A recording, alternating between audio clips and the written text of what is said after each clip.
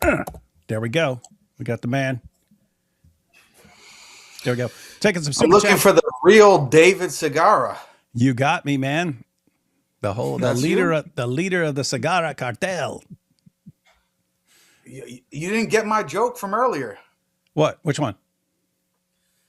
I said, who was the bootleg David that you were doing that stream with? Wasn't that guy's name David? Oh, it was David S. Oh, okay, yeah. Okay, no, We had I two didn't streams get it. yesterday, so Yeah, I because got people confused with keep one. saying that Thaddeus looks like my son or brother or something like that, and so yeah, so what? Yeah, and I didn't even I've done so many live streams over the past 2 days. They're all kind of a blur, so I didn't remember which one.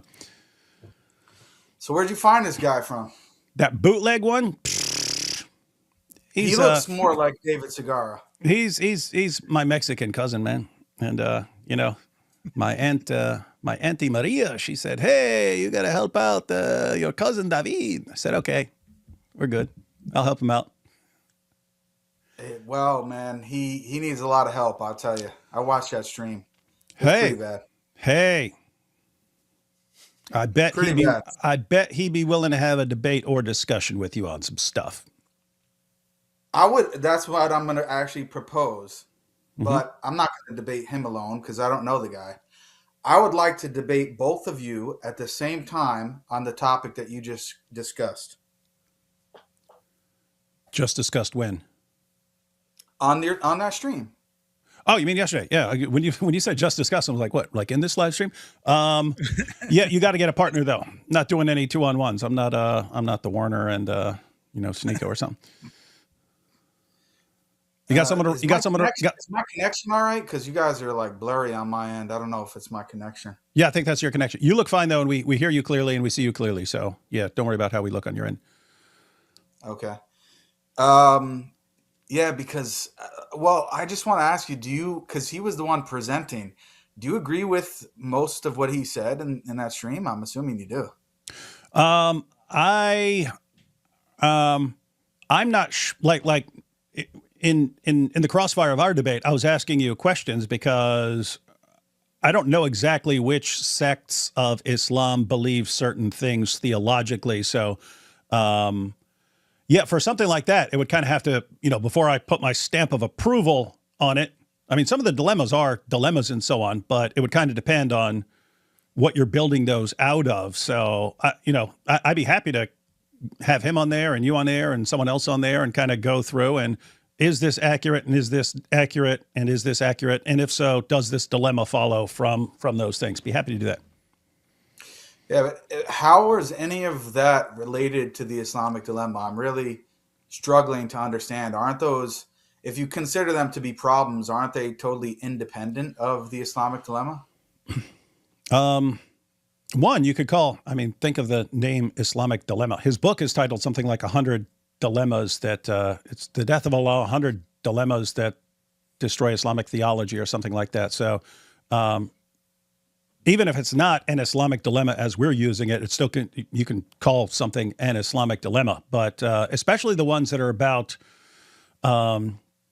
scriptures and scriptures being corrupted and so on. I'd say they're adjacent, Islamic dilemma adjacent. Okay, because he spent a lot of time talking about the preserved tablet and the Quran and the so-called Wahhabi view of Allah's speech and all of this kind of stuff. So, and you also asked me about that during the debate. Mm-hmm. You brought up the preserved tablet.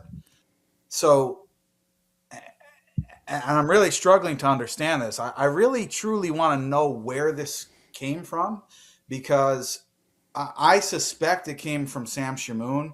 I'm going to be honest with you. And wait, hang on. The preserved, that there's an eternal preserved tablet? Yeah. Interesting.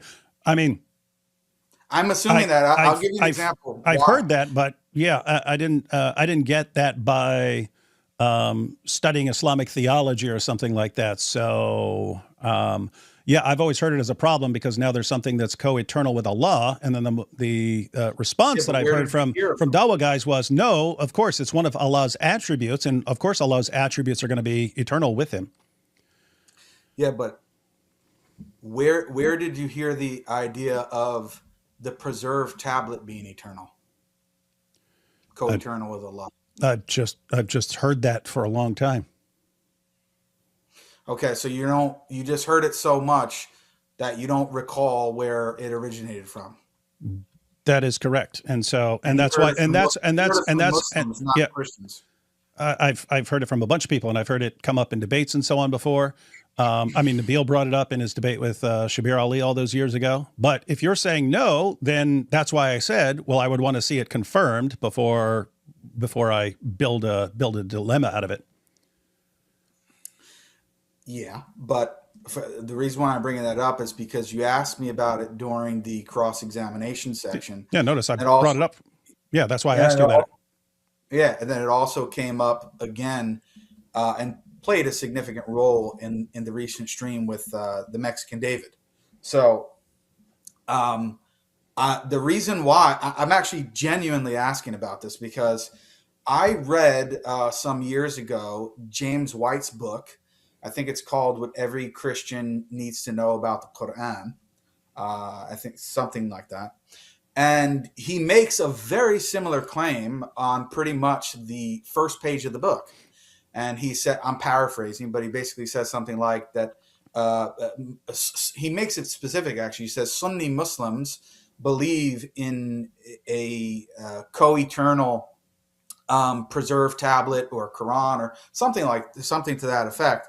And mysteriously, there's no footnote actually for that or reference for that in the book. And then he goes on to make the same claim. I think I counted about 4 or 5 other times throughout the book.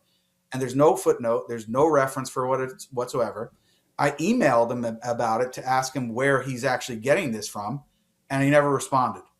But he's responded to me about other things. So I hear it keep being repeated by people like yourself, James White, Sam Shamoun, these different people. But it's just very strange to me because I don't know anyone who that actually believes that in all of the different Islamic schools. Let's see. I just check. What is this site? Quran Gallery. According to Search Discovered Classical Islamic Scholarship, Allah al-Mahfuz, the preserved tablet, is the eternal, unchangeable, divine repository of all knowledge, events, and decrees concerning creation. Mentioned explicitly in the Quran, 85:22, it is understood as the original heavenly archetype of all divine scriptures, particularly the glorious Quran. Classical commentators like Ibn Kathir and al-Tabari explain that its preserved nature guarantees the Quran's absolute protection from corruption, addition, or deletion, affirming its divine purity. This concept is foundational to the Islamic doctrine of divine decree, signifying God's omniscience over all events, including the free choices of humanity, without compelling them. Other Quranic terms, like Mother of the Book, are seen by scholars as references to this same reality, establishing it as the ultimate source of all revealed guidance. Check a different site here. Let me just AI what it thinks. Is what? Just going to ask. ChatGPT, man, it's not going to help you. I've never been on ChatGPT. I just want to see what it says. I just want to say this is just Google. This is just Google. So also what happens, I think, quite frequently, and what I think you guys did in the David Squared live, is that there's a conflation between the Quran and the preserved tablet. Do you think that they're the same thing?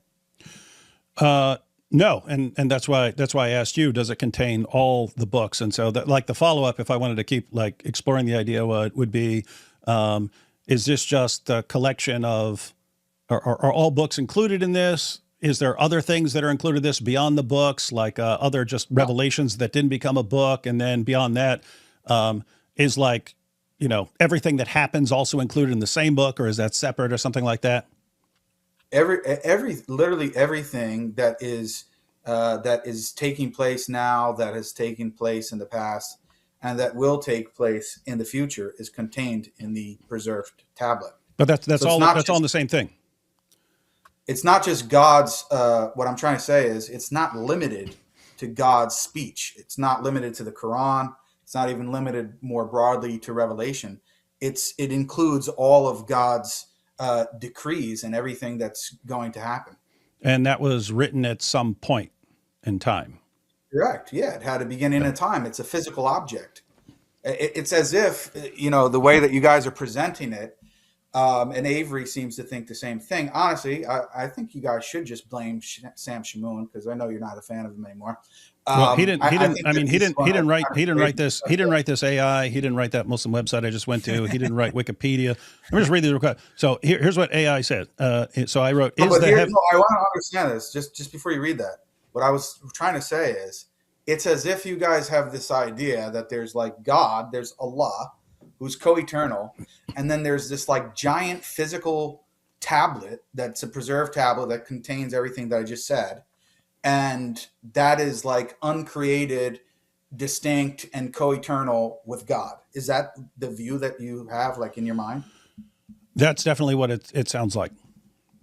Okay, so yeah, there is literally no Muslim that believes this in terms of classical Islamic theologians. Wait, is there an actual tablet somewhere or not? There's no tablet? Yeah, there's an actual tablet, but it has a beginning and time, and it's created. It's created by God.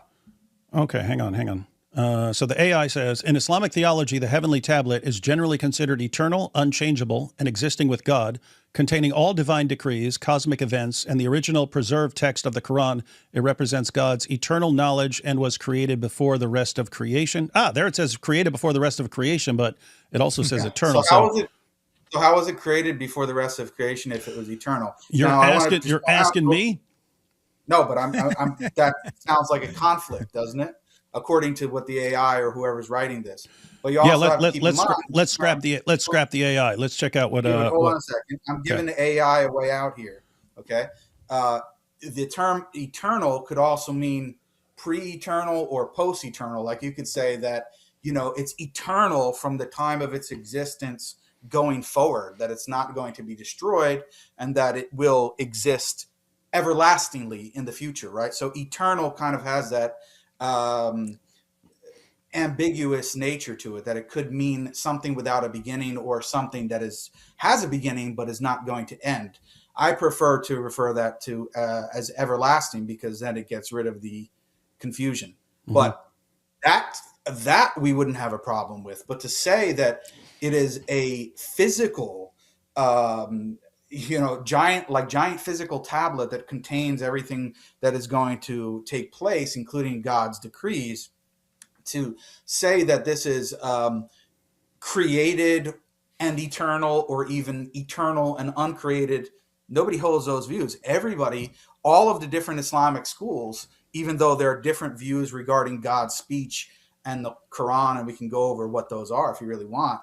But in terms of the preserved tablet, nobody says either that it's eternal or uncreated. Let me see what this says. So Quranic verses 43:4 and 13:39 referred to the mother of the book. Familiar with those. Verse 85:22 refers to a well-guarded tablet, and 56:78 to a concealed book. Revelation of the Quran is described as being sent down in 17:105 with the truth. We have sent it down, and with the truth it has come down. It is also called Kalam Allah, the word of God, and to most Muslims is eternal and uncreated attribute of God, as opposed to something written or created by God. The Quran that resides in heaven is distinct from the earthly Quran. It is disputed whether the revealed Quran is a precise copy of the heavenly Quran or an abridged version. Commonly, the Injil and the Islamic notion of Torah are thought to be part of the heavenly Quran. Yeah, where are you reading from? This is the there's an no. I'm just going down the list of searches, and there is a Wikipedia article on the heavenly Quran. Yeah, all of this is garbage. We need a. That's what I'm saying. If this is all garbage, and this is what pops up as soon as I ask the question in a search, and it comes up as most Muslims believe heavenly tablet, eternal heavenly tablet. Yeah, but David, I don't know what those searches are that you're looking at. Okay, am I able to share my screen, or I can send you a link for something? You can share your screen. Okay, you guys trust me, right? I'm not going to flash you. You're not going to post. You would get too excited anyway. Let's be honest. Hey, Um, hey, no one is tossing around any insults, man. Don't make me pull out a Quran, dude. You ready? What do you want to go to? okay, I thought you could get some of my humor, David. I shared the screen. I don't know if it's coming up. There you go. So this is from Islam Q&A, right? Which, I mean, David, you have to be honest. When it comes to searching stuff on the internet, like if you ask a particular Islamic question, wouldn't you agree that this is one of the most common websites that come up? Islam Yeah, I Q&A. mean, it's not coming up when I just asked the question, but yeah, Islam Q&A is a pretty common spot to go to with questions. Okay, so here it's asking, is the preserved tablet created? Right. This is the exact question. And the person asks further on. But anyway, the summary of the answer is everything other than Allah is created, such as the throne, the kursi, the preserved tablet. And then it goes on to explain this. I'm not going to read the whole thing. I'm just going to read it briefly. Scholarly consensus on the creation of the preserved tablet. It's created like all other things. It's just repeating. This is the same kind of summarized answer here. This is something obvious, and there is no confusion about it. No scholarly difference concerning it at all. Everything other than Allah, may he be glorified and exalted, is created by him. May he be glorified and exists after having been non-existent. The preserved tablet, the pen, the throne, and everything in the heavens and on the earth, and everything in the earth and below the ground, and everything in the entire universe is created by Allah, the Lord of the worlds. There is no confusion about the Quran being written in the preserved tablet, which is created. For we all write the Quran on pages which are also created. We utter and write them on paper, but the attribute of speech and words that we possess does not reside in the paper. Rather, our attributes exist in us. And it goes on and on to talk about it. But I mean, the response, and obviously this is nothing, this is most of the time they're actually responding to Muslims who ask these questions, by the way. The response is like, this is so obvious. Everything other than, and I just stopped sharing my screen. I can pull it back up if you guys want. But everything other than Allah that is distinct and separate from him is obviously created. I mean, it would be nonsensical to say that there's like this giant physical preserved tablet in heaven somewhere that doesn't have a beginning in time, is eternal in the past, and is uncreated. No Muslims believe this at all. It's just absurd.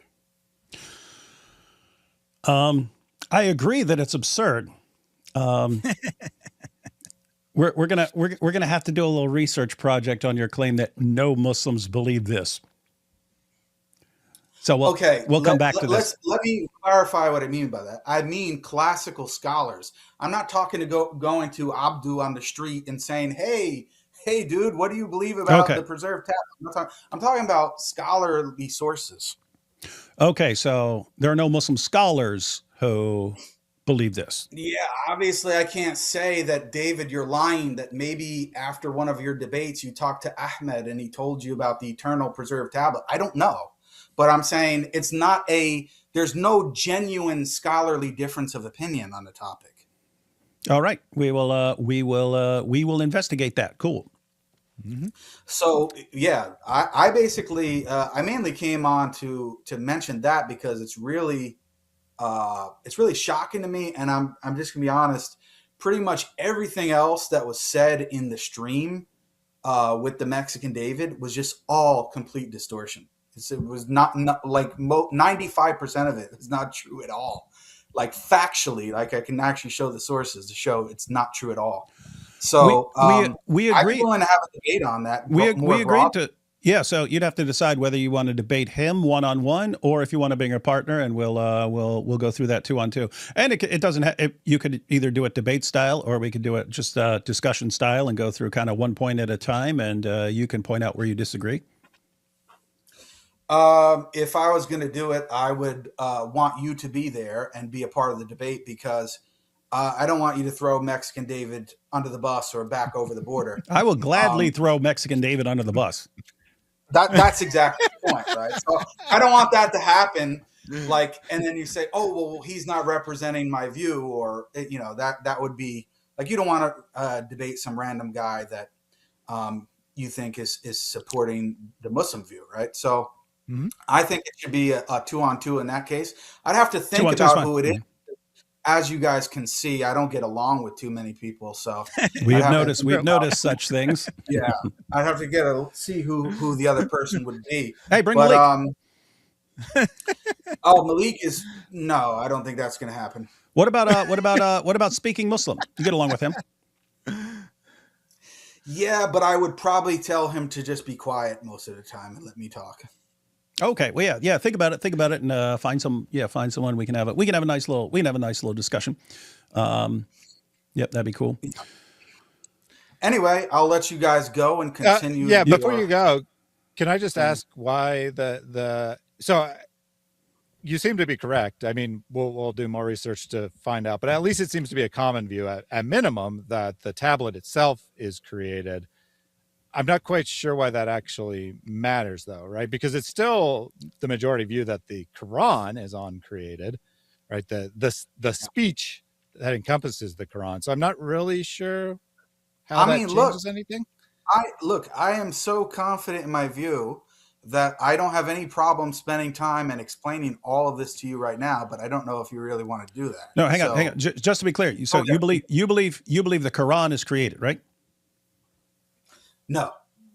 Okay, the Quran isn't. So wait, you're just referring to the heavenly tablet. The Quran is uncreated, but at some point it's put into tablet form. Let's define what the Quran is. When I say that the Quran is uncreated, what do you think I mean by the Quran? What do you think I mean by that?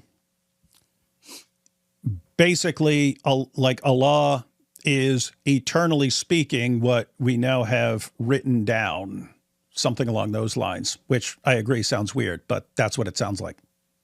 Okay, no, that's not what I mean. Do you think when I'm referring to the Quran, I'm like referring to this physical book or something like that? It would depend. I mean, if you say, hey, I just picked up a Quran, I would think you mean a no, I'm saying an uncreated one, like as it was mentioned earlier, right? The author of the article on Islam Q&A said, obviously, it's written. The Quran is written in the preserved tablet. The Quran is written on ink with ink and pages and so on and so forth. All of those things are created. The preserved tablet is created. The ink, the pages are created. When I say, at this point, I will admit that regarding the different Sunni theological schools regarding what the Quran is and if is it eternal or is it uncreated, and if so, in what sense, there is difference of opinion on that. I don't think that, from my point of view, because I'm a little bit hardcore, I don't accept those as genuine differences of opinion. But when it comes to the preserved tablet, no, there's no difference of opinion about it whatsoever. It's a created thing. Now, the Quran itself, okay, when I say, and I'm representing the so-called Wahhabi view from Mr. Mexican David, is that the Quran is an act of speech of Allah, which he actually spoke. And when I say that the Quran is uncreated, I'm referring to his uncreated act of speech. I'm not referring to a physical book floating around in orbit or anything else like that. I'm referring to his act of speaking. His act of speaking is uncreated, because if you say that it's created, then the question is, well, who created his act of speech? And then you wind up and you have this sort of infinite regress. Now, hang on, like when so I'm not speaking now. And then if I say, hey, I'm thirsty, is that speech uncreated, or did I just create it? You yourself? Yeah. No, your act of speaking is created. Okay, so I created my act of speaking, and so I would be co-creator with Allah. No, I was just going to say, no, we don't believe that. Our position, and this is a general Sunni position, the Ash'aris, the Maturidis, the so-called Wahhabis, all agree that the actions of human beings are created by God. That's our position. Okay, now, but you agree that, I'm just kind of joking when I say co-create or something like that. But it's like, okay, when I speak, I'm creating that act of speech. So when you say that the Quran, that's what I mean. I don't understand if you're saying the Quran is uncreated. If Allah is speaking it, how is He not creating it as He speaks it? Because let me put it another way to try to make sense of it. We believe not only the Quran is an act of speech, right? From our point of view, we believe our position is that all of God's actions are uncreated. His act of speaking is uncreated. His act of creating you in your mother's womb is uncreated. His act of judging you on Judgment Day, and you still have time, by the way. His All his of those actions of God are his uncreated. his All of his act of actions are creating uncreated. his act of creating the preserved tablet is uncreated. The act is uncreated, but the effect of the action is created. The act is uncreated, but the effect of the action is created. Yeah, for example, when God, according to the Genesis account, said, "Let there be light," and he began creating, right? God's action of creating, in our view, is uncreated, but the effect of his action, which is in creation itself, is something that is created. It's not something that's uncreated. We make a distinction, and this is something in the Arabic language that unfortunately the Ash'aris don't get correct. You have three things. You have the agent or the doer of the action, you have the act itself, and you have the effect of the action. In the case of God, the agent himself, God, is uncreated. His actions are uncreated, but the effect of his action, the effect of him creating something, is actually created. So the preserved tablet is created, but his action, okay, his action, which is resides within himself, so to speak, or is inherent to his essence, that is not created. Because if you go with the other position, if you say that God's action is created, then I would ask you, who is that action created by? Well, if you say it's other than God, then now it looks like you have two gods. If you say that it's God himself, then God is creating his own actions, but that act of creating his own actions itself would have to be created. And you wind up with this infinite regress of created actions of God, which is just bizarre. So God can act from all eternity, but then the effect of that act can be temporal. Okay, so now you're going into another question, which Mr. David, Mexican David, did not understand. Again, this is another difference of opinion. The Athari, Salafi, Wahhabi, Ahl al-Hadith, whatever wording you want to call us, we believe that all of God's actions, or any action for that matter, we believe that cause and effect are necessarily temporal. So we believe that every effect is preceded in time by its cause. That's our view. That's not only for our actions, but all of God's actions. We Well, don't have a view. We don't have a view. Just 1 second, real quick. I'm Okay. just going to add one sentence. David in the video seemed to think that we believe that God is, he literally said that God is like eternally static and that he is completely atemporal and unchanging in the way that he doesn't even act in succession or do different things at different times. That's not our view at all. We believe that God acts in succession and does different things at different time, including him speaking and not speaking. Now, you said cause and effect are temporal? Yeah. You said Allah's acts are, would Allah's acts be eternal? You said they're uncreated, but would they also be eternal? No, they have a beginning and time, but they're uncreated. Okay, so they have a beginning in time. They start at some point. Yeah. But they are not created. Exactly. And this is also, in the Christian tradition, this is the same position of Gregory Palamas and many of the Eastern Orthodox theologians. They have the same view. Actually, Thomas Aquinas has the complete opposite view. He says anything that has a beginning in time is created. Palamas directly refutes that, and he says that our opponent thinks that anything that has a beginning in time is created. And then he goes into biblical exegesis in his book, The Triads, and he explains, he talks about God beginning to create, right? And this is the whole thing with the essence, energies, distinctions.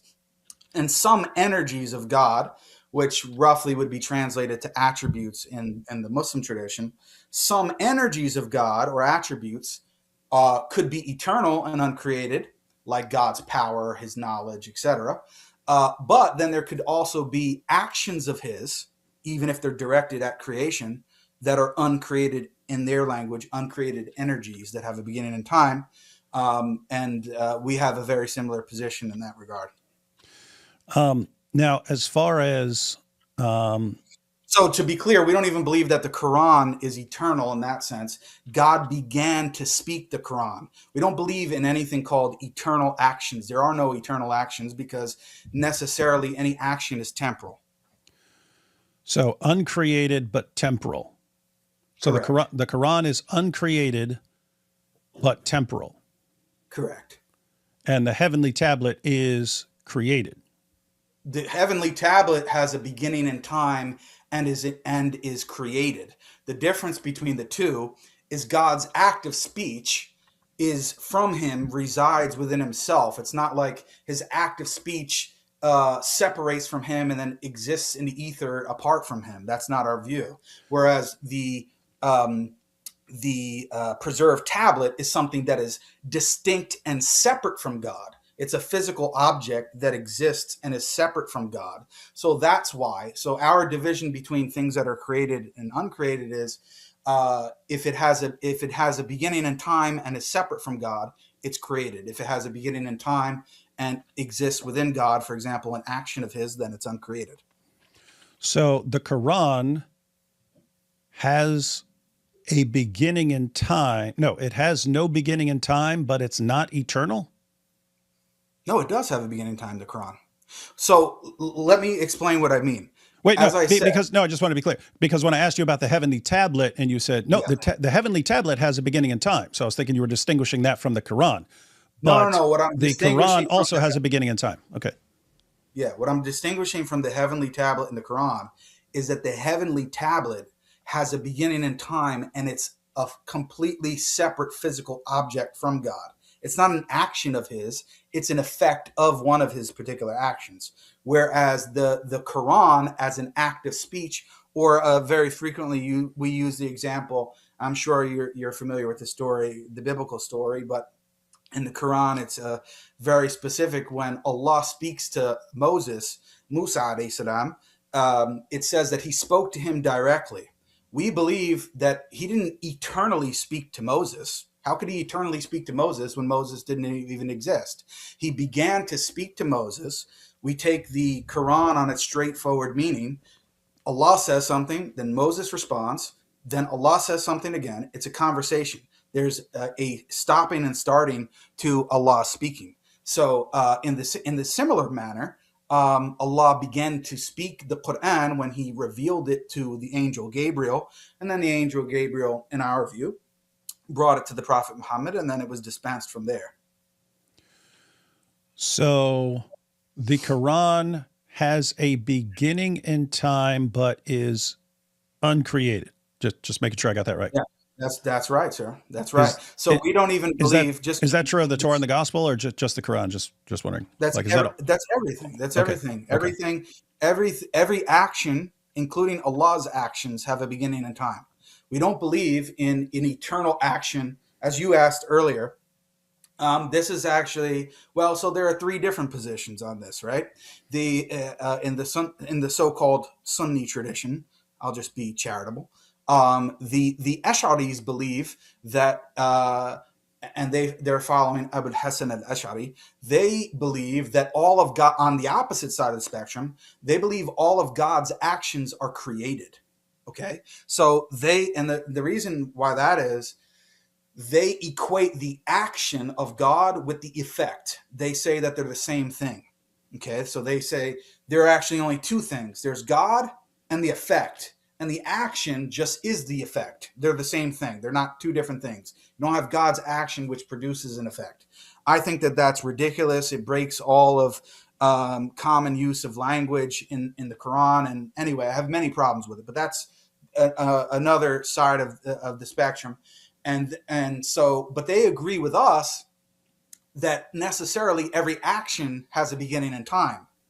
But they take Aquinas's view, or many other theologians' view, that anything that has a beginning in time is created. So they say all of God's quote unquote actions have a beginning in time, as we do, but they say that they're created and they exist and created. The act is the same thing as the effect itself. Okay, so that's the Ash'ari view.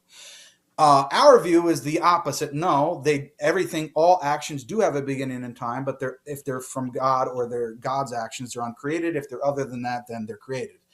Then you have a view in the middle, which is the Maturidi view, which agrees with us in one sense that all of God's actions are uncreated, but they say that all of God's actions are eternal. They don't have a beginning in time.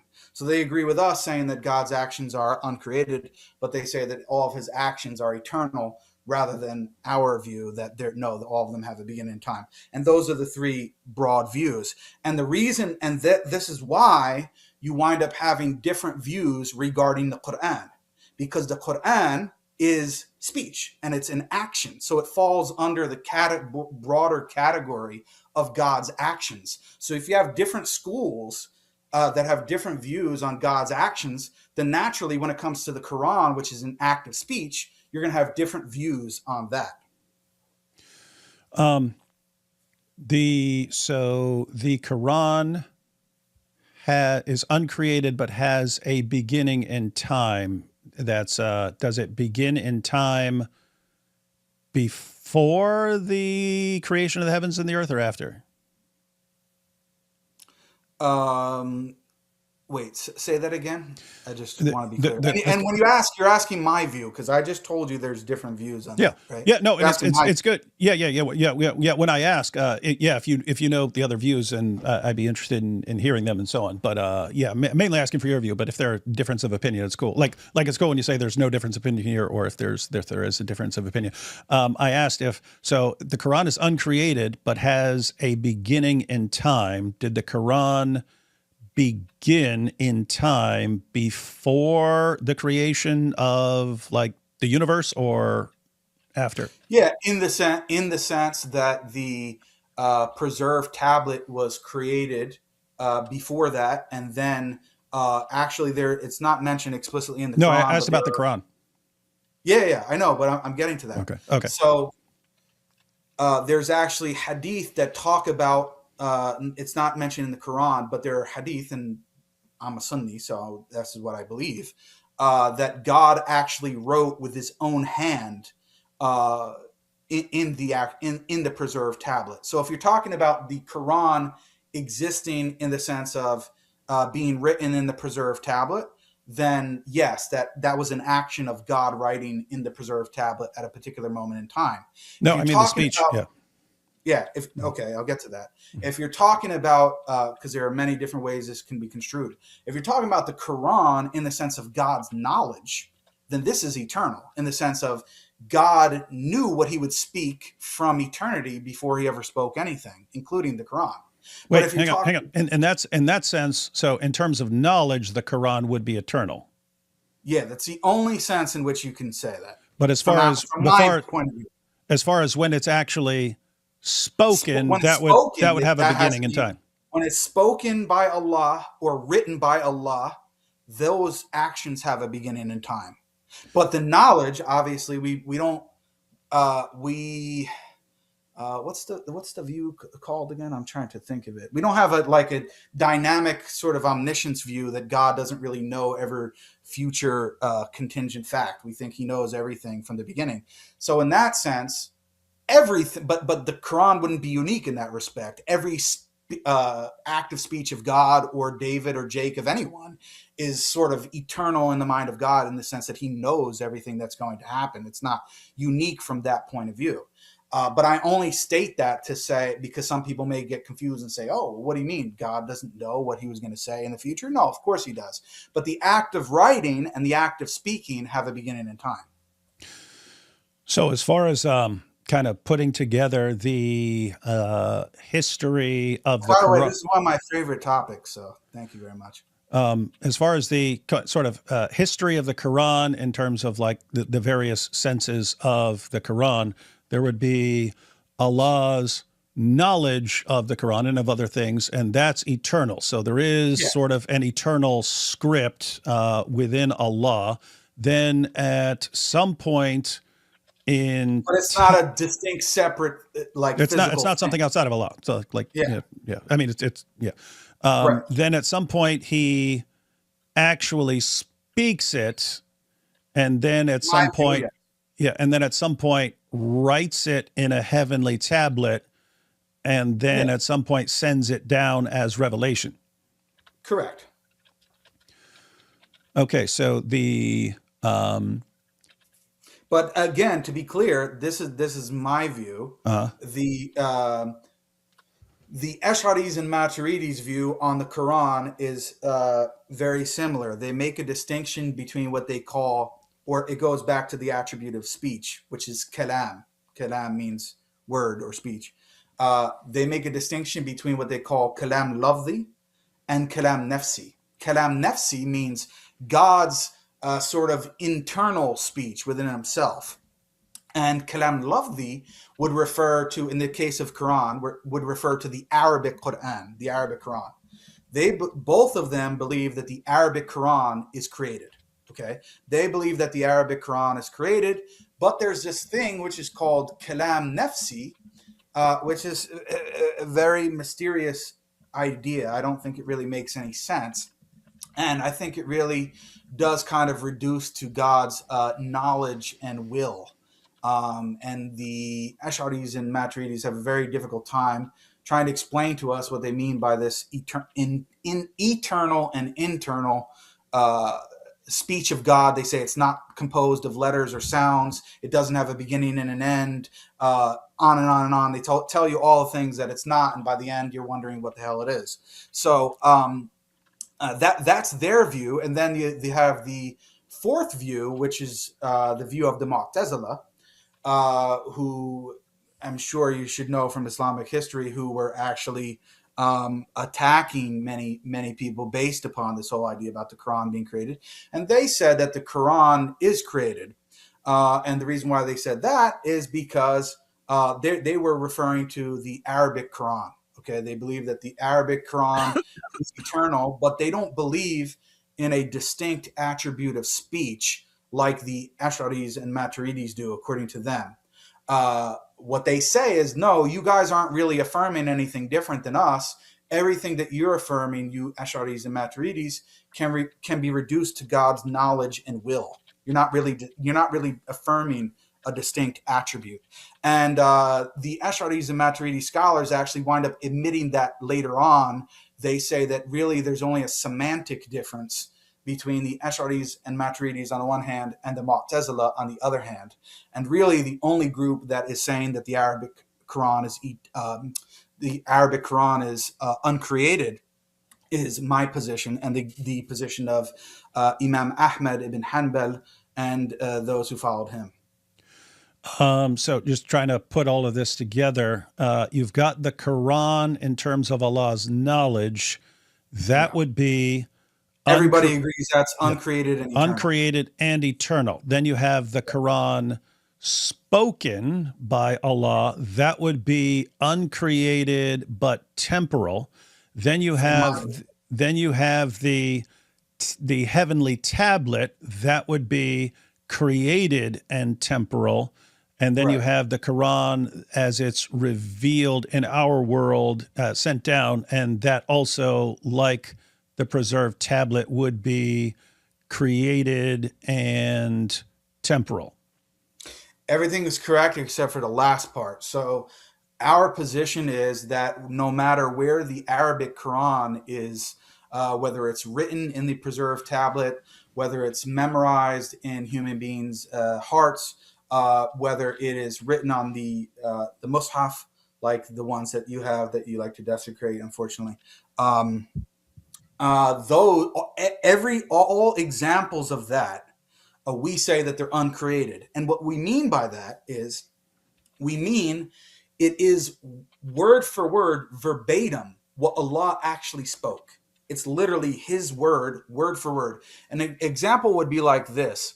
If I were to, or even on this live stream, I'm speaking right now, and this is my speech, right? Now, if you were to do a video after this and you quoted me, it would be correctly referred to as Jake's speech. You would say, I'm quoting Jake. Jake is the reference point here. This is what Jake said. Or if I write a book and then you cite my book, you cite me as the author or the one who wrote these words. So in that sense, the Arabic Quran that I have in my house, which I don't have one right next to me now, but that is uncreated in the sense that it's what God spoke. From our position, it's what he spoke verbatim. So we are literally repeating the uncreated speech of God that he spoke at a particular point in time. But we don't believe that the physical book or the ink and the pages, we don't believe that that's uncreated, of course. So when we say uncreated, we're just referring to the words that they come from Allah. An act, you said acts of Allah are uncreated but temporal. Yes. Could Allah perform an act from all eternity, or would it have to be temporal? No, it would have to be temporal. From our position, all actions or cause and effect are necessarily temporal relations. And this is not to nerd out or anything, but this is the kind of standard view in modern physics as well, that causation is something which is called diachronic. It's something that happens over time rather than synchronic. Cause and effect are not synchronic or at the same time. They're diachronic. They happen over time. There's a before and after. And I think that this is really I don't think it's anything too surprising. I think it's a pretty common sense view of the world that, causes precede their effects in time, even if it's by a millisecond. Two things there. I mean, it's Do you agree with that, by the way? I mean, I've been talking a lot about my view, but I'm interested to see what your view is. Because there are different views of God in the Christian tradition. Some have a utterly timeless and you can say immutable in a sort of radical way of understanding God, such that he doesn't genuinely act in succession. He doesn't really do different things at different times. It may appear that way to us, but for God, everything's the same, and he's not really doing different things at different times. Is that your view, or do you think that God actually literally does do different things at different times and act in succession? I usually don't take a position without thoroughly studying it. And there are certain things that I'm just even if I spent my entire life studying that, I'm not sure I'd grasp it. And so I would generally focus on other things. But had kind of two things there. So as far as causation, if this cup is sitting here, I can say, how is this cup sitting here? Why is this cup here? What caused this cup to be in this position? And I can say, well, because I put it there. I put it there. That's temporal. I put it there, and now it's there. But I can also say that the reason the cup is here is because there's a hand holding it up. And so that's temporal in the sense that I put it there. But the idea that a hand could be holding up a cup from all eternity, that wouldn't be temporal. That would not be temporal causation in terms of this happened. In other words, it's a different kind of causation. My hand is causing this to be here right now. It's at the same time. Why is this cup right here right now? Because this hand is holding it in place. Why is this hand holding? Because this arm is holding it in place. And so that's all happening simultaneously, as opposed to putting it there. But simultaneous is a temporal relation. That's even if you say right now. For example, if I asked you, is God doing something right now? If you said he's doing something right now, if he's holding up a cup, that's still a temporal relation. No, I mean like could, in other words, could God hold something, and you, I would understand that anything outside of him would have to be Yeah, would so have. that's what it's going to come down to. It like in a pure thought experiment. I get what you're saying. I I studied this back in university days. That Kant actually used a similar example, and you have the famous example of like the bowling ball and the cushion, right? Sort of indenting into the cushion. I'm aware of this, but what I'm saying is from a theological perspective, which is what I have to, you know what I'm beholden to answer it by, the answer would be no, because the cup necessarily would be created and therefore it would be temporal. The same thing for anything else that God is going to be holding that is distinct from him in that way. And therefore there's no legitimate kind of thought example that really is going to fit the bill. So I wouldn't really accept any of those as legitimate thought experiments. So you would say that Allah could not even possibly speak the Quran from all eternity. I think that the question is malformed. I'm not saying this to attack you. I'm just saying from my point of view.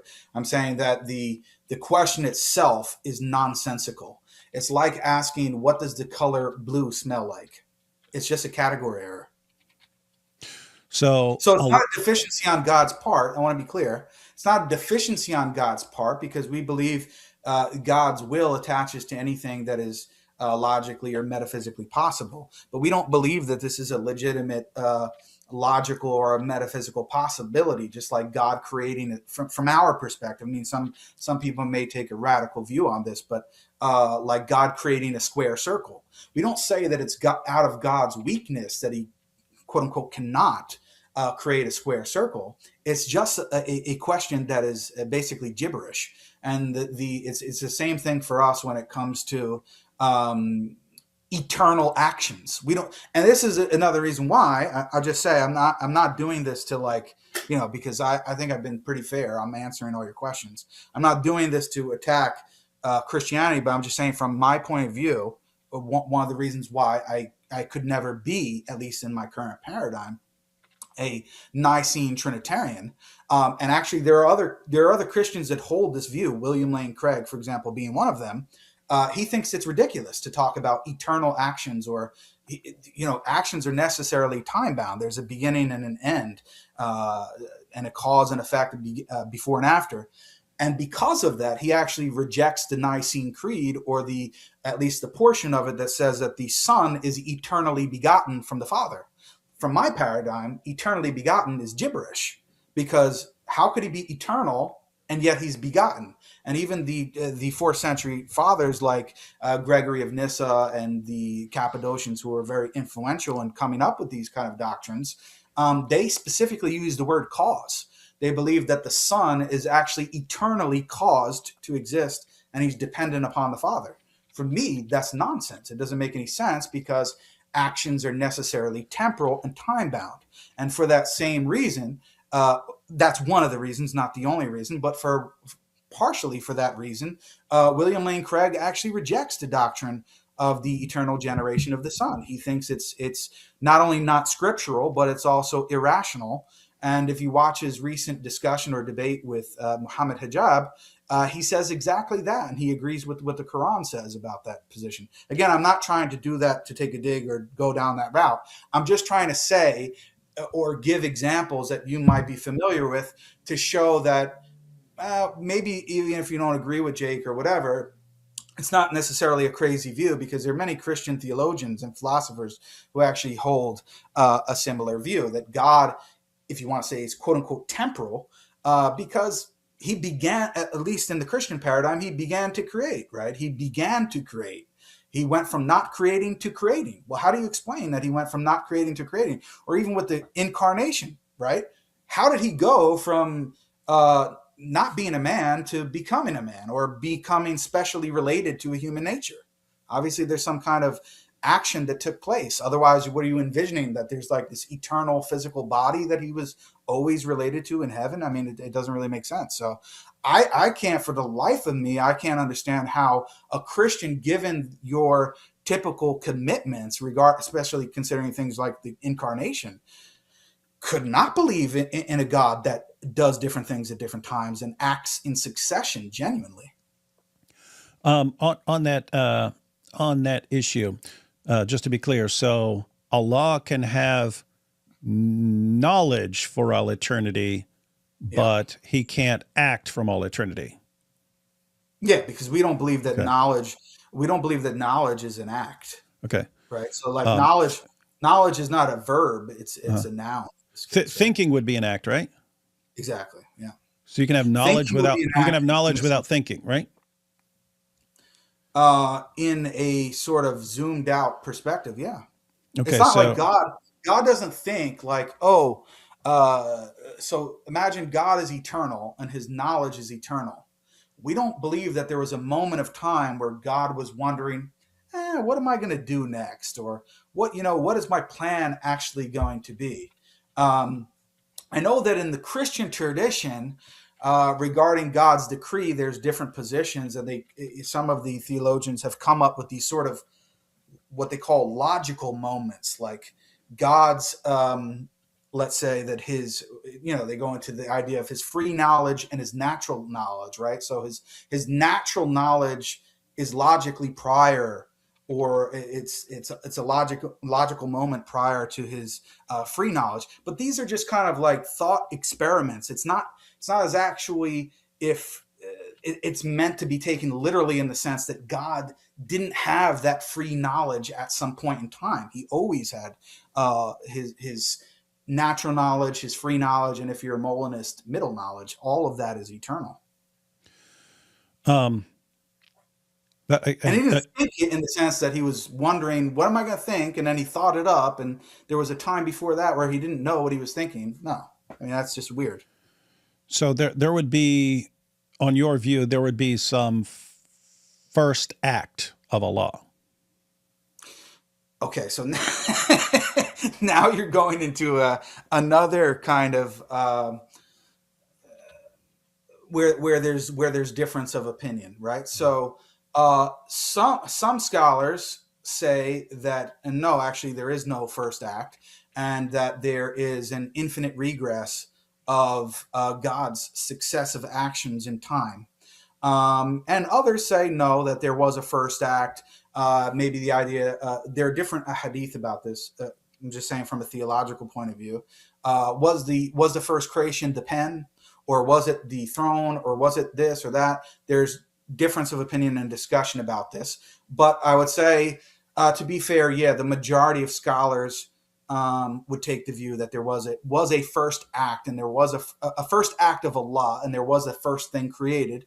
And then, because there are somewhat what appear to be at times conflicting traditions about what exactly was the first thing created, there may be difference of opinion about that. But yeah, most scholars do believe that there was a first thing created, first act. So there would be like an eternity of basically knowledge, and then an act, a first act. Yeah, in that case, yeah. I mean, I know I'm not trying to press you or ask you these questions because I'm trying to get a gotcha, right? I think it's been pretty clear. I'm trying to be fair, but I'm just genuinely wondering what your view is on that. And are you just saying that you don't take any view on that, like at all? Like you don't, or do you favor a view, or do you wake up on the weekends and you're thinking, wow, that makes more sense, but then during the week something else? Like what's your thought process on like God's relationship to creation, and does he act in succession or not? No, as I pointed out, I normally think when it's something that's massively beyond sort of my realm of reality, that I can believe certain things, but as far as putting like my stamp of approval on this is the correct view of things, I normally wouldn't do it unless I read everything major on the topic and then said, okay, this definitely has my stamp of approval. But if it's a topic where I'm looking at that going, I don't think I would ever be able to get my mind around that, then I don't. you don't go into it. So this is not something that really interests you, or it might, but you just think it's beyond you, so you don't waste your time. Yeah, I'm interested enough to hear what people say or to listen to a discussion or something like that. But as far as like the kind of like studying the topic that would be necessary before I say, oh, I think this is the correct view. Yeah, it's not. It's not like that to me. And as far as even asking you questions, it's sort of okay if you want to have like a debate with David S. or a 2-on-2 or something like that. I at least want to understand exactly what your position is, so we're not straw manning you or saying you believe something else. I don't have anything to hide. I have an entire article, like several articles written on my academia page related to this from the Islamic tradition, and explaining basically what my view is and trying to ground it in the early tradition. But I'm just curious because William Lane Craig is a giant in the Christian apologetic community. I think we would agree with that, right? Mm-hmm. Are you familiar with his views on this? Because I've watched a lot of his material, and he spent a lot of time speaking about this. So have you seen any of his discussions regarding God and his relationship to time? I saw a presentation he gave. I forget where it was. It was up when I was in New York, so it was somewhere local, maybe at Rutgers or something like that. But yeah, so yeah, as far as what he was saying then, yeah, he rejected eternal generation. He just believed 3 co-eternal persons without one being generated from one of the others. Yeah, as far as what I saw, but not even just with that, like. That's one part of it, because I think that falls naturally out of his view of causation or time and God's relationship to time. So you have like the broader view, and his view is that, which I don't know. I think it's problematic for other reasons, but anyway, he says that God sans creation or without creation is timeless, and then with creation he's in time, and the reason is because, well, it just seems obvious to him that if God begins to create, I mean, that's temporal. And then, the whole idea with the incarnation, everything else. So William, I'm using him just because many of the audience may be familiar with him. And he's someone who believes that God is quote unquote temporal when he begins to create and going forward. So, okay. I mean, you don't have to take a particular view on it for this conversation, but is there any view, let me ask it in a different way. Is there any view related to this subject from a Christian paradigm where you say, oh, that's not acceptable? Like, I don't know what the correct view is, but that view is definitely not acceptable. Is there anything that... along these lines, like, yeah, I've heard Craig talk about that. And when he's speaking about things like that, I'm like, how would I know, man? How would I like I think my view is just once you get sort of far enough beyond our plane of reality, things are just not going to work like we think they are. Like we are kind of bound by our thinking, which is made for where we are. And as soon as, I mean, just like thinking, okay, you go down to quantum mechanics, like the way things operate on a very tiny level, they make no sense from our perspective, and that's like part of the creation. And if you go to things on an extremely large scale, then you start dealing with relativity, and things don't operate the way we could ever imagine them. And so when you're talking about all of that, and like Stephen W. Hawking in a brief history of time, he said people ask him, can he get his mind around or visualize 4-dimensional space-time? And he said, I have enough problem like visualizing 3 dimensions, like let alone 4 dimensions. And so just like in my mind, it's like, okay, even like these world-renowned minds, they can't get their mind around something that is part of creation. And then so the idea, this is just myself, I can't say what other people who are, like way better at dealing with these concepts. And I like, like, okay, this cup, that like things that like more tangible. In my mind, it's just, okay, if I can't grasp things that are like far beyond me in creation, what are the odds that I'm going to understand like the creator and how things work in a timeless way or some other completely different mode of time or something like that? It's like, why would I even occupy myself with that? And I'd leave that to others. What about are you familiar with open theism? Yep. Do you think that, I'm not saying that, asking if you hold that view, but is that something that you think is acceptable, or you think that's like a heretical view? E- I, I know I don't believe in open. For anyone who's watching, open theism is the idea that God doesn't know certain things in the future and can't know certain things until they happen. And I can kind of get an idea of how someone could think that way. And if I were to steelman it, it would be, if I were to steelman open theism, it would be along the lines of something like a logical contradiction. When we say that God is omnipotent, we don't mean that he can do absolutely anything. We mean that he can do possible things. And so God can do anything that's possible or something like that. And so impossible things, they're not, it's like what you were saying before. It's just gibberish saying, can God create a square circle or something like that? You're just misusing words. Right. And so to steelman that, I would say, when we say that God knows everything, it would be that God knows everything that can possibly be known. He knows all of that. And until it happens, it can't be known, and therefore it's not something that would be included in God's knowledge. If I were to steelman, I don't believe that, and I would definitely say it'd be in the realm of heretical, but it's not something I would say like just prior to anything I would say is impossible. It's just just so you know, like, unless you're dealing with like square circles or something like that, I think of everything in terms of like probabilities. Like, this seems like really probable. This seems like really, really, really like if you told me you came here on a time machine from the 27th century, I wouldn't say that's impossible. I'd say that's really, really, really improbable, and I'd have to see some really good evidence for it. But yeah, so I regard open theism as extremely problematic. But so I would say like tiny, minuscule probability. And that's just in terms of maybe I don't have a full grasp of what knowing all things for all time would entail. And maybe there is some reason that certain things that we haven't done yet can't be known or something like that. But yeah, until I see an actual like contradiction. Uh-oh, hang on. We got something here. Uh-oh. Whoa. Hang on. What's that? Uh-oh. What's up? Hey, we got David S. David S. Oh, showed we up. got the Mexican David in the building. Hey, David S. Why are you completely misrepresenting Jake's position the entire time?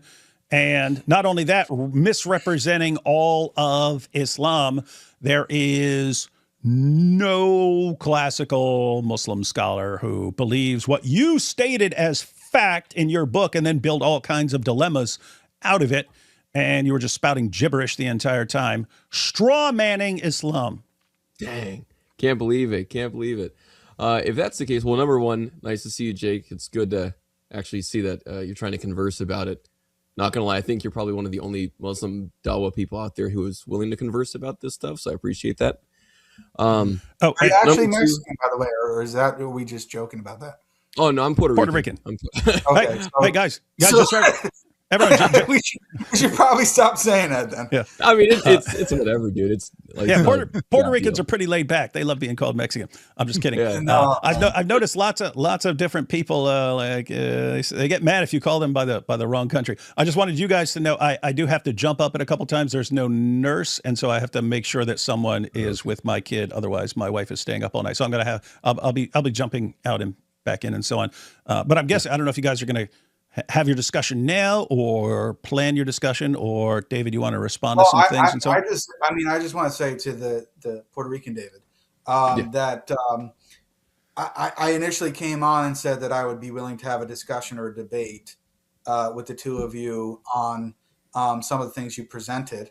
But I think now, after I gave pretty much my whole playbook to David, I don't know if he's even going to be willing to do that, because I think maybe he's going to come around and say, okay, Jake, you're right. So there's really nothing to debate.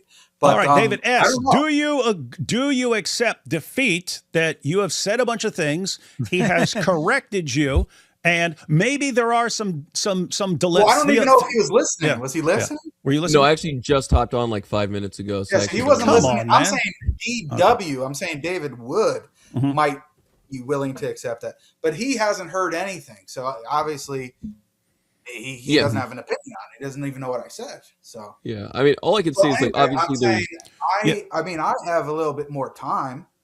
I don't want to steal the show with the stream, but I'm willing to stay on for. You maybe can. another He's hour. the one who showed up. You could have been on your way out, but he showed up. Yeah. So but I don't know what your plan is here. If we're really like, No, cracking honestly, on I your just wanted to chat because I didn't get a chance to really hold on. But Oh yeah. Hey, David. I have to jump up real quick, but just to recap, Jake jumped in, said you're a complete loser. Who I mean, but he said you're getting a lot of things wrong, and I asked him a bunch just so that there's no misrepresentation in the future, because he was saying we could have a discussion, or he actually said debate about this, and like a 2-on-2 debate about this, but I'm he fine said either way. he, Like, he what said we you're were wrong just on doing now. yeah, he said you're wrong on a bunch of things, and so the idea would be. So I asked him a bunch of questions just so, like, to clarify exactly what his position is. So you can check that out later. But I asked him a bunch of questions about what his position was on various things. With that said, I'm going to step out real quick. You guys can converse amongst just yourselves. really quick, David. Just ask you really quick. What's Are up? you opposed while you're away of David and I talking about some of the things we already discussed? Is that okay with you? No. I'm totally laid back, man. All right. So go ahead. Anyway. yeah, So so yeah, I just want to say I'm going to be very honest. I watched a stream earlier today when I was receiving medical treatment because I was at the hospital all day, and it was entertaining. It did entertain me while I was bored by myself. But I thought that, and it's not only me. Like, I had a bunch of different Muslim friends messaging me because I was on the thumbnail naturally. So they're like, Jake, you're on the thumbnail and it says heretic. Yeah. You guys are saying you're wrong about all these things. So, but pretty much all of my friends who know anything about these topics were just flabbergasted. I mean, from our point of view, you just were misrepresenting like 95% of the stuff that was being discussed. Now, I went over some of those things with David, mainly by him questioning me. I don't have a problem doing that here or having a back and forth discussion. But I'm just going to be honest. I put together like a 20 to 25 minute clip of everything that I had pretty much everything that I had a problem with what you guys were saying. And I was planning on doing a video reacting to that, but I'm happy to talk about it here. Sure. Yeah, well, I appreciate that you had a chance to look through it. That's great. I hope you don't have further medical troubles in the future. That's too bad about that. I have MS. So I have a chronic disease, multiple sclerosis. So yeah, there's no known cure right now. So yeah, I'm stuck with it for now. Oh, understood. I'll be praying for that. Yeah, I don't mean to misrepresent. Obviously, I was trying to go through what I can see from different Wahhabi writers and scholars about various topics. So at the beginning of some parts of the cross-examination, when you said that Allah doesn't will the preservation of the Quran on earth, and then a few minutes later you said that he does will, by his will and power, the preservation of the Quran, I think you can understand why that might be a little confusing just hearing those I don't two think clips. that happened. I don't think that actually happened.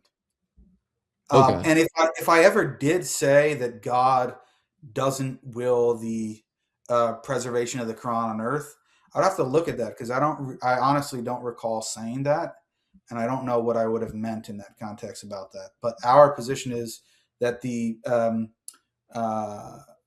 what I think we were referring to before that was David Wood was trying to make a distinction between prior revelation, because naturally you're talking about the Islamic dilemma. So he was trying to make a distinction between prior revelation, like the Torah and Injil, versus the Quran, and basically was trying to say, well, why did God will not to preserve the Torah and Injil on earth, but he did? He preserved it in the preserved tablet. And on the opposite, he preserved the Quran on earth, but he didn't preserve the Torah and Injil. So that's my position. That's what I thought I said. So if I slipped up and said that the Quran is not preserved on earth, I mean, that would Yeah. be very strange, right? Like, Again, I didn't press hard on it because 2 minutes after you said it, you said exactly what you said there. So I figured it was just like, some sort of response that was not full or complete.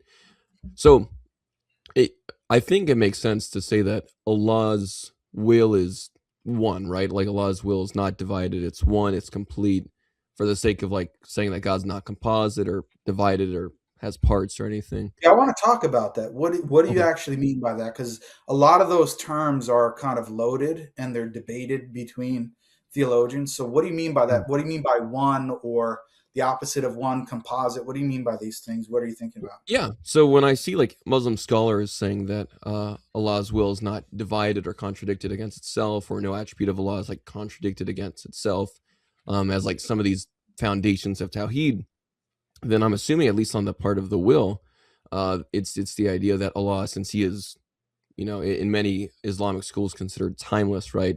And his attributes by extension are like these uncreated, timeless aspects of him, then it would be true that like Allah is also willing timelessly, before creation, Allah is willing timelessly. Yeah, good. Okay, good. Yeah. So do you think the quote, and I'm just using your terminology because that's what you used in the discussion. Do you think that the Wahhabi position is that God is timeless? I'm not exactly sure. It's a little confusing between different Wahhabi scholars. It like some would either say that Allah creates time, but I didn't see many that said he creates time exactly. Other ones said that he's just like eternally existent and without temporal relations. But then he acts in time when he makes creation. So it sounded like he went from being timeless to in time, and I was kind of confused by that. It actually sounded quite similar to William Lane Craig's position. When I heard that, I was like, "Oh, that's strange. It's like a Kalam position." Um, so, but I mean, much of what you said, I mean, we could literally go through the clip that I put together if you want, because not every, I don't want to misrepresent you. Not everything is clear in my head. But from what Yeah. I remember and the fact that you just brought it up now, it seemed that a lot of your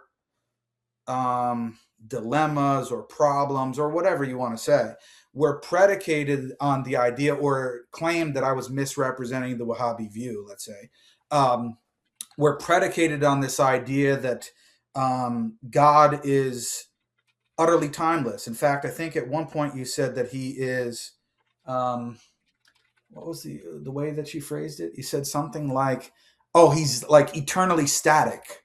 I think that's what you said. I think you said that the Wahhabis believe that God is eternally static and timeless and things like that. So it seemed like much of what you said was predicated on that idea. But then when you're talking about it here now, you're saying that you're not sure, and it seems like even some Wahhabis are saying something similar to William Lane Craig. So that's Yeah, really well, it weird would to me. still say that he's like timeless prior to creation. The confusing part is this: I don't see a Wahhabi that strictly says Allah like ceases to be timeless. He just starts to have time-bound actions while not having a change to like his essential timeless nature. So But what would that mean? What would that even mean? I don't. Well, that's the confusing part. Exactly right. Right. That's confusing to me. And also, most of it was actually predicated on the idea that his will is immutable, not essentially on his timelessness. So the immutability of his will, like the unchangeableness of his will prior to creation, is the thing I focused on more than the timelessness. I think Okay, timelessness. let's talk about that then. So, Okay. All right. what do you mean by his will is immutable? Because immutable to me means that it's not subject to change, and most people take change. Well, I mean, it's debated what time is, but a lot of people take time to be a measurement of change. So Yeah. they're directly related to each other. So, what do you mean by God's will is immutable? Okay. Perfect. So, if the Wahhabi position is it correct to say that the Wahhabi position is that Allah's will is immutable? But that's what I mean. I have No, to I, understand. I yeah. have I to want to get the understand why, definition right. like, I could, in a sense, use it that way, but I don't know what you mean by immutable. So I want Yeah, you to explain to me what you mean by immutable, and then I'll answer the question based upon how you understand it. yeah. So from what I can see from the Wahhabi scholars, your definition is what I was assuming Wahhabi scholars intended by immutable, right? That it's not subject to change. And by subject to change, you just mean temporal succession, like a before and after relation? Uh, I mean, that along with like other things that might potentially cause change. But sure, since you had mentioned before that one example of change would be time as a measure of change, then yeah, if immutable means not being subject to change and time is a measurement of change, then of course Allah's well being immutable means it's not subject to time. Right. And so there would be no sort of before and after to, and by will, do you mean the faculty by which God performs actions? Is that what you mean by will? From what I can see amongst the Muslim scholars right now, I know there's the two wills. I think I made mention of that in the presentation, right? There's like the universal will, and then there's like the legislative will. But from what I can see of the universal will, it's some sort of eternal attribute of Allah by which certain decrees come to pass with necessity. Okay. And so um, God performs actions. Does he perform action under the Wahhabi view? I'm asking how you understand it. Do you think that the Wahhabi view is that God's will is the attribute by which he acts? I think is confusing because a lot of the Wahhabi scholars are quite unclear on that. They just say it's his will. And if you look at like the universal will, they say this attribute of his will, this universal will, is just the means by which all things come to pass. So if you say his actions, then sure, you could say that his will is his ability to bring all things to come to pass. The things Okay. he likes and the things he doesn't like, the things that he loves and the things he doesn't love. His will is the thing Right. that brings all of it to come to pass. Okay. And um, in the case of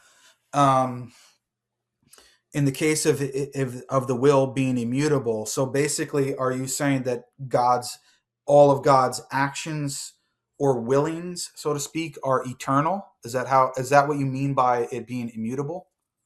Well, just as you said before that you measure or you define immutability as like not having change, not being subject to change, and then you also said that time would be a sequence of changes. By definition, if his will is immutable, that means it's not subject to temporal changes, so it is a timeless will. So, right, that would be like the Wahhabi position would be that if those definitions hold, then his will would be timeless. Mhm. Therefore, the means by which all of these different events or actions that he wills in the universal will, the means by which all those come to pass would be timeless as well, because it's a timeless will. Okay, so then that's what you think the Wahhabi view is. Then when it Well, comes based to off the definitions you just gave me too, you told me you view immutability as like not being subject to change, and then you said time is a means of measuring change, right? So if I take your two definitions, it would make sense to say, since it's not subject to change, it's not subject to time, therefore it would be timeless. Would that be right, like? but do you think that's what the Wahhabi position is? Do you think that they believe that God's will is immutable in the sense that it's not subject to time? Yeah, that seems to be correct. If your definitions reflect the Wahhabi position, then yeah. Okay. And where, besides me talking to you now, because I'm just talking about the words, Mm. what where what source would you go to justify this? You don't have to even give it to me now. I'm not trying to. I'm just wondering what is in your mind about that. Like where have you read that the Wahhabi position is that God's will is not subject to time?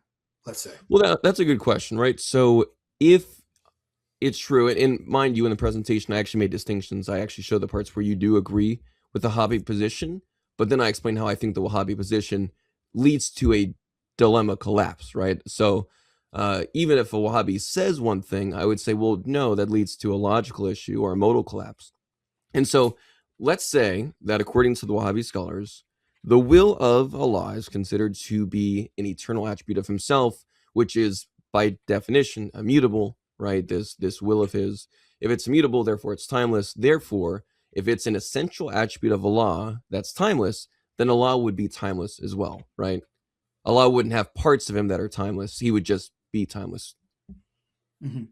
And so Um, if I'm And do you this think that that's problematic? Do you think that a view of God being utterly timeless and immutable in the way that we describe, not subject to change in terms of his essence and all of his attributes, do you think that's a problematic view of God? No. It's actually the set of various views all being brought together, right?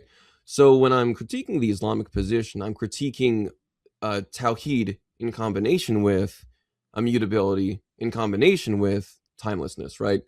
So, for instance, if the Wahhabi position, just to like try to, or actually not even the Wahhabi position, if there was a Muslim position that asserted that Allah was kind of like what R.T. Mullins would say, right? R.T. Mullins is a great Christian philosopher, and he believes that God is time You know, he's a filled. good friend of mine. Oh, really? Yeah, You know, he's ask amazing. He's ask like, him about. no, he's wonderful. I love R.T. Mullins, but I'm he I'm talks in I'm in the footnote of his of some of his academic works. really? Oh, that's awesome. Wait, I'll have to check that out. That's great. His book, Yeah, The End of the Timeless he's God, one is of really my interesting. he was one of my professors in my master's program. Did you go to no wait, that was I'm not gonna say where I went oh because yeah, never um, mind. Yeah, you know never mind. we've got doxers here, right, Thaddeus? So Yeah. I mean, I'm not not here, No, but yeah, not probably in the in comments, existence, yes, yes, yes. okay. Yeah. So yeah, No. I'm just Good not gonna point. disclose that just for that reason. That's Never all. mind. I was gonna say the place he taught, but you're right. Yeah, that makes sense. That's safe. I mean, to So be yeah. fair, he currently teaches at a few different universities. So, Mhm. but just by me saying that, if people want to dig, maybe they can find it. Yeah. Maybe not. That's all right. Everybody forget that anything was said. Jake's cool. Don't dox. So I wouldn't say it's the idea of just a timeless God per se, right? I would say it's the combination of, and I think I actually talk about this in my book. It's the specific combination of tawhid, right, with the nature of like Allah willing in accordance with His perfections and His wisdom, which also, of course, views Allah's own attributes as perfections. In that being in combination with like His immutability of will, all those things together form an issue, right? So if there And was a what Muslim is the position issue? that saw God I'm as like, just genuinely trying to understand what does that combination how what is the issue that falls out of that of tawheed, immutability, and with his wisdom or acting by his wisdom? yeah. So the positions I keep on hearing from Muslims is that like Allah is truly like essentially immutable in terms of his will, right? And in the exact same definition that you applied, not subject to change, and as you also followed up with, you said time is a measure of change, so Allah's will is not subject to temporal changes either. Well, if Mhm. that's the case, then we're using like a strong form of immutability, and that kind of immutability, right? Like this essential immutability that also has to do with the actions that flow out of Allah. That Mhm. strong immutability does lead to some problematic issues because it's not even dealing with like, Allah's with temporal changes or sequences, which would You cut therefore out on allow. my end for about 5 seconds there. I don't know if it was also for them, but it was on my end. You said that the problem is not just immutability, I think, and then it cut out. Go ahead. Oh, I'm sorry. All right, I'll try again. It might have been on my end. I just didn't hear you. That's right. So the problem is not just like immutability, but that strong immutability Right. that Yeah. it's that seems to be part of that definition, right? So the definition you're using and that definition that again, it seems like some Wahhabi scholars are using, but it's tough because then they don't go as deep as a lot of other Muslim scholars in different camps might go in terms of like the exact philosophical strength of the language they're using. And so that strong type of immutability where Allah is always doing, I'll even make it a weaker form of immutability. Allah is always doing the kind of things, right? So just to be like more fair, Allah is always doing the kind of things that He's always been doing. Well, there's kind of an issue there, right?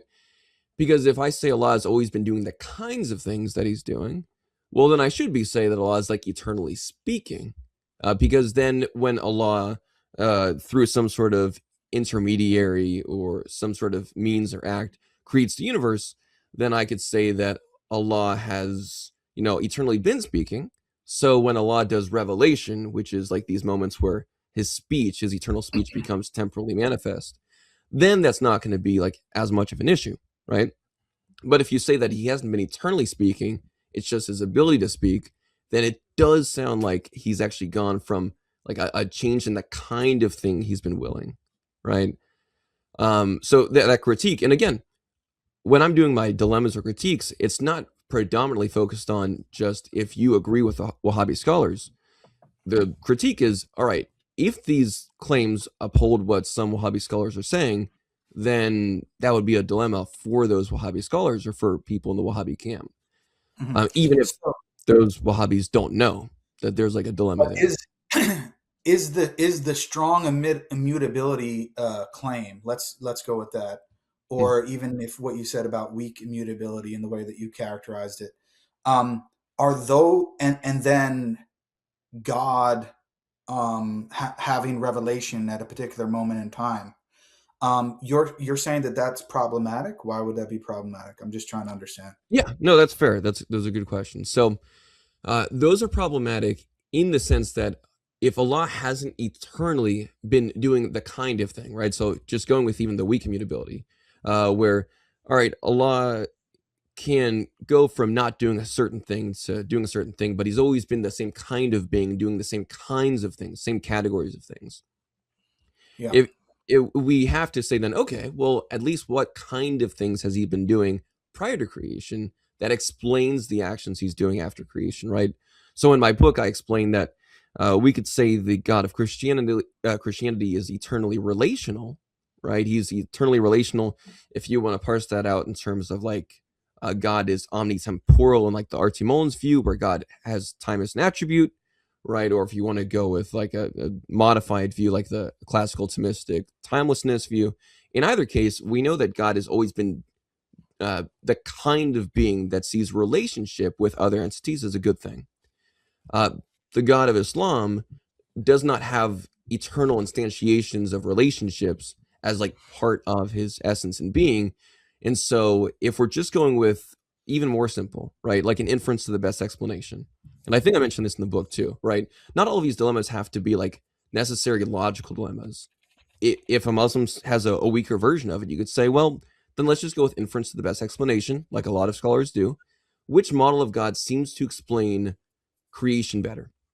A God who has not been eternally related to another entity or person or something, and therefore does not see eternal relationship as a axiologically meaningful pursuit, or a God who has been eternally relational and therefore sees relationship with another entity or person as something axiologically meaningful and worth pursuit. I would say, oh, okay, the one that sees relationship as a good thing is the one that would make a thing to be related to, i.e. a universe, rational agents, angels, humans, stuff like that. And so the book, I know we only went through like 6 dilemmas out of 100 or whatever, but I think this inference to the best explanation could still apply to each of these dilemmas to kind of help people think, well, which model of God actually explains this better?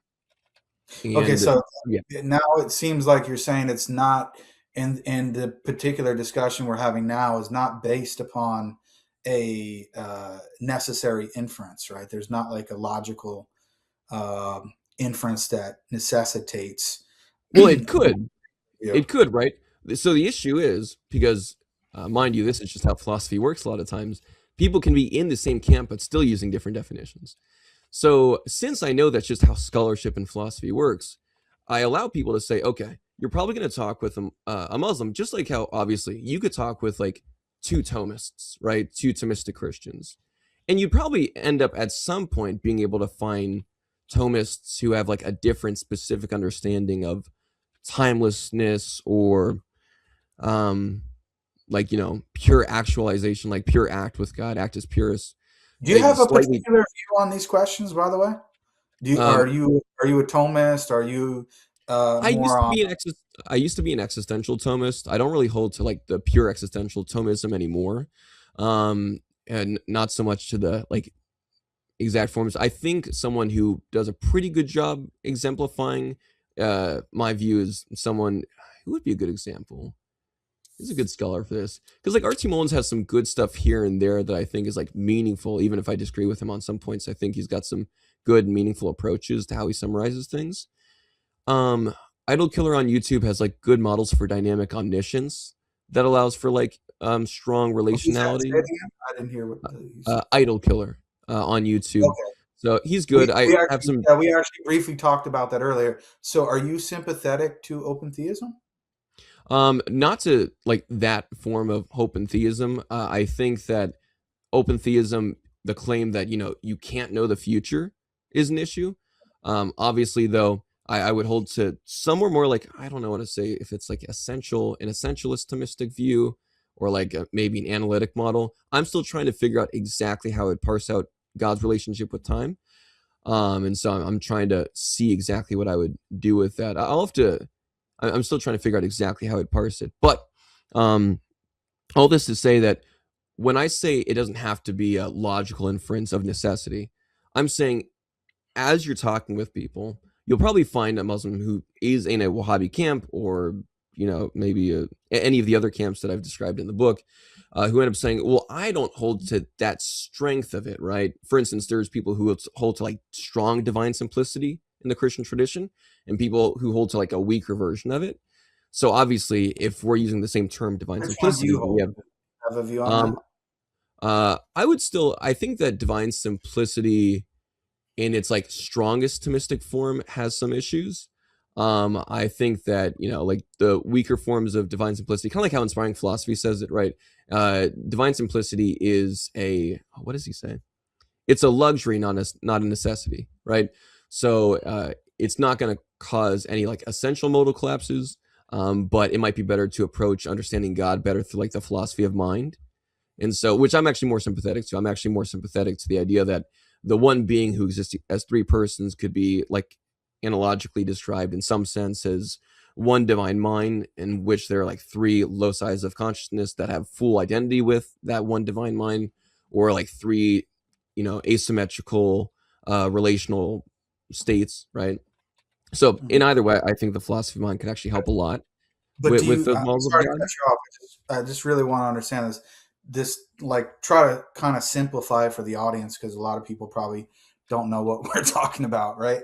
Sure. So, Yeah. do you believe that God's knowledge, His attribute of knowledge, is identical to His attribute of will? Do you think that they're the same thing? That No, they're no, that identical? would be like a strong type of like identity, or a strong type of divine simplicity. Okay, so you would hold Um, more to like a Mullins type of view in that sense that the attributes are not identical to each other or to the essence. And then it also seems like you're not. potentially, potentially. I'm still trying to figure out exactly, because RT Mullins has like really good responses to a lot of questions, but then also like I see, St. John Chrysostom early on in the Christian tradition allows for some like open approaches. So I'm still trying to Mhm. figure out where I land exactly on Do some of you that. um, uh, do you hold? You don't have to say it if you don't want to. I know some people are shy about this, but do you belong to a particular church denomination? Yeah, I well, okay, I do, but I guess it's basically as close to like non-denominational as you Okay, can get right now. okay. Uh So you're like a Protestant, non-denominational. Okay, so well, yeah, obviously I have a tradition that I wish I held to, but not really an option in my area. oh, and do you mind saying what that is, or not really? No, I can't speak to that. God willing, maybe he'll bring me to into that tradition in the future. We'll see, but Okay. uh No, I'm not yeah. trying to press you. I'm just asking so that I can understand where you're coming from. That's all. Yeah. So, Yeah, and that's fine. Like I'm for I'm instance, here familiar with I'll the different I'm familiar with the different schools in yeah, Christianity. So that's why I'm asking because it just kind of helps shortcut some of these things. yeah. So Like it I'll does say it seems like like to this. me, it seems like to me, to be very honest with you, it seems like you kind of have a similar position to David, where you're like a lot of these things are complicated, they're difficult to understand. You don't really have like set position on, or like a dogmatic position on all of these different things. And that's fine. I mean, that's fine for you. You can follow your own conscience, but I just find it weird that if that's the case, how would you be using any of these type of arguments against Islam or certain That's a models great of question. God, or certain views in Islam, if you're not really dogmatic on any of these questions anyway? So it That's a great seems question. like eventually the issue gets reduced to God as quote unquote Unitarian or unipersonal, that he's one person. And so it seems like really that's the main crux of the problem for you, not any of these questions about God's timelessness or lack thereof or his will or anything like that. It seems more so to be a difference between Trinity, three persons, and Unitarian, whether it be Unitarian Christian or Unitarian Muslim. That's Yeah. really seems to be what your problem is. Well, I think that's actually something I lay out in the book pretty clearly, right? I try to actually keep it to like 4 main claims or attributes, and so I would say that's a pretty correct statement, because that's exactly what I say in my book. I don't really like try to hide, behind any wall. I'm saying the very notion of a Unitarian God who values relationship, despite having like an immutable set of axiological preferences or an immutable wisdom by which certain choices of will or action come about, it doesn't seem to explain as much as a God who is eternally relational, eternally tripersonal, right? Or at least eternally multipersonal, and therefore sees relationality, active relations, causal relations, as being significantly more valuable than a Unitarian one, right? So obviously, yeah, I can understand your confusion, but if I find, and if I give good reason to say that a multi-personal God makes more sense for moral facts like moral ontology, aesthetic facts, aesthetic ontology, the very nature of revelation, divine revelation, the nature of creation, the existence of a universe, and I hold that a multi-personal God has stronger explanatory power than what you would find in a unipersonal God, then I think that automatically makes for like a more meaningful claim. Is it possible to say all of that while still saying I'm trying to figure out where I view God's relationship to time? Even though I do find R.T. Mullen's approach to time being an attribute of God very attractive. Yeah, sure. Those are things I should figure out, and I'm prayerfully considering those. Don't get me wrong. I've been trying to for about a year to figure out where I land in the Christian tradition. But that still doesn't detract from the actual arguments, because my arguments were predominantly on the type of immutability and the type of the nature of Tawhid for my book. Now, in my conversation with But are David, they together? This is what I'm really trying to parse out. okay. Is it the combination of immutability and what you view Tawheed to be? Or is it strong immutability in and of itself? Well, I would actually say like immutability and Tawhid, right? So, because that's Together. also So part of a lot of. what is the combination of strong immutability or immutability, as you say, and Tawheed together? What does Tawheed add to the immutability claim that makes it problematic together, whereas immutability in and of itself without Tawheed is not problematic? That's what I'm trying to Yeah, understand. that's great. So if I see the will of Allah as something which, again, as you even affirmed, is immutable in a type of timeless sense, uh, and it's also, of course, in relation to Allah's hikmah, to His wisdom, right, which is for the good and benefit, especially in relationship to His own attributes. And Allah has one will in the understanding of Tawheed as like one will, one of being, one of essence. Everything is one, without a contradiction of will or any other attribute.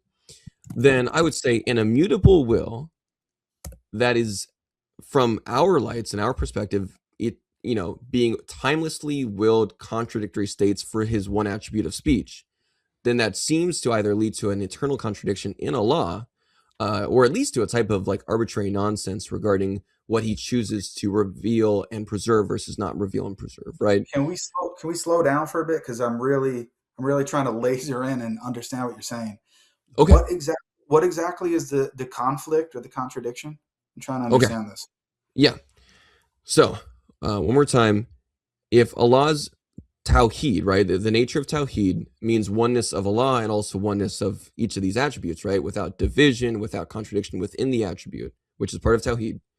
So he has this like one will, and also that will is immutable, right, with like a type of strong immutability, as you said, not even subject to time or temporal relations. If it's not, if it's not, let's say that it's not. Let's say that he has that attribute of will, and it's not a strong immutability Okay, well, view. we can change definitions, right? It doesn't seem like the Wahhabi scholars are so quick to hold to a weak immutability, but if you want to, we can No, I'm change just it. saying, I'm just asking for the sake of argument to really understand where exactly the problem is. If somebody Yeah. holds what you call weak immutability Mhm. and so-called tawheed, or there being an attribute of will, what's the Mhm. problem with that? Yeah. So Tawheed, as I just said, with the whole immutability, so Allah has this one will that's undivided, non-contradictory, in a type of timeless sense, as you said, immutable.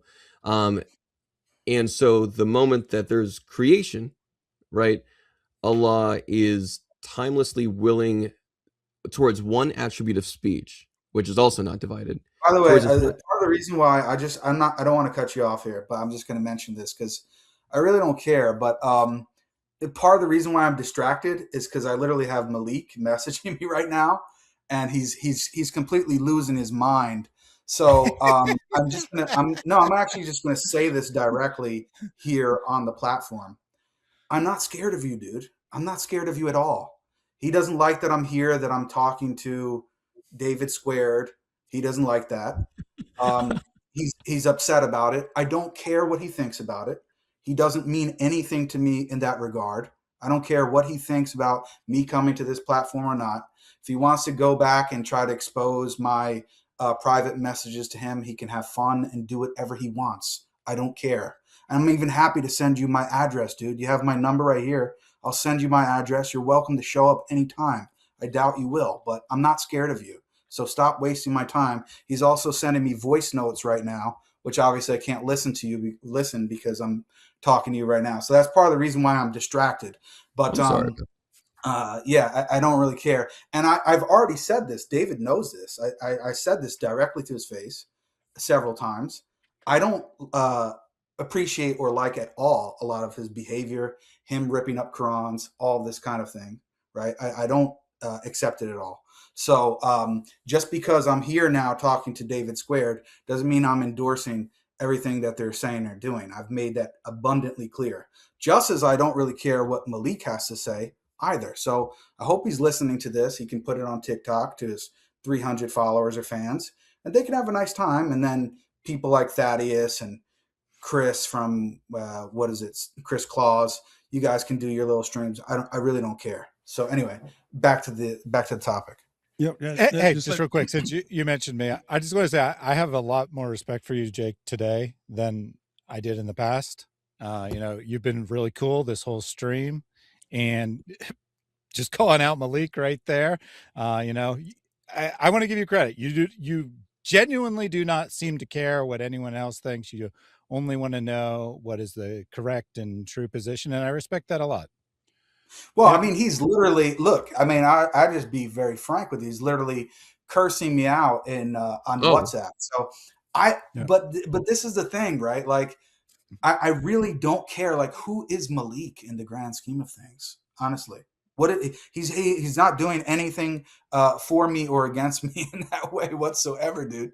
And like, you can't even dox me. I can't possibly be doxxed because I don't even know my own address in Morocco. Like, so do whatever you want, bro. I really don't care at all. That's how I am with it. And he wants to play these kind of dirty games. If he wants to expose certain private messages or whatever, I don't really care. But I just wanted to say that because I don't want him to continue to be spamming me. I'm going to try to focus on you. So I apologize for that. I'm just distracted with this guy continuing his I'd be message. distracted too if I somebody don't know was. what he actually thinks. Like, I think he actually has. He believes that he actually has some type of pull, like that he's going to control me whether or not I go to come to this panel and talk to David Squared or not. Like, dude, I'm here. It's too late. Like, what do you think you're going to threaten me not to come to this platform? Now, I will say that if people do not think that I should ever talk to David Wood, I'm just going to be honest with you. As a Muslim, I think that's a legitimate position to hold, right? And some people do feel like that, and people who I actually respect and are friends with me, and I consider them, senior to me in knowledge and things like that. I would respect their opinion of what they have to say. But Malik, I don't give a shit what you have to say, dude. Like, it doesn't mean anything to me from that point of view. Who are you to try to control me to who I can speak to and who I can't? Now, if other people who I respect have a problem with that, they can come and talk to me. But you don't mean anything to me in that regard. Okay. So, but I'm just trying to be honest too, by the way, David, that I do think that your behavior and the things that you've done and your track record, I think it is a legitimate position for some Muslims to take, to say, we don't want to talk to that guy at all. And we don't think anybody should really be giving him a dignified, session and speaking to him in this way. I really don't think there's a problem with that. But my position is that I'm coming on here in what I think is a controlled environment, and there's, from what I see, there's no blaspheming going on. There's no Quran ripping or desecrating, and I think it's a good opportunity for me to provide the message that I want to on this platform. So that's what I'm doing. And if people don't like it from the Muslim side, that's fine. They can come and speak to me about it. But Malik, I don't care, bro. It doesn't matter.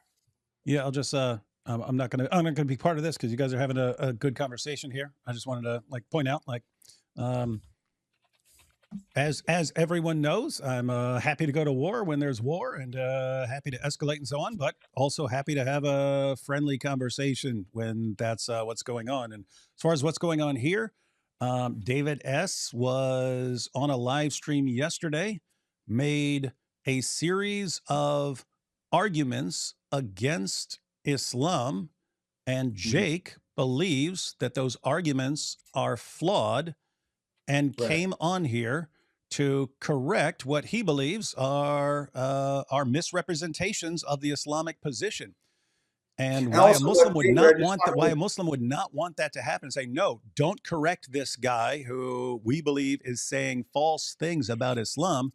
That is just weird. With that said, I understand what Jake was saying, that I also believe it could be a legitimate position to say, no, this guy's gone too far. This guy's gone too far. So any Muslims who are saying, you know what, David has crossed too many lines, so we're not talking to him, that's totally up to them. Yeah, but I would say the same. I would say basically something similar to what Jake just said. Malik, you don't get to tell anyone what to do, not me, not anyone else. And if you say you're talking about, I don't care what you say. Your behavior is so terrible that your thoughts on this issue become irrelevant to me. With that said, other people could say, like what Jake was saying, hey, let's not interact with David, and I wouldn't find that position terribly unreasonable. So with that said, you guys can go ahead and continue.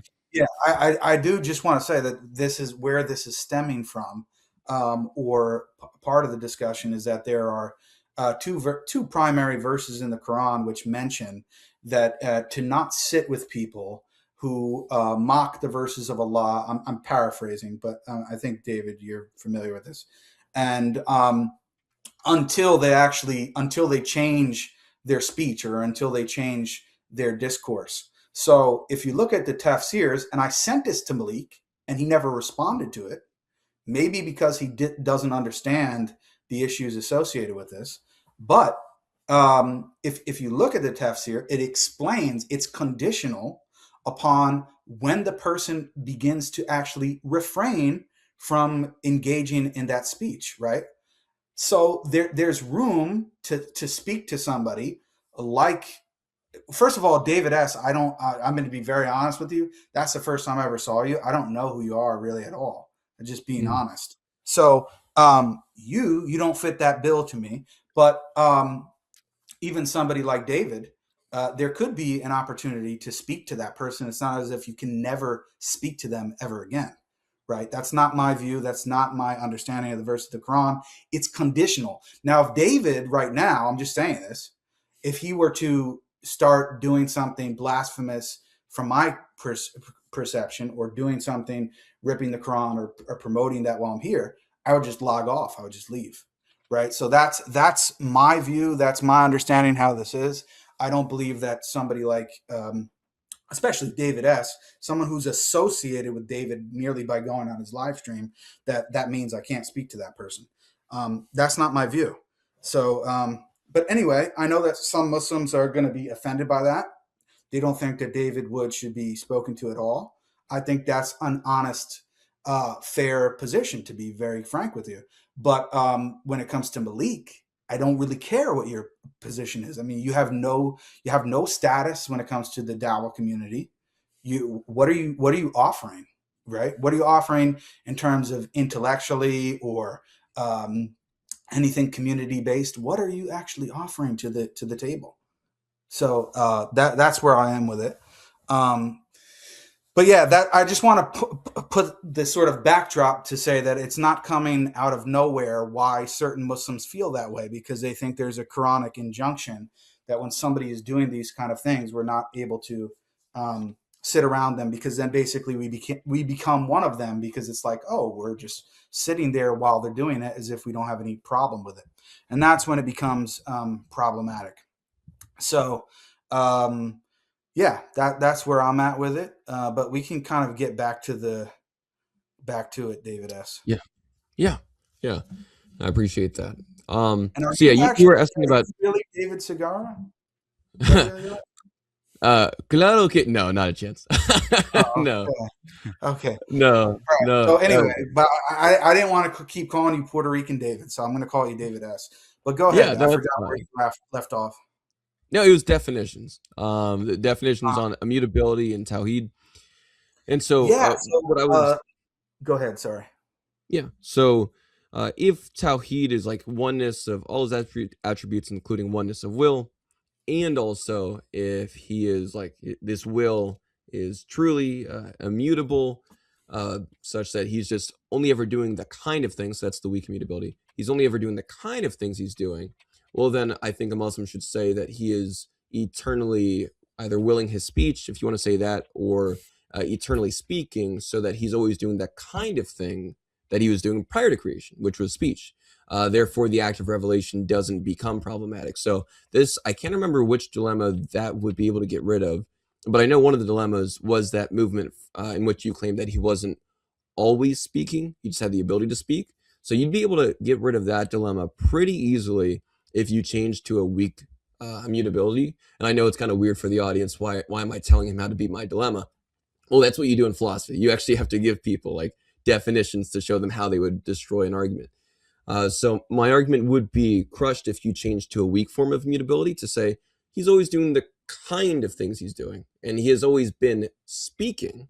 So when he makes a creation, which is its own question, but when he does make a creation, he's always been the kind of being that speaks. So revelation is, a thing that might flow from that. Of course, people would then say, well, no, he doesn't have like relational speech. He just has the act of speech. So would he ever make anything to speak with at all, like a universe or rational agents? And I would argue no. But I do think you could break one of my dilemmas if you just hold to like a weak immutability in which he's always doing the kind of things, which is speaking, not just the ability to speak. Does that make sense? Is that like, does that fall a bit more? When you say the weak immutability view that he's always doing certain kind of things, what would it mean for him to always be speaking? What would that mean? Well, I mean, so in the same way, and that's actually a great question. And by the way, what Jake's doing right now is what everybody should be doing with like any theological or philosophical discussion. Ask for definitions. That's what I always tell people when I train them in college or elsewhere. I always say first step is definitions. So we would say that it's like the same mystery of what does it mean for Allah to always be powerful? Like, what does it mean to just have this eternal attribute of ability, of power, right?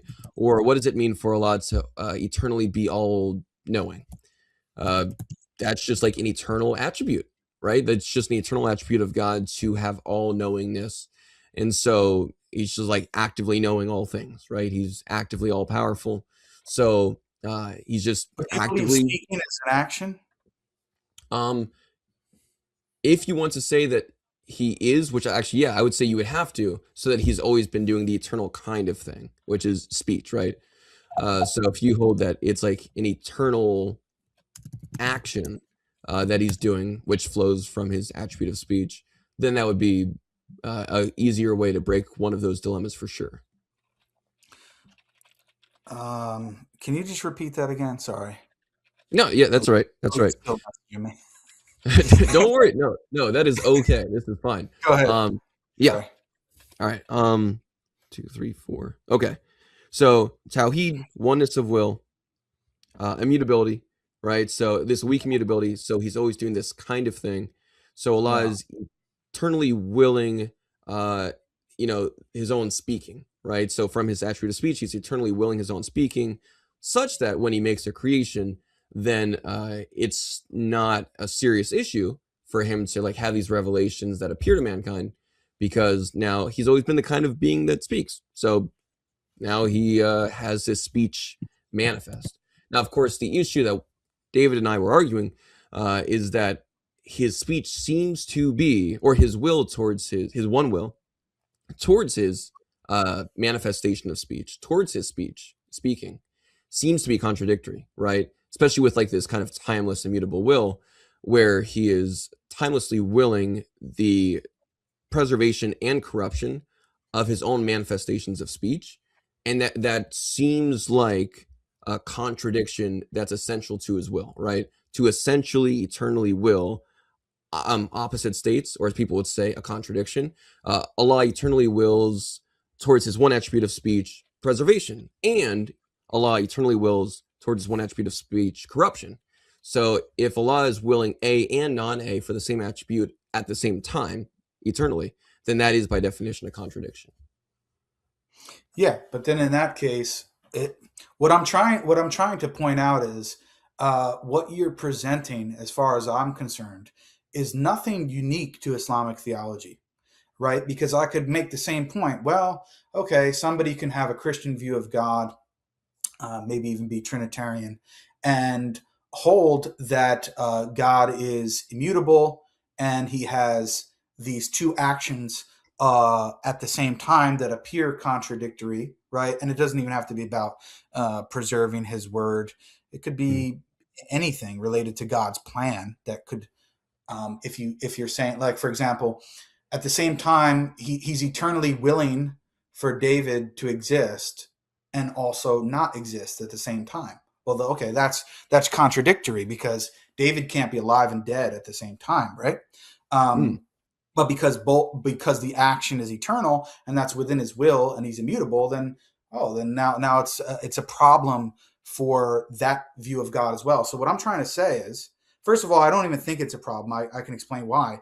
But even if it is a problem, it doesn't seem to be a unique problem to Islam. Like, there's nothing about the Islamic conception of God that is unique in this respect that causes a specific problem. That's what I just not seeing that. No, that's great. So I actually really appreciate that. And I think that I do mention that in the book as like a caveat in case somebody were to say that. So in this case, right, what the example you gave was, Allah's will, or just some model of God, right? His will towards something in creation. Mine was towards his own attributes, like towards himself. So there is like an ontological distinction between my existence and Allah's necessary attributes. So if Allah is eternally willing about his own attributes, which have eternally existed, if he's eternally willing towards his own attributes, opposite states, preservation and corruption, then that would be a much larger issue, right? But to be fair to you, right? Because I think it's important to be charitable in that. There are Christians I critique if I think that they're offering something that leads to like a necessary modal collapse. So if your response was only to say, well, that's not unique to the Islamic tradition, contradictions can happen anywhere, I would say yes, but it's still an issue no matter what, right? A contradiction is a contradiction, if it actually is a contradiction. That being said, you did say, again, to be fair to you, you did say that you don't think it's an issue for Allah to be eternally willing towards himself, towards his own nature, his own attribute of speech, timelessly willing, Well, opposite. I do think that's a problem. I mean, we kind of have been dancing around here, but I think I should just cut the Yeah. chase and tell you the same thing I told David Wood, which is that I don't believe in a. Oh, I think you're getting I'm called. sorry. One second. All right. This is. I feel so bad about this. I'll be back in like 2 minutes. Okay. I hear I hear something I have to address real quick. I'm sorry. Okay, go ahead. Yeah, I'll be real quick. sure. All right. So in the meantime, we can talk about in anticipation of Malik's big expose. Okay. Been there. I'm trying to think of what he thinks that he's going to expose. So he's called me a munafiq, which means hypocrite. So that's you could argue that's essentially declaring me a disbeliever. What else did he say here? Sorry about that. Some We are all words that good. aren't on here, but let's see. What else? Anything else? He says it's going to be juicy. It's going to be a juicy exposing. Oh, what did I just walk into? What happened about Yeah, juice? no. I figured, hey, man, we don't want to have dead air time here, but yeah, and he keeps calling me fat as if I don't know that I'm fat. Like I know I'm overweight. It's almost like the Sam Shamoon thing where, and it's Yeah. weird because I don't think he's really that fat, but it's almost like the Sam Shamoon thing where he's so embarrassed that he's so fat and overweight that he can't even go outside to go get to church and get communion, that he thinks that everyone else who's fat is like so disturbed by it that when he calls them that, they're not going to leave their house too. So I think maybe that's like what Malik has going on. I don't know, but it doesn't really bother. No, with Malik, you can go back anytime someone calls him out for anything, like in the chat or something like that. If he knows them, he instantly goes for personal attack. Like if it's a woman, he'll attack her for being old or unmarried or something like that. He's just he likes to go with the personal attacks and attacks on parents. In other words, things that really have nothing to do with any arguments or discussions that are going on. Yeah. Anyway, so back to it. I was trying to say I want to cut to the chase and basically tell you that I don't believe, at least in the concept of God that you're talking about, of being an immutable, utterly timeless, frozen picture type of conception of God. I don't believe in that at all. This is not the so-called Wahhabi view. In fact, it's diametrically opposed to my view and the Wahhabi view.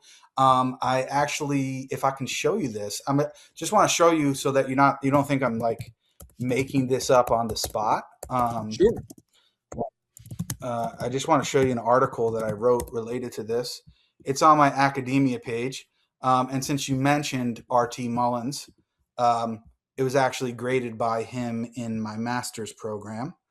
Let me share this here. Okay, so I have a bunch of different articles related to this, but one of them is called "The God of Aristotle is not the God of Abraham." Jake, did you want this on the screen or not? Yeah, can you see it or no? Yeah, I see it. Here you go. Okay, yeah. So I just want to show you this so you see. Like I wrote this in 2024, right? So this is almost like 2 years ago, and it's called "The God of Aristotle is not the God of Abraham," and what I argue here is, just looking at the abstract, I say there's been extensive debate in the Jewish, Christian, and Islamic traditions concerning the relationship between the God of Aristotle and the God of Abraham. Are they the same God? This paper seeks to address this question from an Islamic perspective. After providing the necessary details for the theology of Aristotle, the focus will turn towards detailing the legendary Sunni scholar of Hadith, Muhammad al-Bukhari, his understanding of divine action. The author, meaning me, will support the interpretation being argued for by utilizing the interpretation of al-Bukhari's view on divine action from Ash'aris and Maturidis. Basically, I'm showing that I'm not just getting this from Wahhabi sources. I'm showing the interpretation of those who are opposed to the view, but admitting that Bukhari held this view. Commentary from Muhammad Anwar Shah al-Kashmiri will serve to vindicate the who's a Maturidi scholar, by the way, will serve to vindicate the controversial theologian theologian Ibn Taymiyyah, demonstrating his compatibility with the theology of al-Bukhari and Ahl al-Hadith, the people of Hadith, or the scholars of Hadith. A parallel will be drawn between the mutakallimun, or the practitioners of kalam, and Aristotle's notion of divine immutability and its relation to divine perfection, followed by a brief rejoinder. Finally, a response will be provided to another common objection to the theology of al-Bukhari and Ibn Taymiyyah based on the well-known Quranic reference, Laysa kamithlihi shay, there is no God, there's nothing like unto him. As understood by al-Bukhari, the Quran portrays God, Allah, as a dynamic creator, capable of acting in succession. On the other hand, the God of Aristotle is a static, simple God, incapable of thinking of anything except himself. Despite protestations by some of the Islamic philosophers and mutakallimun, practitioners of kalam, the God of Aristotle is not the God of Abraham. So anyway, basically in this entire article, what I'm trying to argue from an Islamic paradigm, from the Quran, a straightforward reading of it, and from the, I focus on al-Bukhari because he's pretty much accepted by all Sunnis, that as a legitimate scholar, that he held the same view, and Ibn Taymiyyah, who's a later scholar who gets a lot of attacks from the other theological camps, is just holding the same view as him. So I'm arguing that the God of Aristotle is not the God of Abraham, in the sense that the God of Aristotle is a static, immutable, simple God that doesn't really have any real distinct attributes or actions, doesn't act in succession or anything like that. And the God of the Quran does, I think, also the biblical God, from my point of view. And I try to represent that from early scholarship like Imam al-Bukhari. So I'm saying that to say I'm not coming up with this like unique response just to get out of this David's dilemma. Sure. This has always been my view. In fact, R.T. Mullins, who keeps getting shouted out. We have to start asking to get paid by him at this point. He should be paying us for shouting him out on here. No, but he's a good friend of mine. He was one of the teachers in my master's program, and in his second book on God and time, he actually uses me in a footnote related to the Islamic position on God's relationship to time. So I say all of that to say this is not a new position that I'm adopting in light of this problem. I was saying to David earlier, I think even the idea of eternal action, in the sense of actions or causal relations not being temporal and having a before and after, I think is completely nonsense. So I don't hold that view. I don't hold the view of strong divine immutability or simplicity.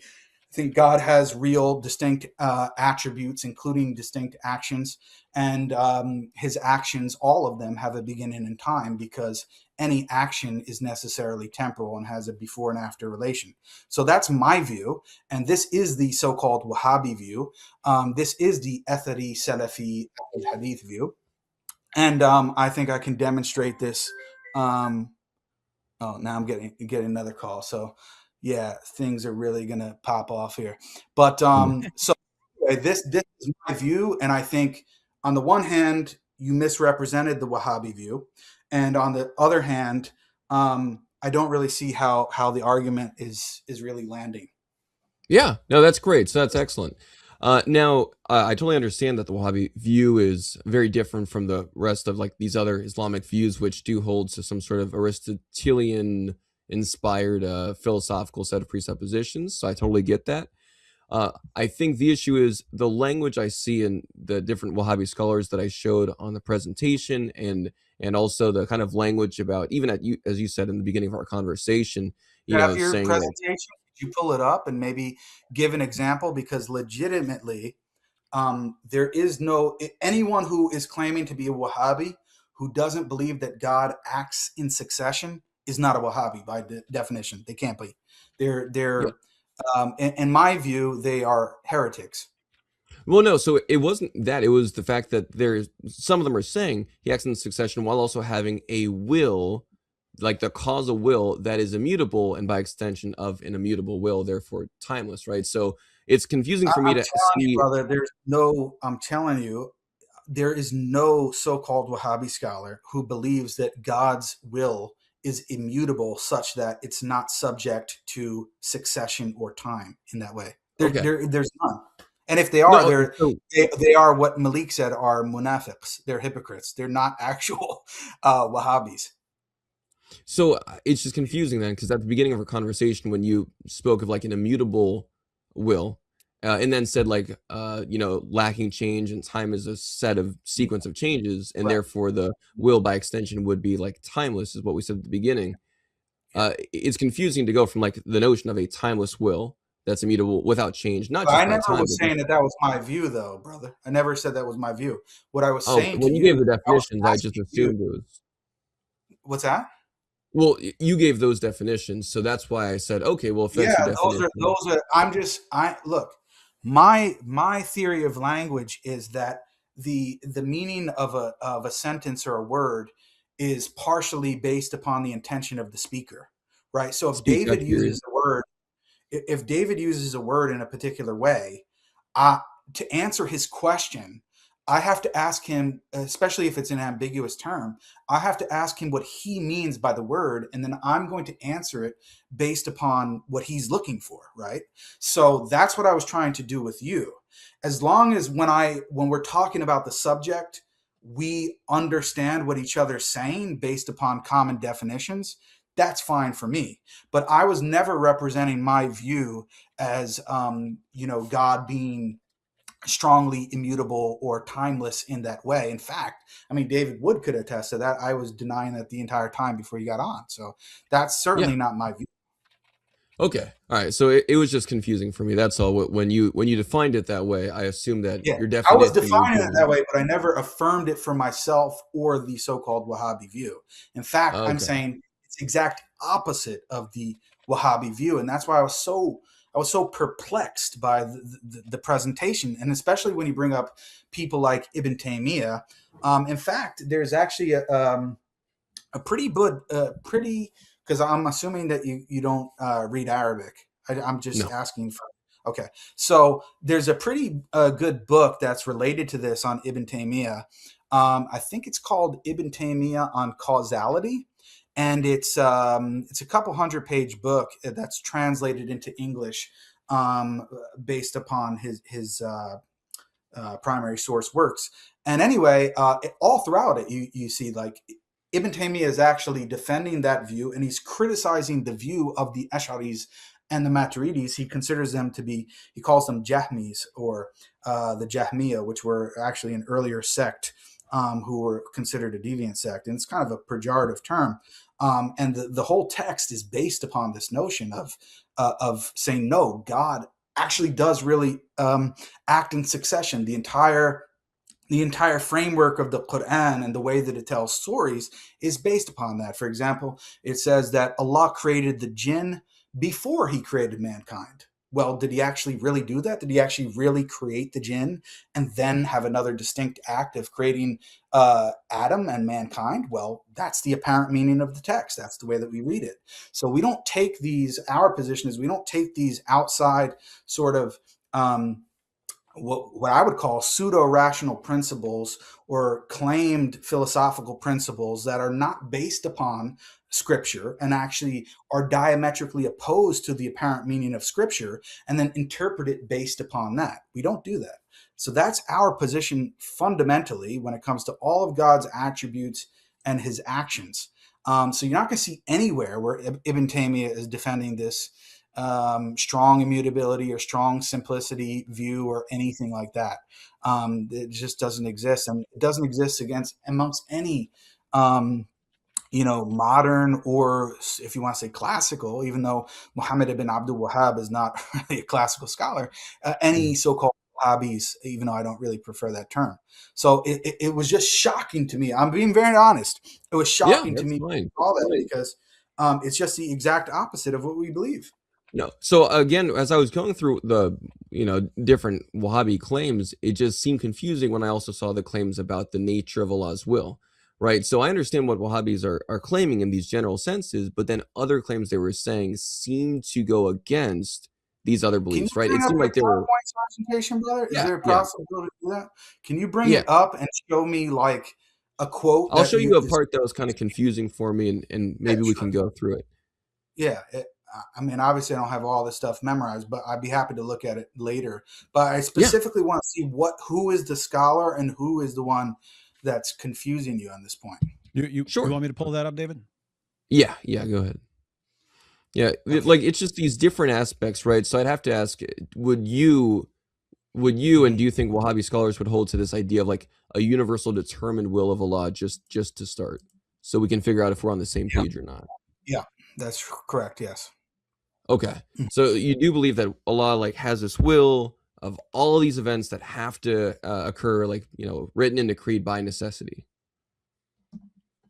Uh, say the last part again. That it's Yeah. what by necessity. So kind of like what it says here. I wonder if my dots, there it is. So this relates to everything that Allah wills, his actions and what he brings into existence, what he loves and what he's not pleased with. It is bound to occur as he has written and decreed, uh, such as the birth of one person, death of another, etc., etc. So like all of this is to say, it's bound to occur. This will, this universal determined will of Allah must happen. Yeah. So anything that he intends to happen and anything that he wills to happen will take place. It can't fail. Okay. And so like his will, this universal will just does not change, right? Doesn't change in the sense of his intent and his plan and what he's going to will. Yes, it doesn't change. But in the sense of individual actions that are taken by God himself to accomplish that will, then yeah, there are different actions that he has throughout time. Sure, but they're all like still part of this over-encompassing universal will that is bound to occur. Like he has to do Yeah, but when these you say things that are in his universal will. will, it's more in the idea of what he's determined or what his plan is or what his intent is. But there's not like an eternal act. Okay, so this will isn't the same as like what it would have been prior to creation or something. Um, Hold on a second. Go ahead. What were you saying? Oh yeah, that's fine. So I asked this will that Allah has. So you're saying that it's not eternal, right? So this isn't the same will that he had like prior to creation. No, no, no. I'm not saying that. I'm saying Oh, that I'm sorry. his intent, his plan, his divine decree, his will in the sense of his plan and his divine decree is eternal, right? But the actual actions that he takes in time to accomplish that divine decree or plan, those all unfold in time, and he really does different things at different times. Okay, all in accordance with this like eternal will. It's all in accordance with like this Yeah, eternal it's like intent. think about it in a simple way, right? Like I could have a plan to go to the store, but then I actually get up and go in my car and drive to the store, right? So you can have Yeah. a plan in a sort of or general sense, and then you take actions to actually accomplish that plan. Okay, so in that case, then, right? Because it's just wanted to make sure all the wording is clear and all that. So he does have like this eternal plan. So the will is just Allah's planning. That's all the attribute of will is. It's not like causally relevance. It doesn't cause anything to happen. It's not related to his power or making stuff happen. It's just kind of like an attribute of having a plan. Okay, if you read here, right, so it says, what is meant by the will of Allah Mhm. that is all encompassing over all events and occurrences that takes place. This relates to everything that Allah wills, his actions, and what he brings into existence. This includes what he loves and what he is not pleased with, such as disbelief or disobedience. Um, and then says, however, well, okay, and whatever he wills is according to his perfect wisdom, his complete knowledge of the consequences, and his absolute awareness and ability of over all things. So the irada, basically the will, right, can include that which Allah loves and is pleased with, or that which he does not love and is not pleased with. However, it is bound to occur as he has written and decreed, such as the birth of one person and the death of another, the sickness of one and the health of another, the iman, meaning the belief, and the kufr or disbelief of another, and so on. So, and it says Imam Ibn Baz explained that the universal determined will is that which is already known by Allah and recorded in the preserved tablet, and the intent is that which has been decreed already, that it will indeed occur. So it's exactly what I'm explaining. It's an eternal intent, in the sense of God knows everything that he's going to will and that he intends to occur, that he determines to occur. But then in the outcome, or the outfolding of his plan, he actually wills certain things to take place in order for that plan to be accomplished. Okay. So, all right. So it is this intent, which is in accordance with what's known by him. So like his knowledge and even perhaps his hikmah, like his, what's known. And so all of it's just already determined. Yeah, everything And we believe everything that he does or he wills to occur is based upon his divine hikmah or wisdom. okay. All right.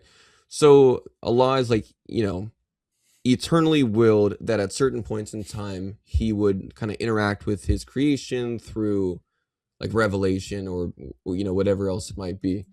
So Allah has like eternally seen it as a good thing to be interactive. He's seen it as a good thing to be like relational and to be relating to his creation in these like interactive and beneficial ways, I'm guessing, right? Like he has this type of interactive beneficial disposition. I'm not sure what you mean by that.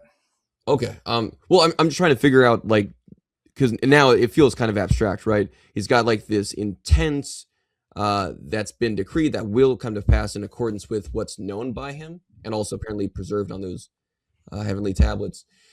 And so if it's all just determined and it's from this, as you said, like an eternal will, this eternal intent about things he's going to do, then does that mean like all the parts he intends to do where he interacts, right? Kind of like your plan to go to the store, you got to drive a car and walk and all that. So all these moments where he's like, all right, I eternally will that at this point in time, I'm going to, give this speech to creation, or I'm going to allow them to have this revelation sent down to them. Is that like because he sees interaction with his creation as a good thing? He sees this like relational pursuit as a good thing? Everything that he's doing, he sees as the most wise thing to do. Like in like the most good thing to do? Yeah, if you want to sort of equate the two, sure. Okay. All right, because now that's also like back to that just kind of leads to some confusions I have about why Allah would eternally value relationality, interactivity with other persons is a good thing if he doesn't have that like eternal experience of interacting or relationality within himself, right? It's almost like he's making creation to do this thing that he's, as you just said, right? He sees these as good things that should be done. It's a good thing to interact. It's a good thing to relate to other persons and to reveal oneself to them. It's a good thing to be known. But Yeah. would a lot see those as like good things to be known, to be interactive, if he's not like eternally experiencing that reality as an axiological truth? I don't even see, for me, I don't even know what it means to eternally experience something in the way that you're saying it. Because to me, Okay. All right. That's uh, fair.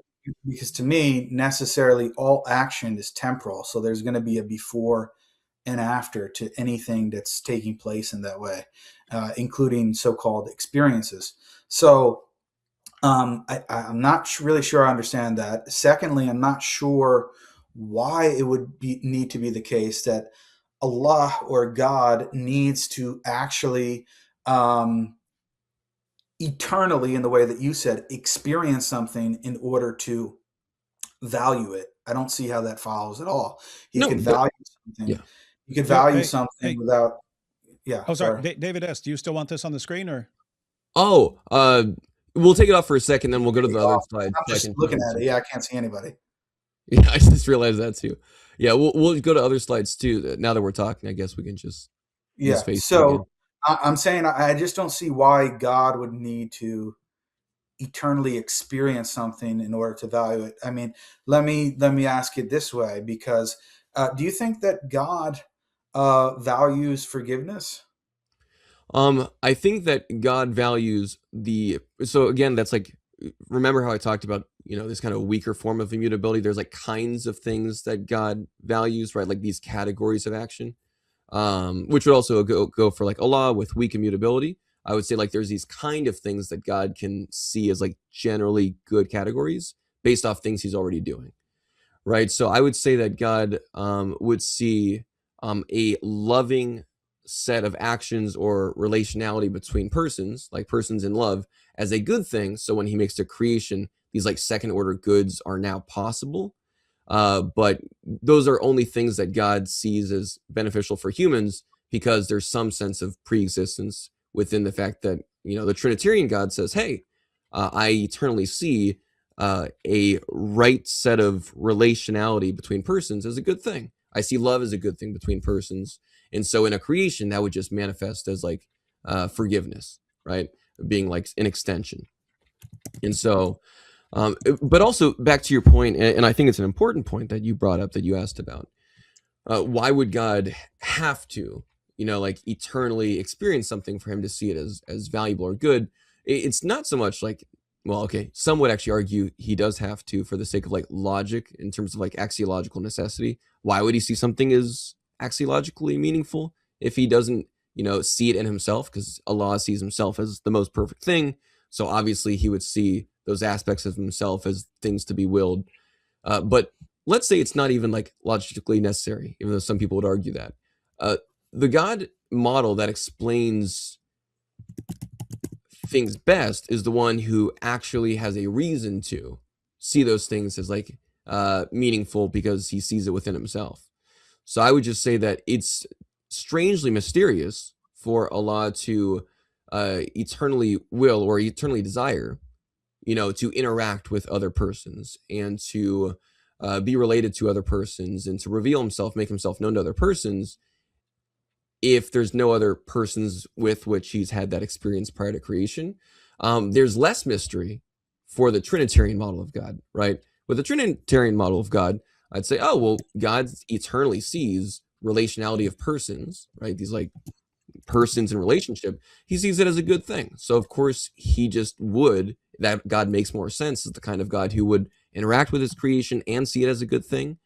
And so my model of God would explain things with less mystery, while it would seem like Allah, who, as you said, thinks it's a good thing to interact, explains that with more mystery, less explanation. Yeah, see, I struggle to understand that. In fact, there's a discussion about this. I think Peter Van Inwagen, who's a Christian philosopher, he actually says that it's more mysterious why a Trinitarian God would create, considering the fact that he already supposedly has that perfect relationality eternally. It seems that he actually has less reason to create than a Unitarian God. So I think it's kind of subjective about how you look at these things.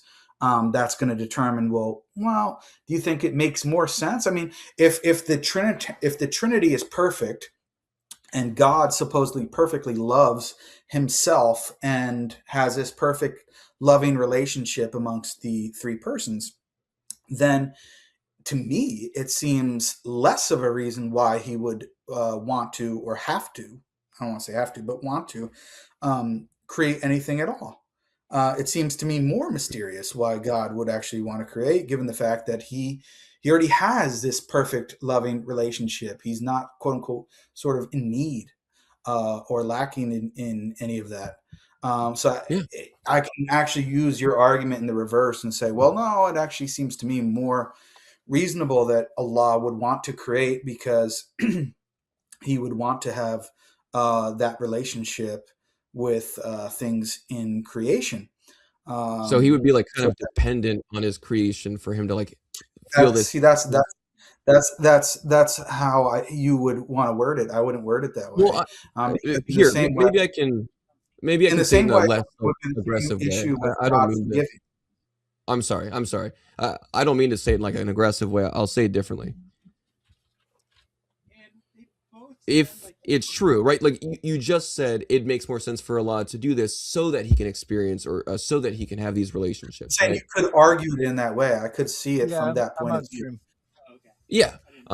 So it's just, since you worded that way, I'm like, well, okay, yeah, right. But then that would seem to make a type of like dependence on creation, right? Like Allah has this type of perfection that he's lacking. For Yeah. the Trinitarian side of things, it actually makes sense, right? So, for instance, let's say I just as you use the car example, going to the store.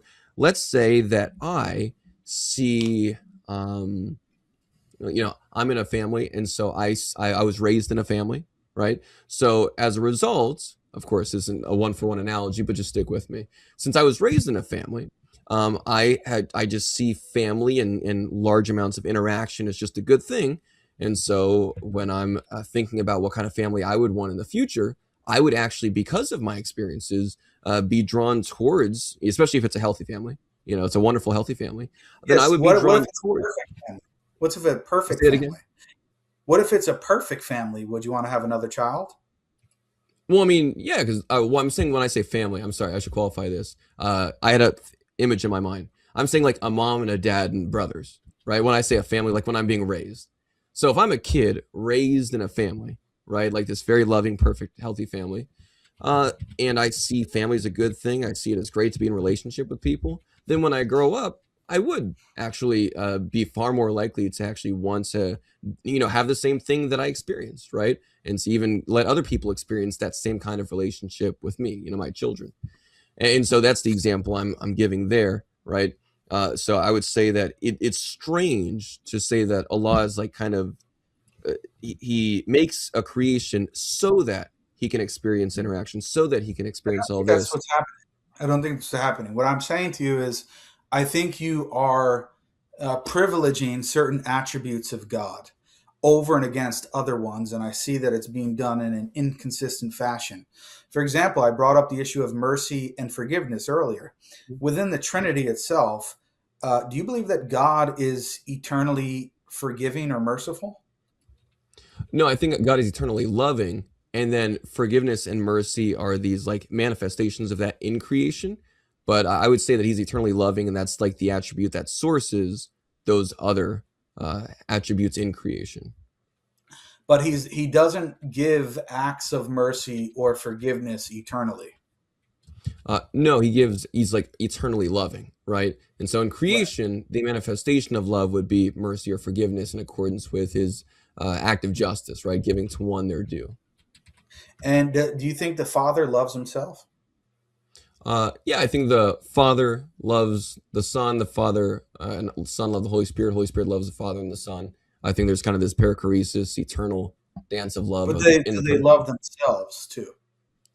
I would assume that they would love their personal existence. Sure, I guess I've never really heard of theologians take much time, but yeah, I would say that the persons of God probably value and love themselves. Okay.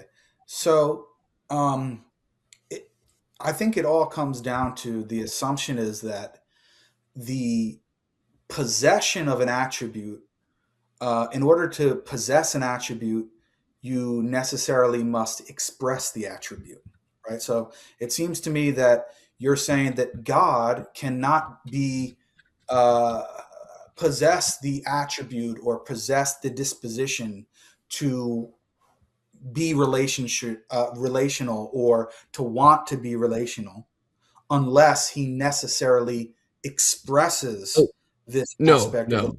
Uh, I must have said that incorrectly. I didn't say necessarily. I said it results in less mystery, right? So I was going with like an inference to the best explanation, not one of necessity. I'm So, st- oh, so not yeah. necessity, not like necessary expression. I'm saying it just seems more mysterious to say that Allah, who is perfect, because both of us are assuming like our model of God is perfect, right? I think that's a fair assumption to say. Yeah.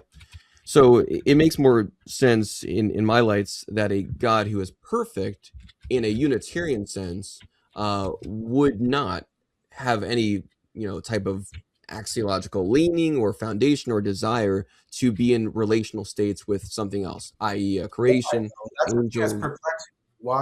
Why would that be? Why would a Unitarian God not desire to be in a relation with somebody else?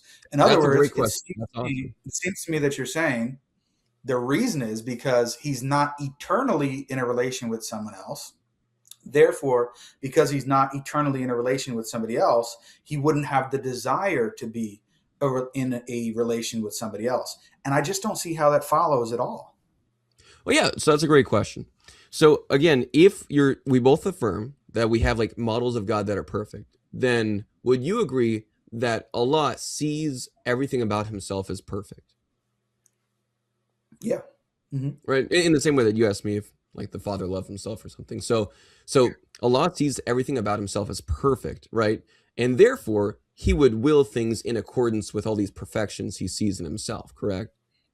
He Yeah. wouldn't like will in opposition to it, right? Yeah. So if he's willing in accordance with all these perfections he sees in himself, and one of those perfections or one of the ways he sees himself is alone by himself, then he would continue to will that kind of state. The Trinitarian God, on the other hand, right, just going off your like the things you're confirming. No, I'm saying that he sees relating to others at a specific moment in time as a perfection. Well, I mean, but there's not a creation yet, right? Like Allah doesn't have to create. I think you would affirm. Well, okay, I know that's actually contested. Would you say that creation was a necessity in Allah's case? It depends. It really depends what you mean by this. If you I want to start, I even affirm that. I know it's contested. if you want to get start going down like modal language and talking about yeah. these different categories of possibility and necessity and things like that, I think it's Maybe I going to can change that. go I can away. make that a bit more What I'm open. trying to say to you is Allah eternally within himself knew that it was perfect to relate to creatures and to even specific creatures at a particular moment in time. So I believe that God's perfections are also time indexed. For example, I believe that whether I like it or not, God created David Wood. I mean, let's be Sure. honest, a lot of people don't like it, but it is what it is. So, but I believe that all of God's actions are perfectly wise, such that at the moment in which David Wood was created in his mother's womb, that was the perfect moment for God to create him, and it would be less perfect before or after. That's my position. So I believe that God's actions, including his actions to relate to created beings or even specific created beings at specific times, are time indexed. Sure, and I think that's a wonderful response because that helps me to understand you a bit better. So while I hear that that's what I mean, must be the case, right? Because we'll just keep on using David as an example because why not? I think that's a good example. So it just so happens to be the case that David's existence is this thing willed by Allah. Like all these relational things are a thing that Allah willed. Revelation, like expressing Himself through speech and revelation, even natural revelation. The question is, I get that, right? Because that has to be the case because things happened and He wills all things. Therefore, you have to say, if you're being a consistent Muslim, that it's all in accordance with His perfect wisdom, even if it's time indexed.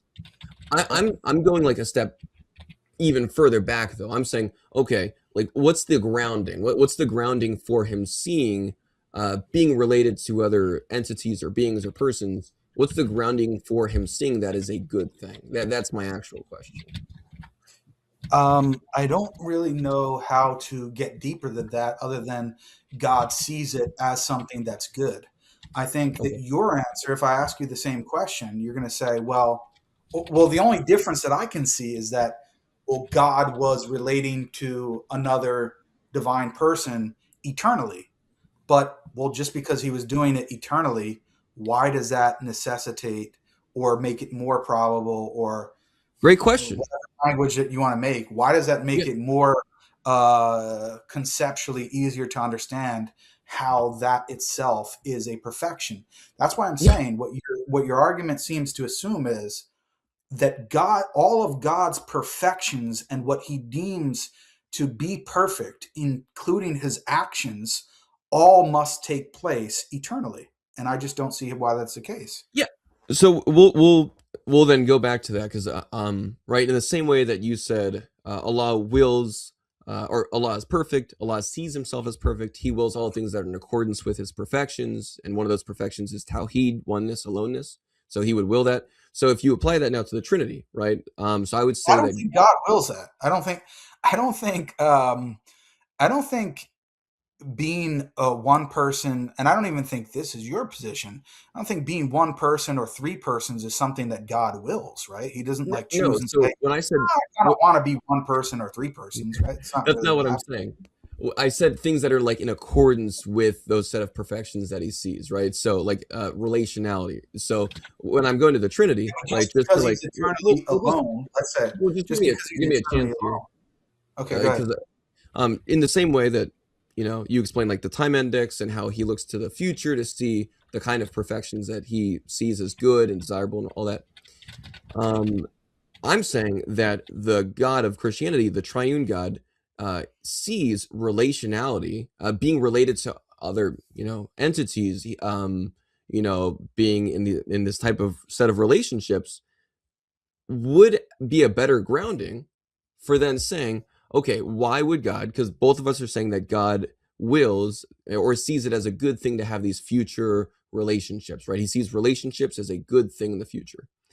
Yeah. So all I ask for is the grounding for that, right? Yeah, what's the And grounding in the Trinitarian God? That's what I'm yeah, trying to say. the grounding would be that God eternally experiences and eternally, or at least in an That's, everlasting sense, sees. Well, no, but that's the difference, right? Is that yeah, but I'm saying that's that what I'm there's a saying. grounding. That's exactly what I'm saying. I already anticipated that. The only difference in the two models is you're saying God in the Trinitarian sense is eternally experiencing fellowship or relationship or however way you want to Sure. phrase it. And And sees it as perfect. what's that? And as a result, sees it as perfect, right? Yeah, yeah, So yeah. So here's what I'm saying. As a result of experiencing that eternally, he sees it as perfect. And then, in virtue of that, he wants to have a relationship with creatures. So, what I'm saying is the key assumption in the argument is that in order for God to see something as perfect, he must be experiencing it eternally. If he doesn't experience it eternally, then there's not a good ground for him to see something in the future as a perfection or as something that is perfect. And I just don't see how that follows. It doesn't, yeah, there's no inference between the two. It's just a well, no. claim. So again, like I was saying, right? If he sees this as a good state of being, then I actually have some grounding. The one that you said, he doesn't have a grounding other than the future. So Allah's desire or will for these things that he sees as good, like relationship with creatures, his grounding for that is his wisdom of creatures in the future, which means that Allah wills to have relationship with creatures in the future because he wills for creatures to exist in the future for him to have a relationship with, right? No. He Um, will. He has that intent eternally because he sees it as a good in and of itself at a particular moment in time. yeah, exactly. In that particular moment of time is the future, right? So Yeah. that's Why exactly is what I that just said. problematic? You're not Well, really no, explaining. so you described it as if I said it differently than you did, but you said the exact same thing I just described, right? That's exactly what I said. Allah is dependent on the future existence of creatures to explain why he, views relationship with creatures No, eternally as a good no, thing. no. Well, Doesn't follow. you just said Him, okay. him, him. It taking place at a future moment in time is precisely because he eternally views it as a good. He views it as a good, and in virtue of him viewing it as a good, he wills it to take place. Which so He doesn't he will it to wills take it. place. That sounds He like doesn't will it. like kind of a He circle doesn't. though, right? What's that? I mean, doesn't that sound like a circle? He wills it to take place, and because he sees it as a good thing, and he sees it as a good thing in virtue of that, he wills it to take place. That sounds like a No. circle. It's like it's like in the case of we can do the same thing with the Trinity. Well, why is the Father eternally have let's say a positive relationship with the Son? Why is he eternally willing to have that relationship with the Son? Yeah, because they share the same divine nature, right? And God always has, a perfect experience with his own divine nature. So I No, actually do have an why? answer for that, but you still haven't answered my question. Like, I No, you understand. haven't, my brother. You're not understanding my point. Your Okay. entire objection is prefaced on the claim that in order for something to be perfect, even at some point in the future, it must be premised upon an experience of that thing eternally. And I'm For an saying all-knowing being. there's just no argument for that. It's just No, a claim. again, in the same way that I asked you, does Allah see all of those attributes or all those aspects of himself as perfect? And does he will things in accordance with those attributes? You said yes. I'm saying the God of Christianity also sees all these aspects, attributes, and states of himself as perfect, and therefore wills in accordance with those states. We both are in agreement on that because we both already said that. The difference Yeah, but is, the only difference is you're saying the God of Christianity experiences that eternally, and the God of Islam does not. That's the only difference. exactly. And so that exact fact, that brute fact of experience, is the grounding for why it makes sense for the And Christian that's God. why I'm challenging that. Yes, but you haven't actually Why does God explained need to experience that eternally in order for it to be a grounding of why he's going to do something in the future? There's because plenty now of he has a reason. there's plenty of things that God does in the future that is not based upon some prior experience that he has. But it would actually be able to explain the fact of creation because it gives God a reason, right? Like Well, it gives the reason you've it given gives less me. of a reason. It gives less of a reason because God is already in this perfect loving relationship. That's why Peter Van Inwagen says it's actually more mysterious why there is a creation on the Trinitarian view, because he's already in a perfect loving relationship. So there's less of a reason, there's less of a um, justification for why he would want to create these creatures. Well, He's hey, already in this David perfect S. loving relationship. Oh yeah, Yeah. yeah. One quick question, Jake. Do you know? And if you don't, you can always let me know later if you don't recall. But do you recall where Peter Van Inwagen said that? Because it doesn't sound like something Peter Van Inwagen would say to me. I would have to. I mean, I don't have it right in front of me. I'd have to bring it up. Okay, I'd yeah, have yeah. to If you can just send that to me when you yeah, can, sure. I'd be interested in checking that out. All right. Yeah, Yeah. sure. Sorry about that. And I would just disagree with Peter because I've seen other I know people. I'm not using him as a hujjah. I'm not using him. Sorry, I'm not using him as a proof. Right. Sure. I'm just trying to say that there's a level of subjectivity here in the sort of reasoning that's going on. For example, I could say, I mean, David probably could resonate with this as a psychopath. You know, do you think that there's a perfect state of being in which you're by yourself? Do you ever prefer to be by yourself? Oh, me? Yeah, or David? I wouldn't say that's like a perfect state of being, just because eventually I get Do you ever bored. prefer to be by yourself, though? Yeah, every now and then. Okay, so there could be a state of being in which you prefer to be by yourself. Well, the difference I wouldn't call it is perfect, but yeah. in the Trinitarian conception, that's impossible because the Father is always with the Son and vice versa. So they never have an opportunity to be alone. Oh, So well, I could here. say, well, that's actually a negative because in the case of Allah, he experiences, quote unquote, experiences being alone, and then he also experiences being related to other beings. But in the No, that's case of the great. Trinity, he only experiences relation. He never experiences being alone. No, so this is great. Now, the difference is that there's actually a contextual reason why I would say I occasionally prefer to be alone, right? It's the same reason why some atheists actually use an argument against God wholesale by saying, well, you see, privacy is a good thing, right? And so therefore, God knowing all things is bad because privacy is a good thing. You and I would both say to the atheist, well, no, privacy is only something we desire because we live in a world with people that we don't trust, right? So or we have things to hide, or more likely than not, we live in a world where we don't trust people with information. And so that context is the reason that humans currently see privacy as a good thing. But obviously, in a perfect world, we wouldn't see that. So you and I would probably say that to the atheist, right?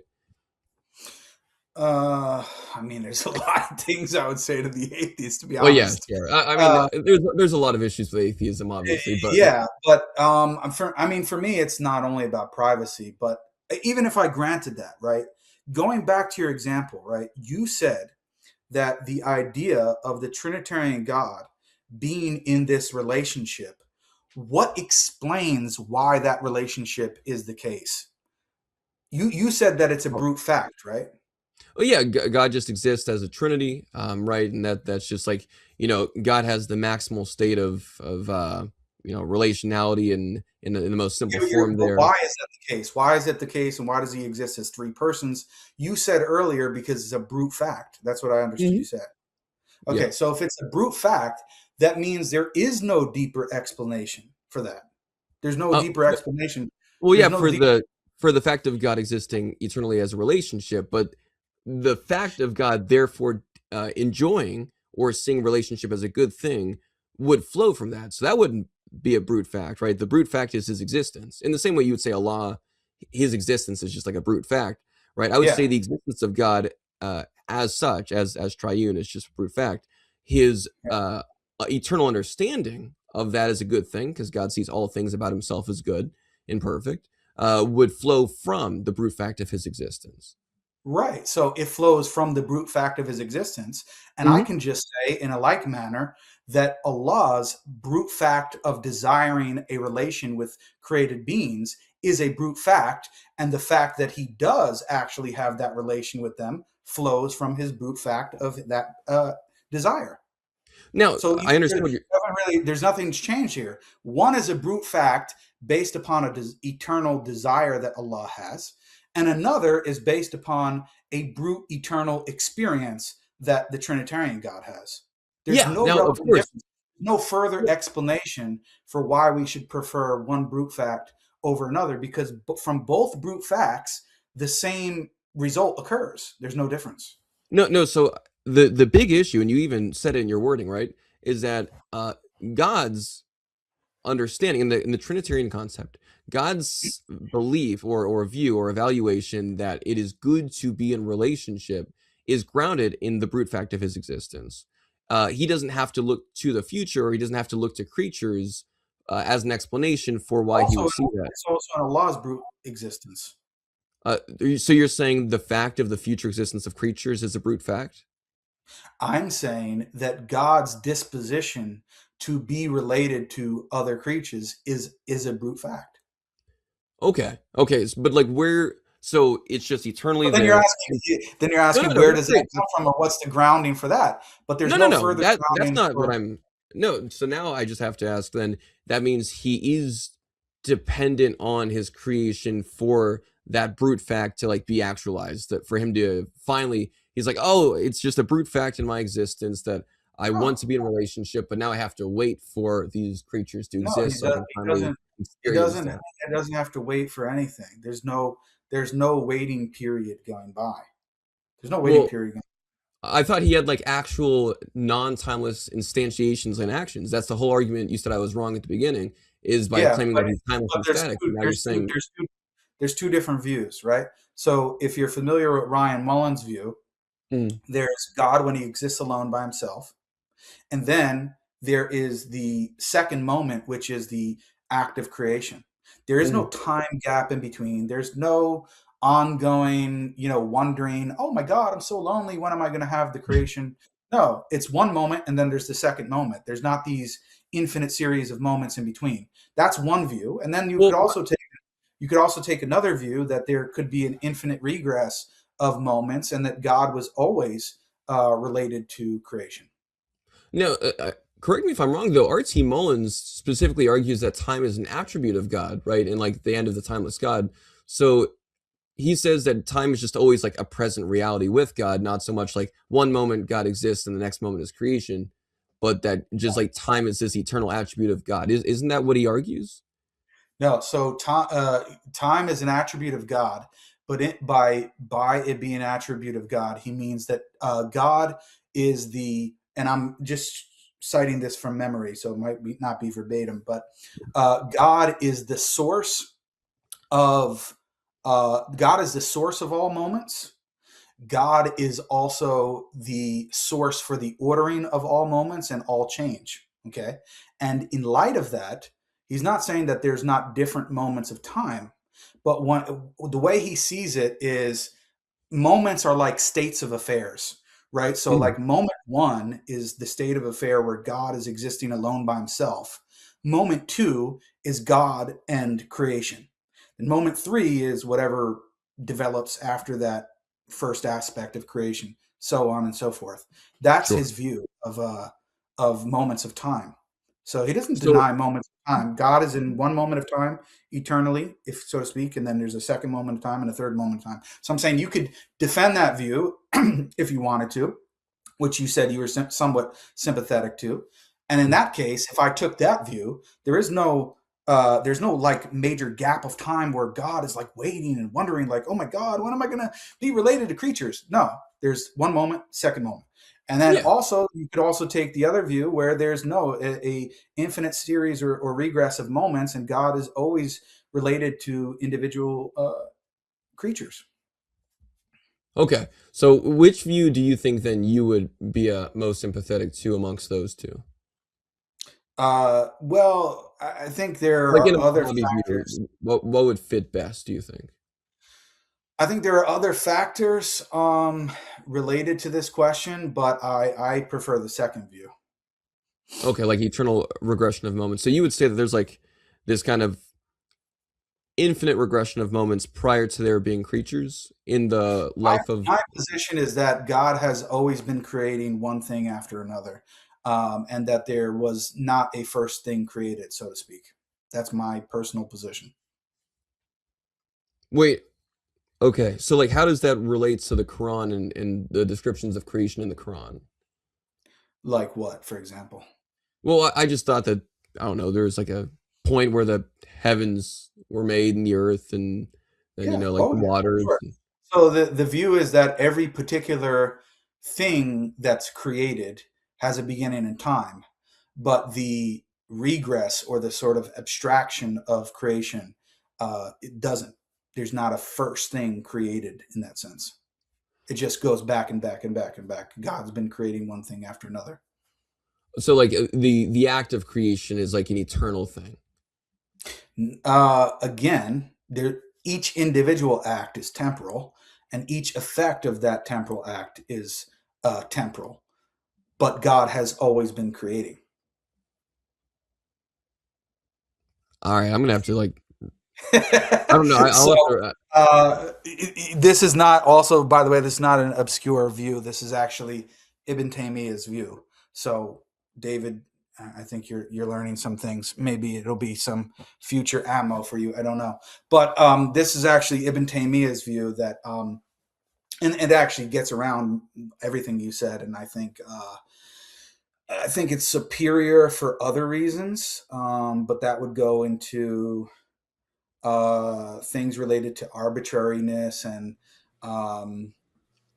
anyway, I don't want to get too far down the line, but the point is that this is a view in the Islamic tradition where God has been creating one thing after another. The series, so to speak, which is an abstraction in the mind, is eternal, but no individual particular thing is eternal. Each thing has a beginning in time. And if you're familiar with,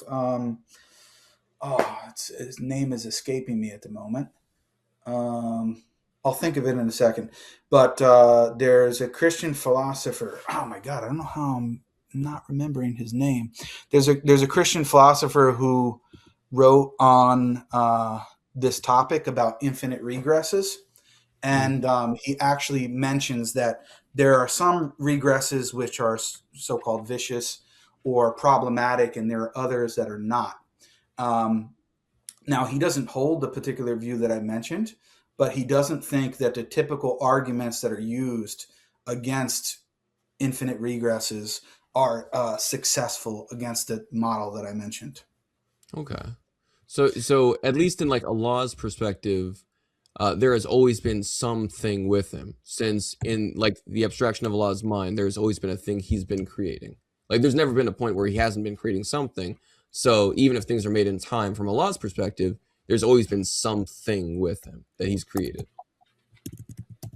I'm just trying to find this book really quickly. Can you say that again? Sorry. Yeah. So just trying to understand this view, because I actually have the book, but I'm not home. I'm in the U.S. right now. I'm actually traveling back to Morocco, so I don't have my my library with me. That's okay. Yeah. So go ahead. What was the question? Yeah. So just to understand this view about all these things being made in time, but Allah has always been making. He's always been creating a thing. So has there, like from Allah's perspective, has he ever been without some sort of created thing? In that sense, no, there wouldn't be. Okay, so like there's always been something with him in Allah's perspective. In the sense of, for example, if you think of, I mean, the easiest way to think about it is, let's take this moment of time of the heavens and the earth and creation. Sure. And then prior to that, let's say he was creating that state of affair prior to that, and back and back and back. And you can kind of zoom in on individual things. Now, God can, for example, he can create something and then completely destroy whatever exists at the time and then create something else in its place. So that's not a problem. But in terms of him creating one thing after another, yeah, this view would say that he was always doing that. And so there's always been like, yeah, he could destroy something right after creating it, but that isn't necessarily the case, right? Like there's always been something actually with him because he's always been creating something. There's never been one particular thing that was with him, though. Well, yeah, okay. So how do we know that, though? Like, how do we know with necessity that Allah destroys each thing after he creates each thing? Well, it depends what you mean. I'm representing the theological view, right? I'm explaining a theological position. I'm not just basing this purely off of reason or anything like that. The claim is that God creates things through other things. So he can create one thing and then through that destroy that prior creation and create something else out of it. And the thing that exists afterwards is totally different than the prior thing that he created from. And there's nothing that's sharing anything similar in between. Okay. So, yeah, I mean, I don't see any problem with that. You can just think of it as a chain, right? There's a chain of creations going back and back and back. And each point in the chain or each break in the chain is created and has a beginning in time. I don't see any problem with that. I mean, it's just God is creating one thing after another. Yeah, it just... But anyway, this is just one view. What I'm saying is you still have the Mullins view, which also escapes your problem. There's no kind of waiting in between. There's just one moment God by himself, second moment God in creation. Yeah, I mean, I think the Mullins view, though, does say that there's like real moments, real like succession, right? And so there is still like there's no succession. There's no succession in the moment, right? The moment is like a screenshot. It's like a snapshot. There's no succession in between the first moment and the second moment, because if there were, then that second moment would have to be prior. You're just going from one moment to the next moment. There's no time gap or succession of moments in between the two moments. Okay. So there's no waiting. I'll have to put that in my head. I'll have to look that up later. I really thought he had a different view that would have allowed for like time to just be this eternal attribute of God, and therefore making him like purely active without any change, sans or post creation. So Mullins' view is that time does not require change, that you could have time without change. That's his view. And so God existing alone by himself without any change, that is one moment of time because it's a state of affairs. He cashes it out in states of affairs. Okay. And then the second moment of time is the second state of affairs where it's God and creation. That's it. Okay. There's no, in the first moment, there aren't other moments going by. It's Hmm. just one moment, God existing alone by himself. No succession. There's no succession whatsoever. Okay. All right. I think I can see how that works, but of course yours would be more towards the second view, which still I'm leads to, I saying think. both views escape any sort of problem about God being lonely and waiting, like a long time to have a friend or something like that. Astaghfirullah, but there's nothing like that. Yeah, I'll have to think on that further. I mean, I think we've had a pretty good set of conversations here, but Yeah, in but order to, I think my main problem with you, David, was um, that you were representing the so-called Wahhabi view as a seemingly, um, let's say, timeless view and immutable view of God, and almost making it seem like a divine simplicity type of view, and it's totally the opposite of that. That's the thing that I really wanted to yeah, talk about, and and also, yeah, go ahead. yeah, and I can understand that. I tried to avoid holding to some sort of divine simplicity in the critique, really just saying that it seems as though if this is a will that must occur, right? This universal will, as we showed in the slide, and that's like something that you agree about, that Wahhabis agree about, then that means that his will, since it must occur, is like an immutable will. And as you said, while we talked about that, it's an eternal will, which means it's an eternal immutable will. But if it's an eternal, immutable will, then it would seem to imply the exact critique that I was saying by your very definition. I don't see that because I mean everybody's unless you're holding to some type of let's say knowledge of God that is dynamic in the sense of God doesn't really know what he's going to be doing at any moment. Everybody agrees that God's knowledge and his will in terms of what he's planning to do is eternal, right? That's just a standard view of God. So I don't see how that's problematic. Well, it was just like you said it's wrong for me to say that there's like this immutable view of Allah or his will, but then you also affirm that there's like this eternal immutable will of Allah, which is the I very wouldn't thing that use you that said. word at all. I wouldn't use this word of immutable in the sense of Do you because think when his you will say changes? immutable, to me it means there's no quote unquote change, there's no succession, nothing. There's no kind of um, outworking of the will. I don't believe in that. I believe that God has an eternal plan, and then at moments in time, he is actually carrying out that plan. I mean, to me, it's just pretty straightforward. Yeah, just again, if it's like eternal and cannot be other than what it is, then that would imply the very thing that I was like critiquing, right? What do you mean by eternal and other than what it is? It's eternal in the sense that God knows what he's going to do, and then he does it. Like how I Yeah, don't exactly. understand. Like in a determinative sense, right? And so he like eternally willed that these different acts of speech, instead of working together to point to the Quran, they went against each other, or they became corrupted, or instead of willing what would have been the most like perfect, most wise. Acts went against the Quran. What do you mean acts went against the Quran? Well, he eternally wills that the Torah and the Injil would be corrupted, such that they can't actually be appealed to point to the truth and veracity of the Quran, right? But Well, now this, this is going to something totally well, different. I well, mean, that's that's what like all this was in the original presentation. It was all building towards the Islamic dilemma, like as such. It was very contextualized specifically on the Islamic dilemma and how I see issues with the type of willing in Allah, if he's by his yeah. own hikmah, by his own wisdom, eternally willing the preservation of an attribute of speech, right, namely the Quran, but not doing so with his other acts of speech while What's appealing the to them in the conflict?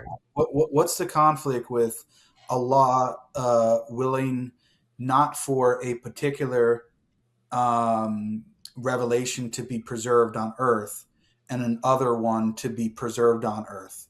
How is Yeah, that contradictory? that's great. So they would all be in the same like ontological category, right? They're like divine speech revealed. Yeah.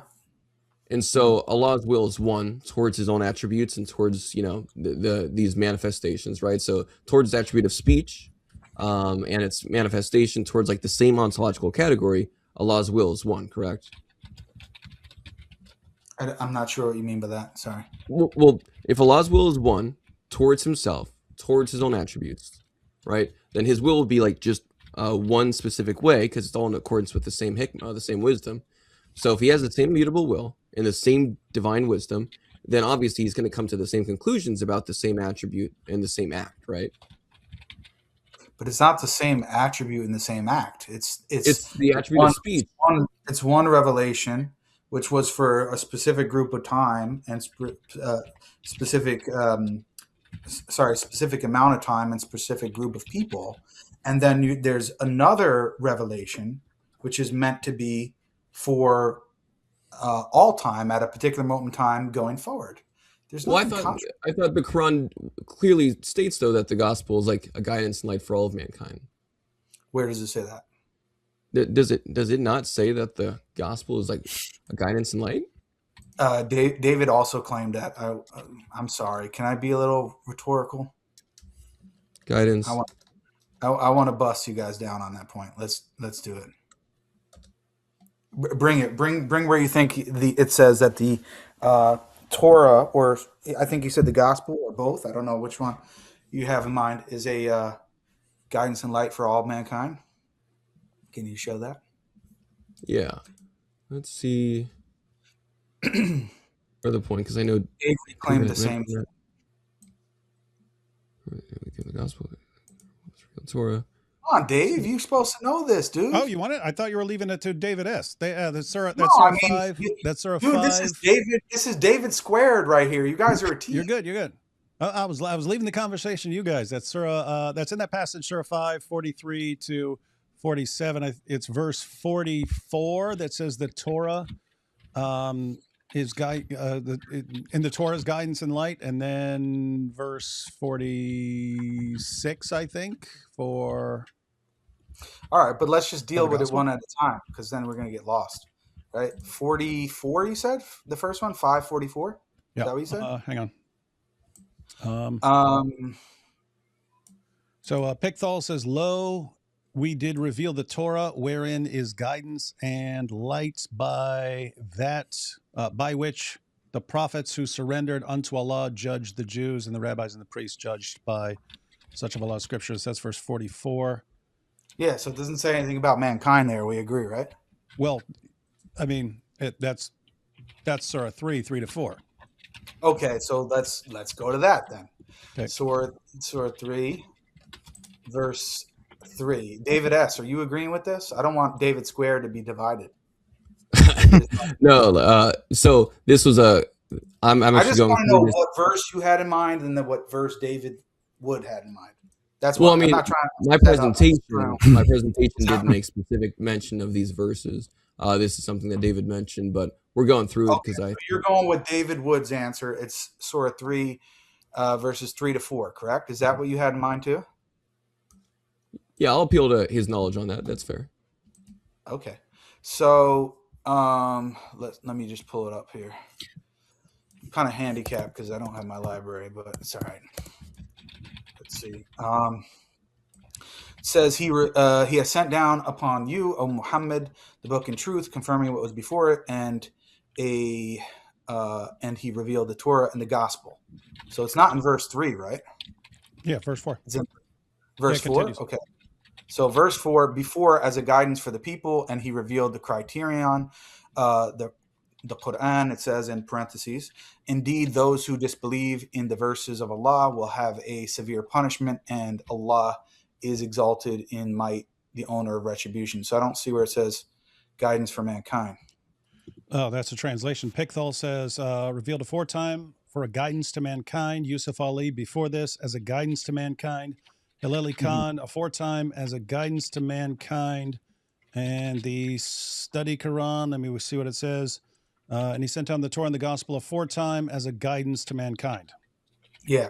So the word for being translated as mankind is linnasi, which just means for the people. It doesn't actually mean mankind. So There are other the Study Quran, Pickthall, Yusuf Ali, and Haleli Khan are all mistranslating this. in a technical sense, yeah, because the word actually means people. It doesn't mean mankind. What's the word for mankind? So, for example, you could say lil alamin would be all of the worlds, or actually Not that worlds. What would a word for mankind be? it could be you could say insan. So why is everyone mistranslating it? You asking me to get into their motives, or I what? don't know. I mean, are they? Not everybody is mistranslating. If you go on Quran.com, it says before as a guidance for the people. Mm-hmm. But Yeah, again, but then if you look on the Arabic, if you hover over it, then it says for the mankind. 1 second here. Let me go on that website you're saying? Yeah, Quran.com. Wait. Just in context, how would people be different than mankind? People is referring It's to, obviously generalized in that context. People would be generalized. So I don't actually see why that would be different. it's different. I mean, I know because that there's a difference in the definition of the word, but I'm saying in that context, how would it be different? I mean, in the context, it's very clear to me. Like if we go here, verse 3, he has sent down upon you, O Muhammad, the book and truth, confirming what was before it, and he revealed the Torah and the gospel before as guidance for the people, and he revealed the criterion, the Quran. It seems very clear that there's different things. There's Torah and Torah and Injil, and then you have the Quran. And I'm struggling to understand this because even David Wood's position, which now this is kind of getting back into the Islamic dilemma realm, is that, and he can correct me if I'm wrong, because on Twitter he agreed with me, and I don't know how he doesn't see how that means he really lost the debate. But anyway, that's another discussion. The point is, David believes that each revelation was for a specific group of people. He says that the Quran's view is that Allah reveals revelation in the language of the people, Quran 14:4, which I believe is correct. And in light of that, each revelation is for people in their language. That's David Wood's view. So I don't understand how you can get from that to saying that Torah and Injil are actually for all of mankind if you believe that the Quran's position is that they're sent only in the language of the people and they're only for people who speak that language. That's a conflict. No, I don't think it is. If God sends guidance and it's guiding people, and people aren't these little isolated units. If like Israel's told they're to be a light to the world, light to the Gentiles, and things like that. So In the Bible. Yeah, but God, wait. So just to be clear, if God sends, let's say, Jesus in a particular language, he's not a light to the rest of the world or something? Depends what you would mean by that, light to the rest of the world. In what sense? That everyone's going to be following him and his revelation? I'm saying if God sends guidance in one language, Mm-hmm. It doesn't mean it's for everyone. Like if God sends guidance to the Arabs in the Quran, that doesn't become a guidance to mankind. It's only Arabs who are guided by that. That's what you believe. No. I believe because the Quran says this, I believe that Allah sends a revelation to people in a language that they can understand. That doesn't suggest that it's not impacting mankind. No, but David, you literally said in the video that you reacted to on my Twitter that the why in your famous video you got 1.5 million views, right, on why the Quran is revealed in Arabic, which you think it's being hidden from everyone, which is kind of funny. But anyway, is because it's all of these different groups. This is what you explained. All these different groups and nations, they received messengers before the Prophet Muhammad, peace be upon him, And because of that, the Arabs were like the only ones left, and they needed to receive a revelation in their own language. And Mhm. it's not just that you say, well, it's for the Arabs. You also additionally say it's not for the people. You say, by extension, that means it's not for the people speaking English and Swahili and Russian and No, whatever language you mentioned. no, just to clarify, that's not my position. It's what are you supposed to judge by? You're supposed to judge by the revelation given to in your language because that's what you can understand the best. That doesn't mean that the Quran being revealed in Arabic isn't a guidance to mankind, or that the Torah, the Dude, gospel, or anything else. Dude, that's literally what you said in the video. You not only said that it's for a specific group of people, you said it's not for the other people. You That's said it not what in that way. that's not what you're supposed to judge by. You're Okay, if supposed to it's not judge what by the you're supposed revelation to judge given to your group in your language. by, okay, so if it's not what you're supposed to judge by, then how is it for all of mankind? These things, look, if I'm just talking to you in English, and suppose I get a revelation, and it's to all these English speakers here who are We're really in watching, trouble.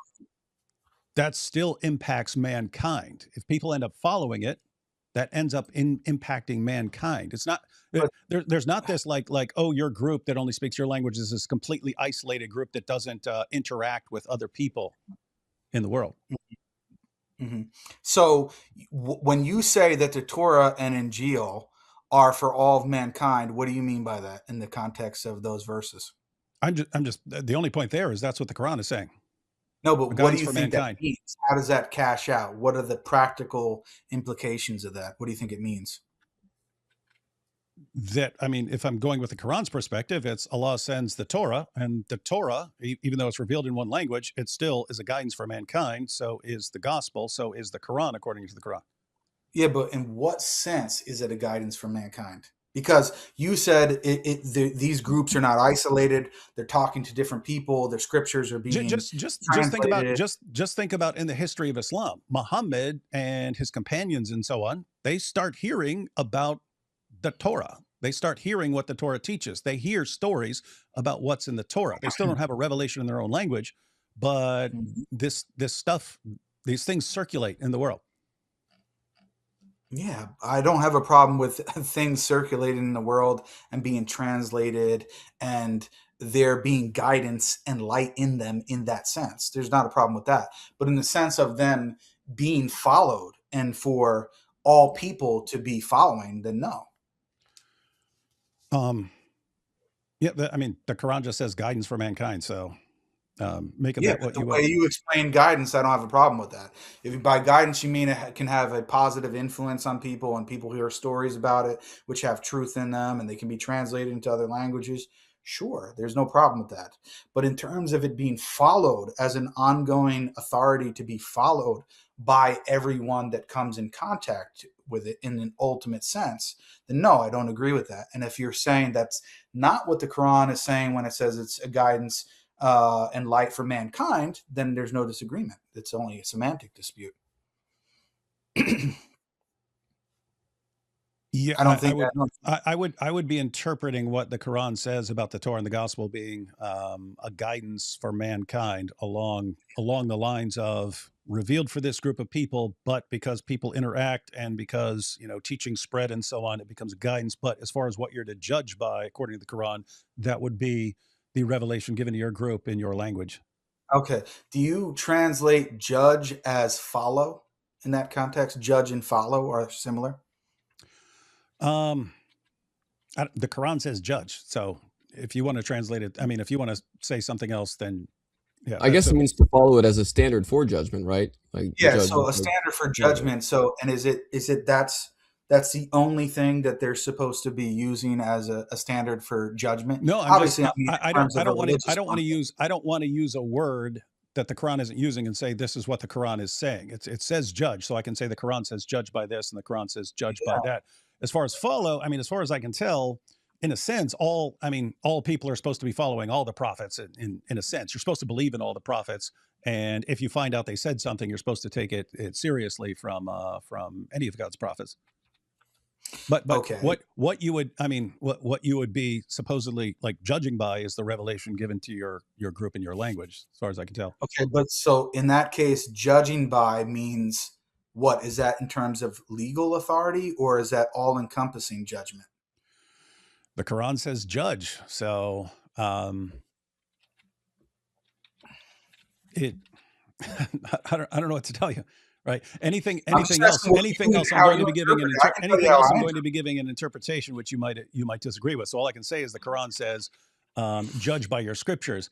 And so if your scriptures include all kinds of stories, actual legal judgments, doctrines, it seems you're supposed to judge by that. It's a collection of things. In other words, it would be weird for me to tell Muslims, "Hey, judge by the Quran," but I only mean like legal judgments. I don't mean the rest of the Quran or something like that. Right, exactly. It's a whole book. It contains various genres within it. And so if you're judging by that, if God just says judge by that book, it seems like take all that book and judge by it in various ways. Right. So it's all encompassing. There's not a distinction. It's just saying judge by it in the most general sense. The Jews judge by the Torah, Christians judge by the Injil, Muslims judge by the Quran. That's how I understand what you're saying. If Allah means only judge by one particular thing, then I'm not saying he does.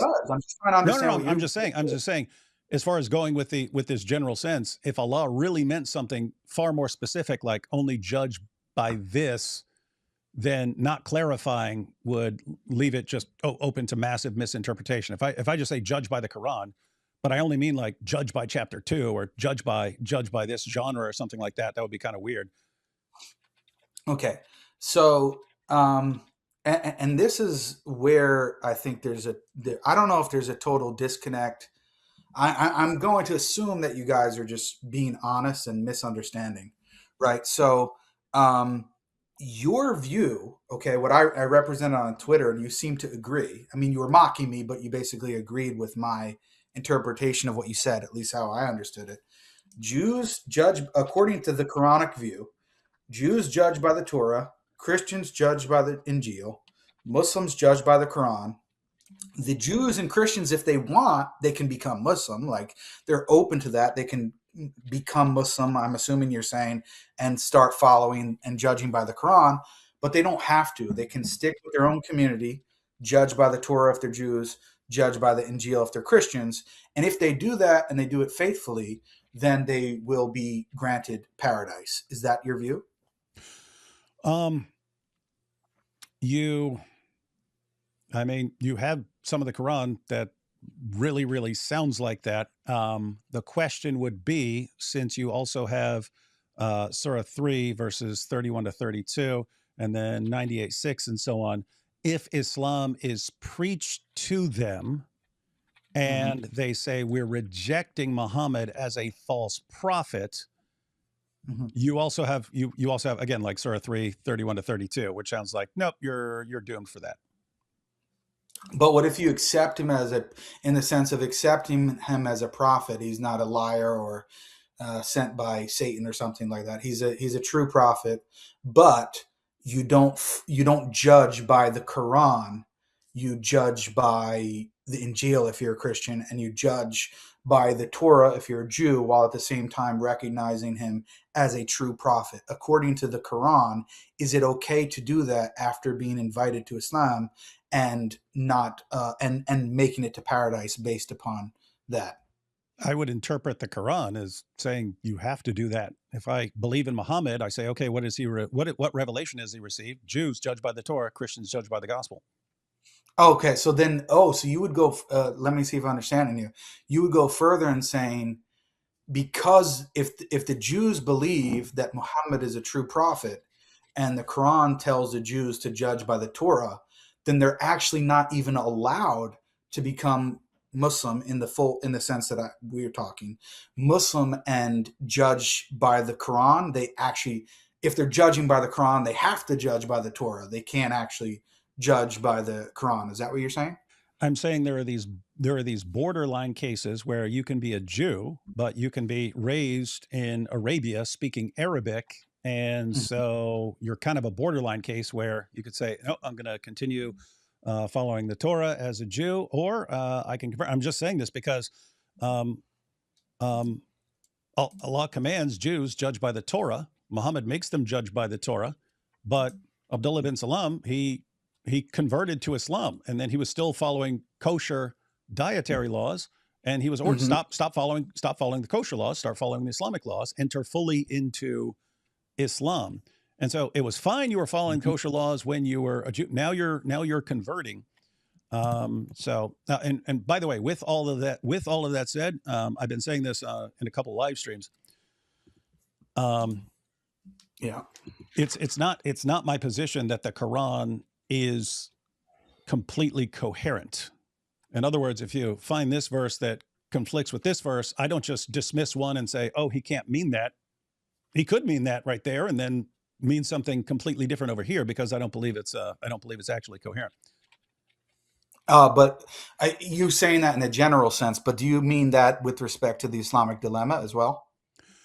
I mean, some of the clearest verses in the Quran, as far as I can tell, are verses confirming the inspiration, the preservation, and the authority of the previous scriptures. And therefore, if you were to find a verse that conflicted with that, like suppose Surah 2, verse 79 just said flat out, the Torah has been corrupted. Like if you have something like that, or if there's something that you're interpreting like that, I don't say, oh, therefore all of these other verses can't mean what they say. I say it's just incoherent. It's contradicting itself.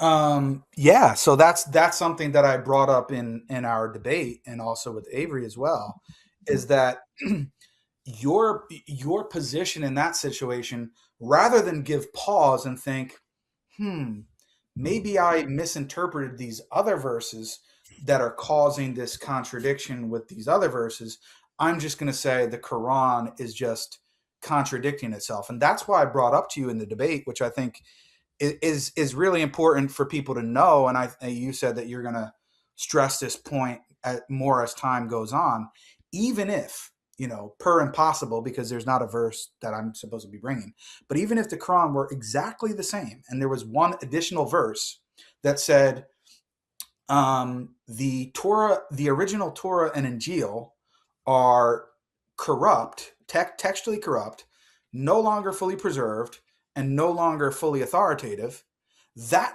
even if it was in that verbatim case, it wouldn't give you pause to say, maybe I misinterpreted those other verses that I think are conflicting with that. You would just say, no, the Quran is just contradicting itself. Yeah, because that verse that can't be any more clear as all the Quran verses that are affirming the previous scriptures. And so, I mean, I don't know what else to tell you. If the verses about the previous scriptures were all like vague and we're like, maybe it means this, maybe it means that, they don't seem vague. They seem like they're among the clearest verses in the Quran. So, and I don't see any clear verses saying that they've been corrupted. I don't see anything that really even sounds like like it's speaking negatively of the text of the previous scriptures. But if there was one, I would just say, okay, you have all of these clear verses. If you had a clear verse, I would say you have all these clear verses affirming inspiration, preservation, authority, and here you've got a verse that's contradicting that. I would just call it a contradiction. Yeah. So, but couldn't it be possible, because people like me are looking at it the other way around? We see these other verses that are, in our mind, clearer, and we're supposed to interpret the texts that are less clear by the ones that we see as clearer. And in light of that, we're looking at the text that you're looking at and saying, no, they don't. They need to be specified. They need to be qualified. They don't actually mean what David and others think they mean, because we have these other verses here that so clearly say what your interpretation is opposed to. And in light of that, we're interpreting them in a way that makes coherent sense of both of them. What you're doing is, with respect, it seems like you already have a view that the Islamic dilemma argument is the greatest argument against Islam, right? And because of that, because you have your set of verses which you think are clear, that even if I bring clear verses that seem like they're disputing them, you're always just going to say, well, no, Jake, these other ones are clear to me. And so if that means that, then there's a contradiction. We can't make them work, right? So you're not really operating on what's called a principle of charity. You're not actually assuming that a singular author, whether you think it's from a divine source or not, is not just hopelessly contradicting himself. And that's why I brought up examples of that in the Bible, because if I interpreted the Bible that way, I could make all sorts of kind of silly contradictions as I tried to do. And I don't think that's really a fair way of dealing with a text, whether or not you believe in it. You know, it's not really an honest way of trying to reconcile and deal with the text. It's just saying, oh, I have this view of these verses. Anything that seems to oppose it, I'm always going to take that, and I'm just going to say, oh, it's contradictory. So really, in principle, there's no way to falsify your position. Like even if I brought you a verse that said David would, hey dummy, you're actually wrong. Those other verses don't mean what you think. Like I could make the craziest hypothetical example, and you would still say, no, Jake, those other verses are clearer. Like how could you get any clearer than a verbatim verse that literally says the Torah and Injil, the original Torah and Injil, are corrupted and no longer authoritative? I know that such a verse doesn't exist. I know that. But I'm saying, just in the hypothetical, you're even saying, Jake, even if you brought me that, the other verses are clearer than that. I'm like, come on, dude. No, I would say, no, I said you can't be more clear than the collection of these verses that talk about the previous scriptures. And so if you had something that was like equally clear, that's when I would say contradiction. As Dave, far you don't as think that's more clear? Come on, dude. You don't think that's more clear? No, the collection. I mean, I confirm. 285. If you only believe in parts of the book, he'll send you to hell. 543. Why are you coming to Muhammad? You've got the Torah. 547. Christians judged by the gospel. 568. You people of the book, you have no ground to stand upon until you stand fast by the Torah, the gospel, and all the revelation that has come to you from your Lord. You put all of these together, and it's like confirming. If something comes along and says, nope, not confirming because it's been corrupted, that would just sound like a contradiction to me.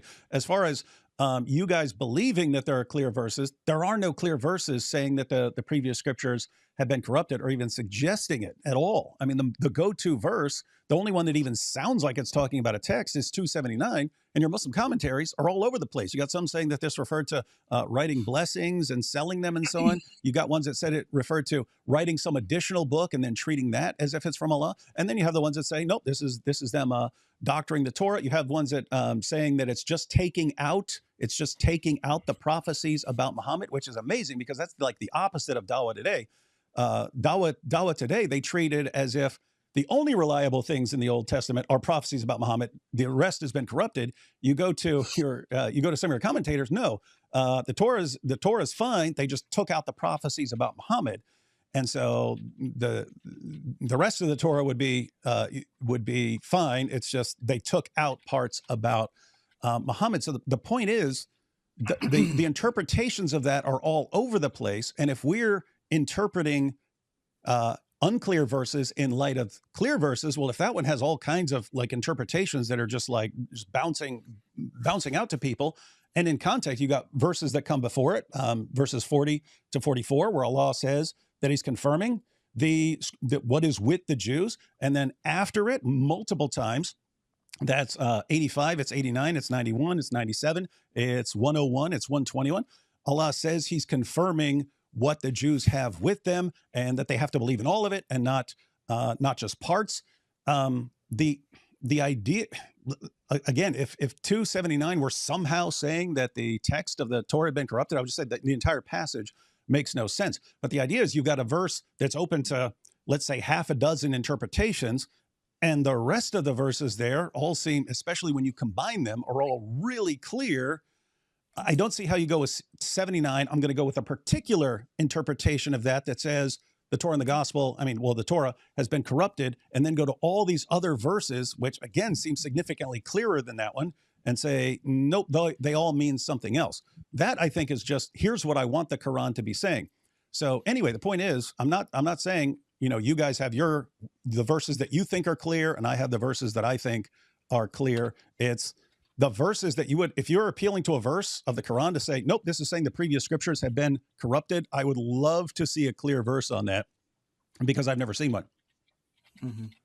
Yeah, I I understand that, but I'm trying to establish hermeneutical principles, and I'm giving you an insane hypothetical that we know doesn't exist to establish a wider point, which is that you are so absolutely convinced, based upon all the verses you just gave, right, that this is what they mean, such that even if, and in my mind, everything you say, I could say, oh, yeah, David, it sounds like, oh, those verses kind of do portray what you're saying. And yeah, I see what you're saying.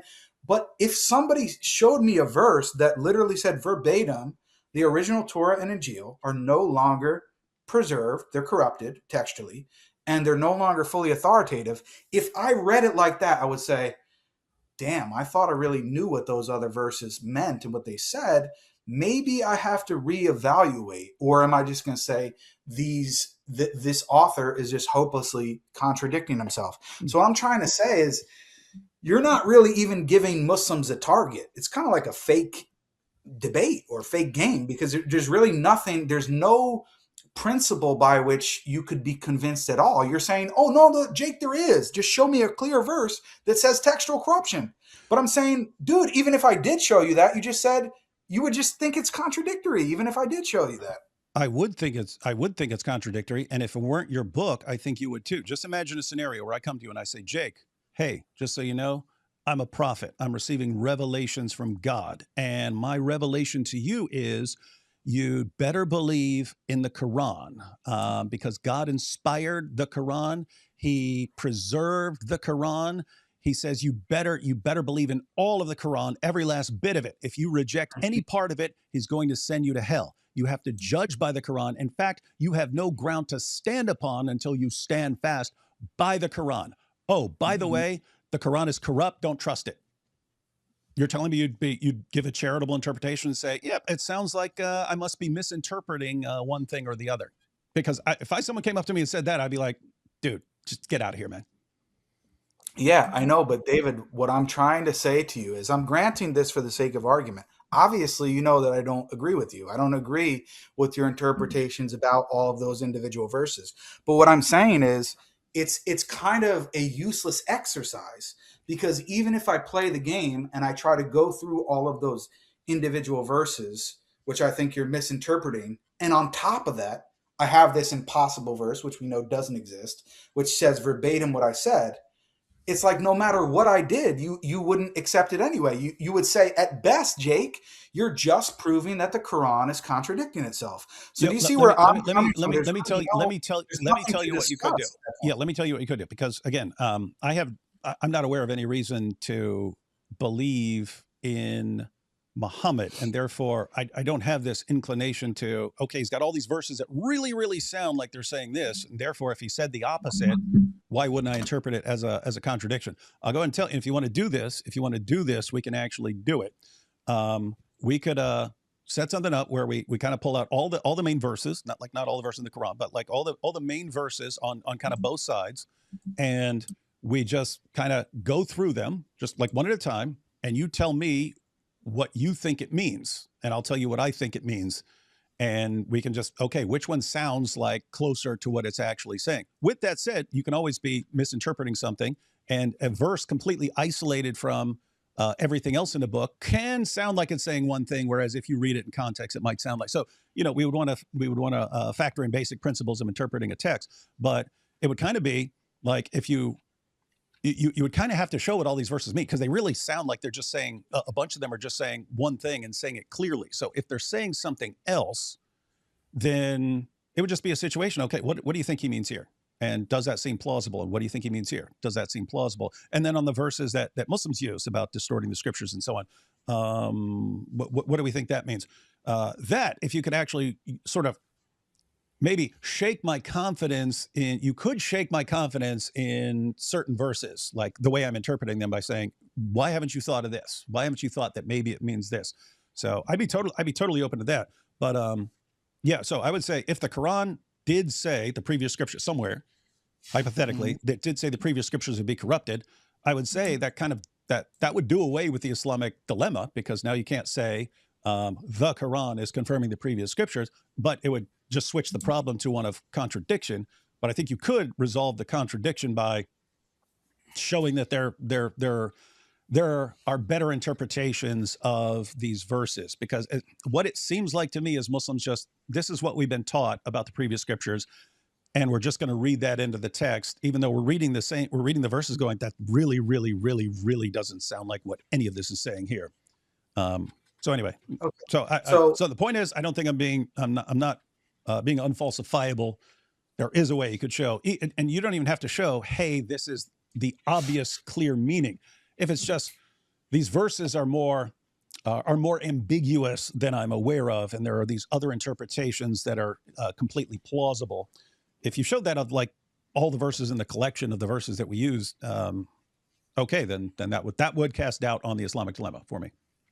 Okay, so in your typical presentation of the Islamic dilemma, you give inspiration, preservation, and authority. And you typically, at least in your formatted videos, and even the debates, you usually give a set of verses under each category, right? These are like inspiration verses, these are preservation, these are authority verses, and sometimes there could be overlap potentially, but you have these three categories. Do you view, are you, as your position and how you understand the inspiration verses, preservation, and authority verses, are you equally confident in your interpretation, generally speaking, in each category, or do you think one category or another is actually stronger, or there's more wiggle room for a Muslim to argue against in terms of a category? I think the three categories are pretty solid. Some of the points, and some of the verses I quote underneath, like for example, Surah 6, 114 to 115.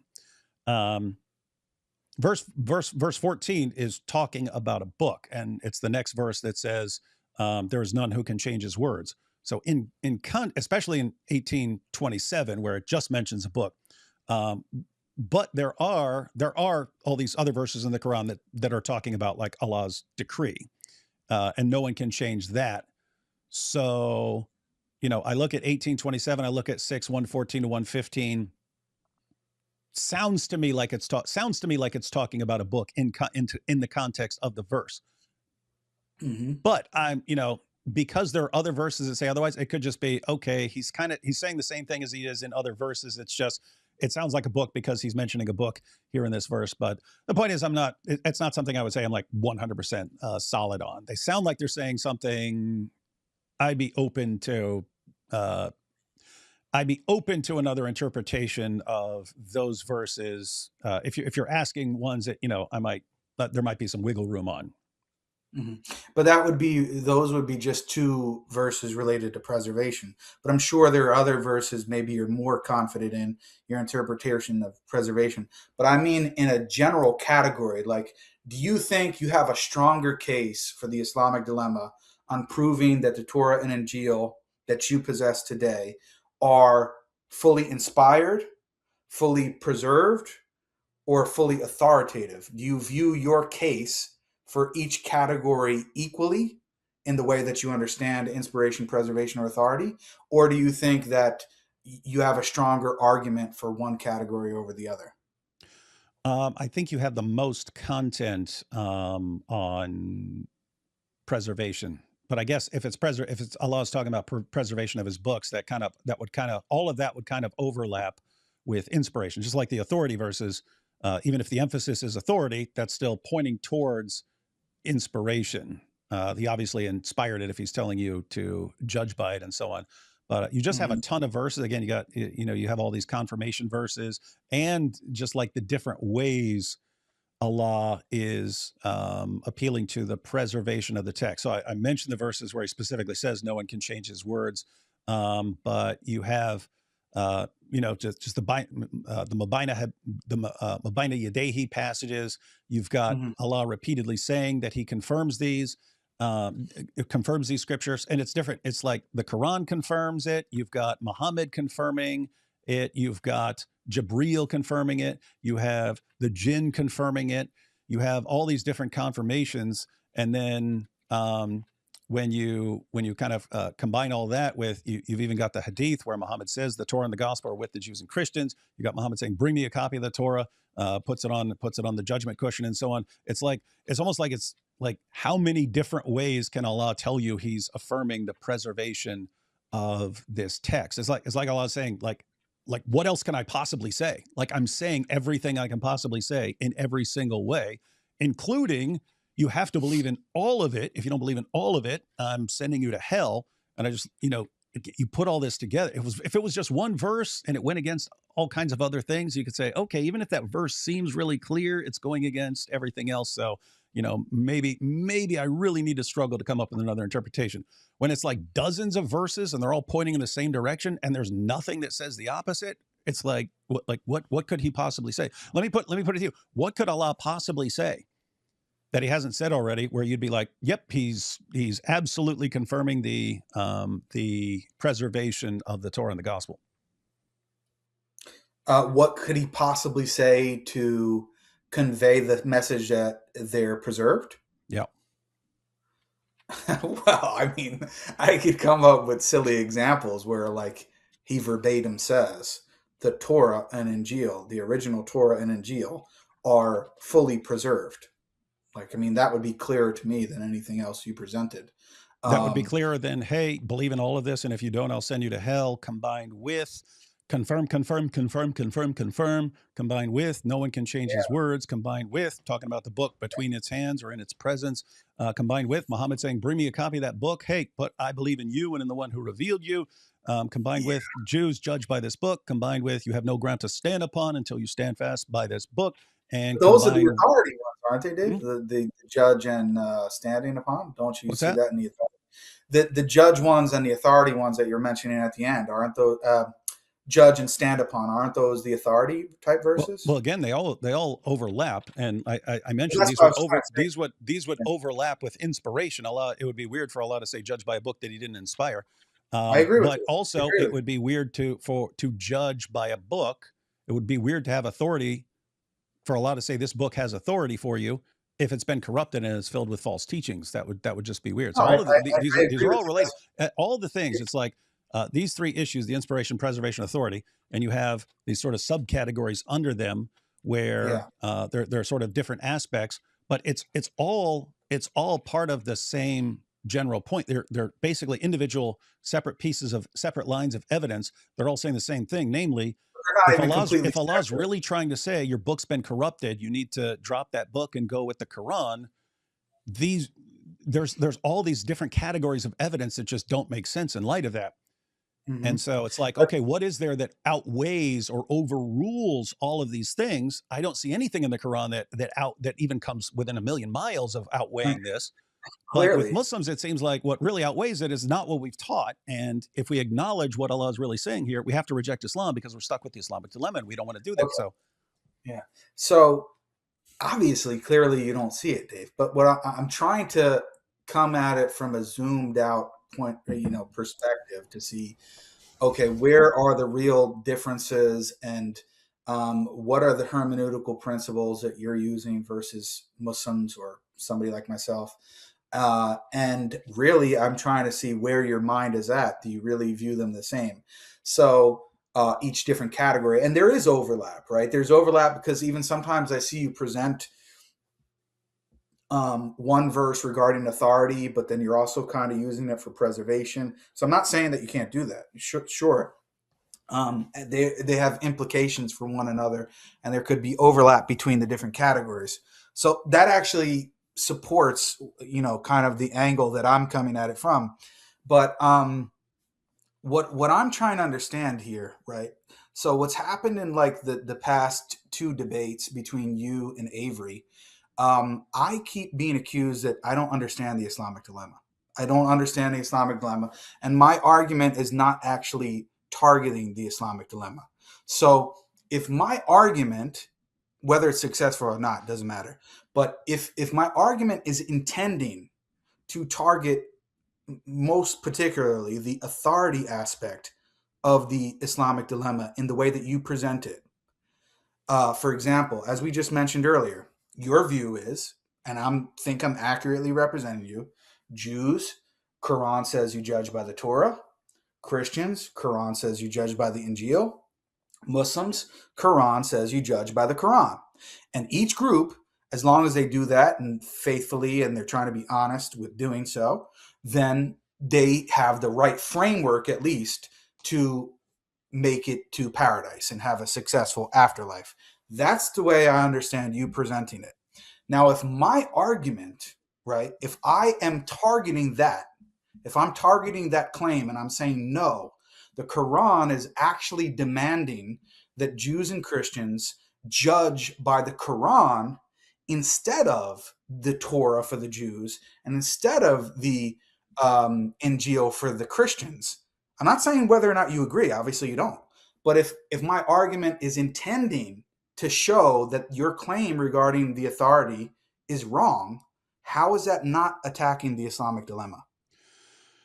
Because it would be completely irrelevant. If the Quran, in other words, if the Quran said right now, if you found a verse that said, oh, by the way, when Allah said Jews judge by the Torah and Christians judge by the gospel, that's officially canceled right now as of the final message of the Quran. I would be running pretty much the exact same argument with just clarifying, oh, and he changed that. The point of when Allah said, the point of the authority is if Allah says judge by the Torah, that he's obviously confirming the authority for the Jews. If he says Christians judge by the gospel, he's obviously affirming the authority for the Christians. If he says, Muhammad, if you're having doubts, go to the people of the book, that's obviously an authority. Could it mean authority in a different way and even be abrogated and so on? Absolutely. Like it wouldn't change it at all if Allah said, oh, by the way, you know that now that the Quran is finished, final verse of the Quran, now it's finished. Now everyone has to judge by the Quran. Don't judge by the previous books. You're still stuck with the Islamic dilemma because what you need is like massive corruption of the previous scriptures. And none of that would make sense, even if like 2 years earlier, he was saying Jews judge by the Torah, Christians judge by the gospel. He should have been saying right then, guys, do not be judging by those books. They're filled with false teachings. You need to be judging by the Quran. In other words, if you've got Muhammad and he's a prophet right there, and you've got corrupt books and he's bringing the fresh revelation, why would his fresh revelation be, yeah, guys, go back to your books. You're in trouble. You're going to go to hell if you don't judge by your books.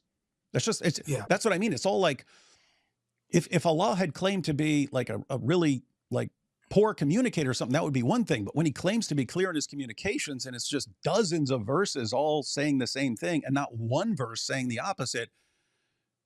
No, but what if I'm saying to you, I'm not saying you obviously don't agree with the success of the argument. I'm saying if my argument is targeting the authority aspect and saying, David, you're wrong about all of these verses when you think that the Quran is telling the Jews to judge fully by the Torah and for the Christians to judge fully by the Injil, and that they're not supposed to judge by the Quran. They're supposed to judge by their different scriptures.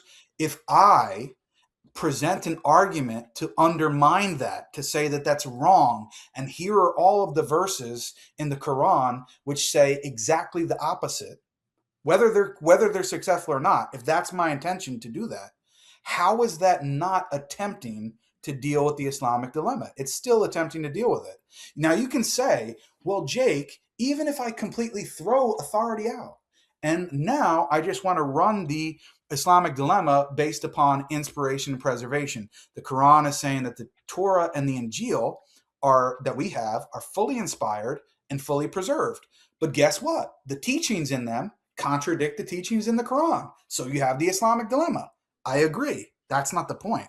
The point is that still when you have been running the argument for 20 years or however long it's been, and you're including the authority aspect, and you're including all of these verses under the authority aspect, and if I were to successfully present verses which refute your interpretation of all the verses in the authority aspect, that's a big deal, because it's saying, Dave, you were wrong about your interpretation about these authority verses all of this time. And that, because they have overlap and implications for the inspiration and preservation verses, well, now we can see that there are going to have to be, not have to be, but I can show that there are going to be implications for those other categories. And now we can kind of move on now to talking about the inspiration and preservation ones and how the authority ones have implications for it. And the reason that they do is because what this all comes down to is Muslims, the verses that you guys are reading, you're reading them in the most general way. You're reading them in the most affirmative way, in a holistic manner of whatever it says about the Torah and the Injil. And the Muslims are coming along saying, no, there's context. We need to specify. We see specification based upon other verses and hadith and all of this kind of stuff. Now, what I'm saying is, if the reason why it's relevant for the authority aspect, even if you can independently run the argument on inspiration preservation, the reason why it has a difference is because it's establishing a hermeneutical principle to say, David, you were taking all of these verses about judgment and authority in such a general way that led you to a wrong conclusion, and you were wrong about them.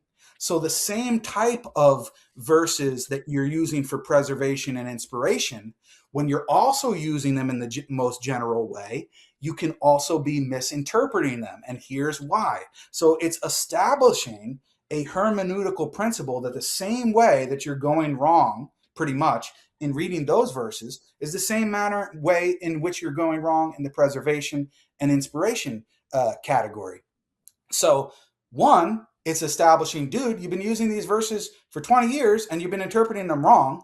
So you can't just say, oh yeah, we'll just throw out the authority thing and act like it never happened. I mean, that's not really fair. That you have to at least concede, okay, Jake, you made a point. I know that you don't believe that, but I'm saying if it were to be the case, it would be significant, because under authority, you have 543 to 548, you've got 285, you got 1094, you got all these verses that you guys love to use. So if you were to admit that you were wrong about them, that would be a big deal. I mean, it wouldn't be like, oh, we just got one little word here wrong or something like that.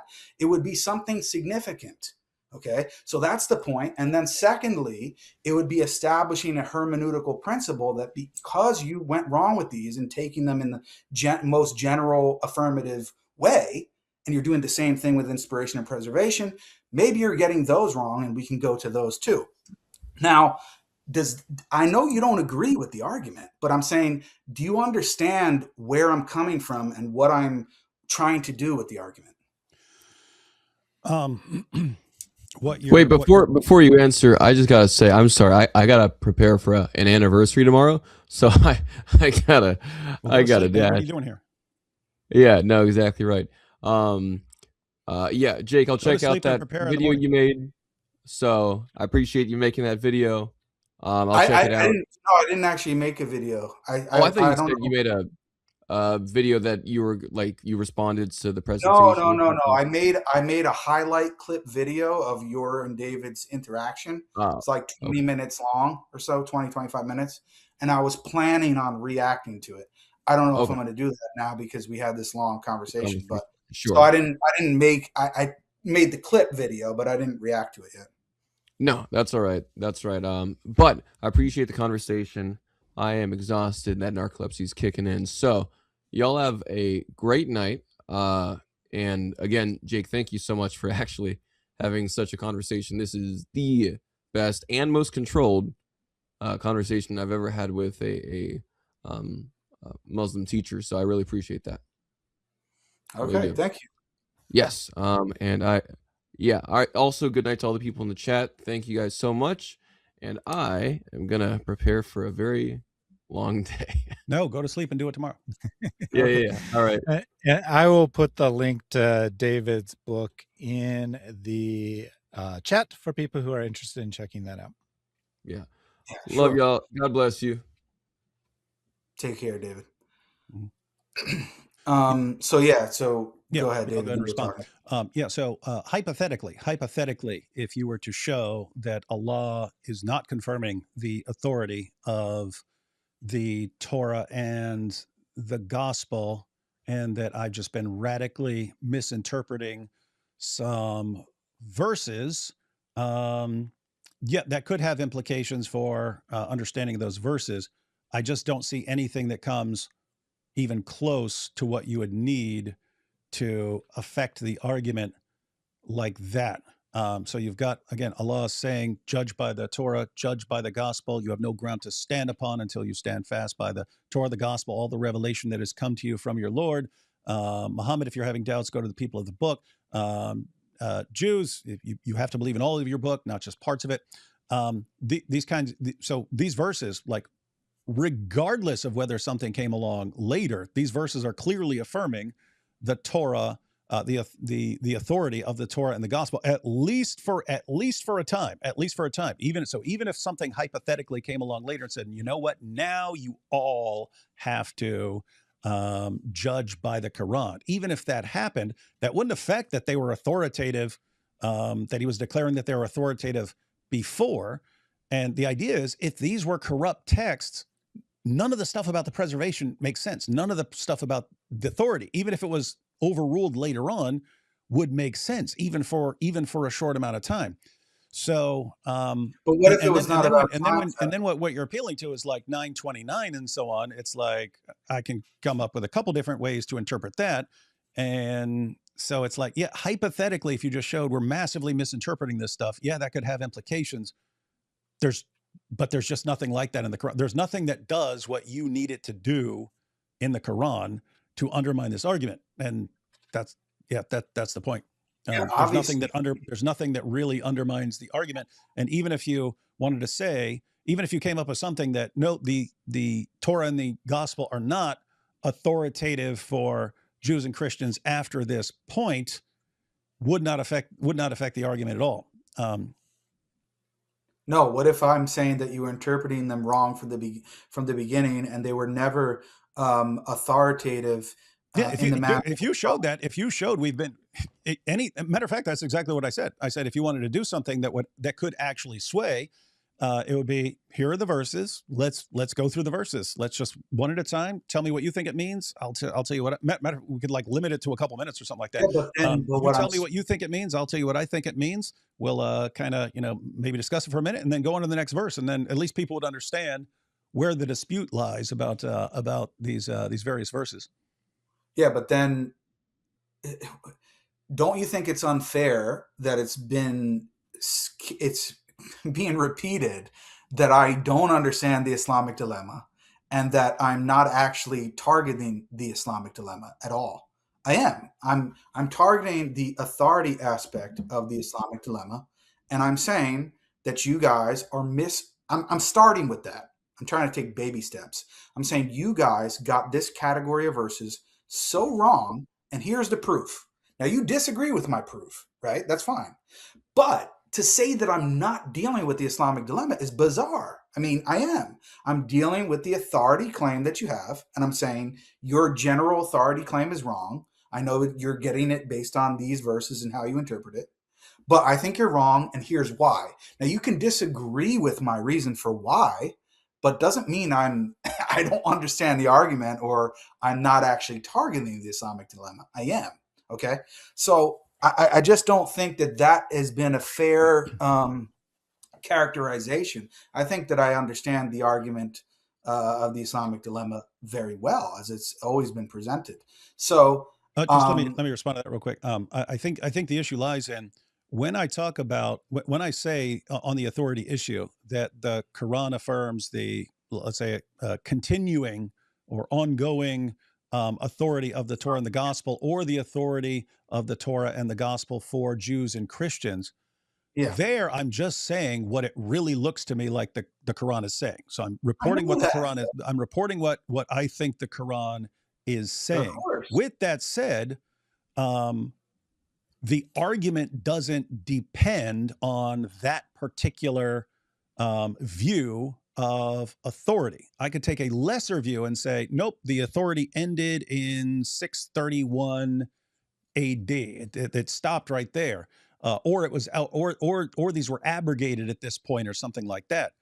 That the argument doesn't depend on the way on the way I pointed out. That's me describing what the Quran says and pointing out that affirming the authority of corrupt scriptures makes no sense. So the Quran is affirming the authority in whatever sense, unless Allah wanted to be really clear and say, I'm affirming it in a really limited way, and I'm only talking about certain passages and not talking about the entire thing or something like that. If he really, really strongly clarified, that might affect the argument. But saying, nope, they're not authoritative for all time or something like that, that doesn't affect the argument.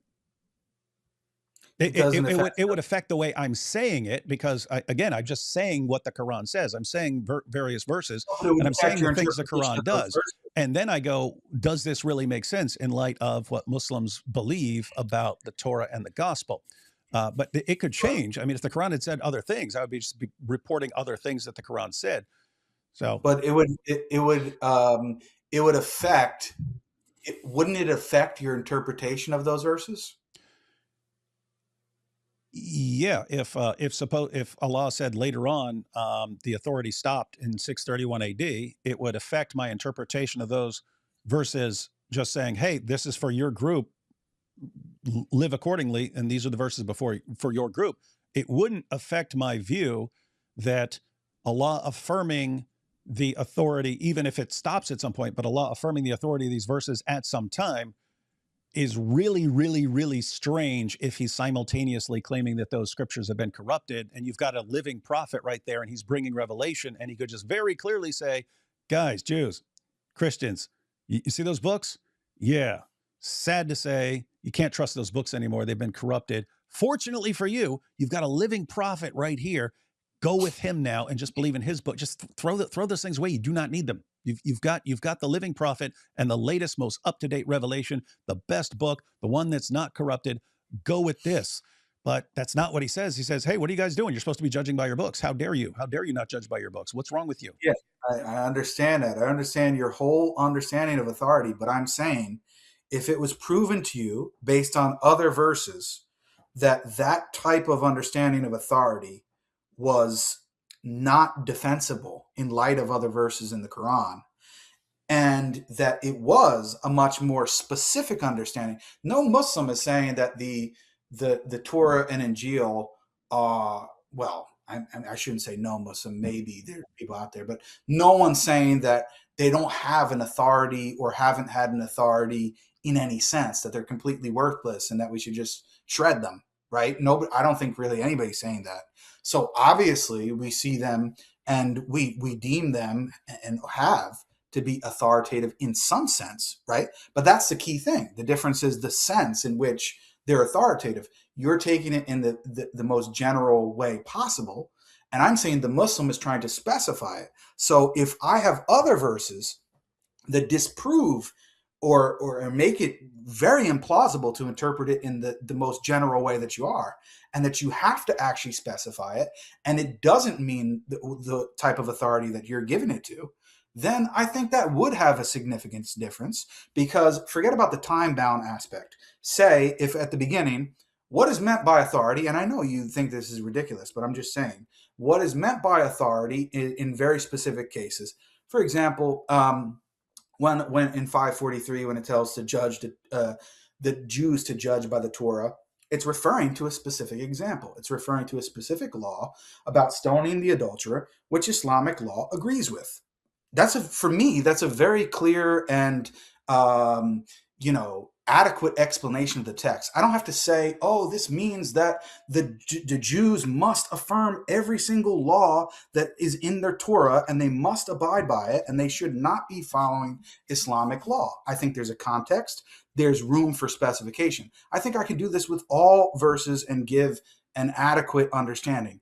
You don't think so, but what I'm telling you is, if I'm able to give another set of verses regarding authority that clearly demonstrate that the Jews and Christians must follow the Quran, they must have the Quran as their uppermost authority, they must follow it in terms of the Quran and the Prophet in order to gain salvation. And if they don't, and they think they can only follow and have their own scripture as an authority to make it to paradise, and this is wrong, then I think this really causes a massive reinterpretation scheme to happen regarding those verses. And the point is that if those verses that you thought were so clear and so general are not, because they're mitigated by the ones that I'm presenting, then maybe, just maybe, the same thing can be done with the verses regarding preservation and inspiration. Where I'm coming from, just to kind of, and I've said this before, my position as a Muslim, I believe that the so-called Torah and Injil that you guys have today, I don't believe it's fully inspired. I don't believe it's fully preserved. I don't believe it's fully authoritative. And I'm not saying that the authority verses automatically entail and necessarily prove that if it's abrogated, that it's corrupted. That's been said. I said many times that that's not my argument, right? But my vantage point, and this is why I asked you earlier, which category of verses do you think is clearer? As a Muslim, and dealing with this argument, I would be honest and say that I believe, if you gave me two options and you said, Jake, what is more numerous and more clear in the Quran, that the original Torah and Injil are textually corrupted, or that Jews and Christians must follow the Quran and not their previous scriptures, must follow the Quran and the Prophet Muhammad for salvation? I would say undoubtedly the latter. Undoubtedly the latter.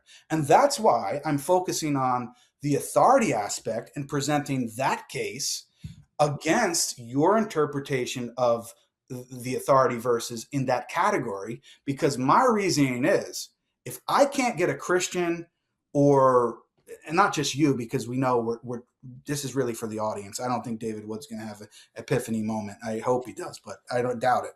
But the point is, if I can't get lay Christians or even Muslims to see my point about the Quran being the ultimate authority and that Jews and Christians must follow it if they're presented with it in order to have salvation, if I can't convince you of that, I'm definitely not going to convince you that the Torah and Injil are textually corrupted. There's no possible way, because as a Muslim, the verses in that category for me are so more numerous, and the hadith as well, and so much clearer than anything that I can present to you about textual corruption.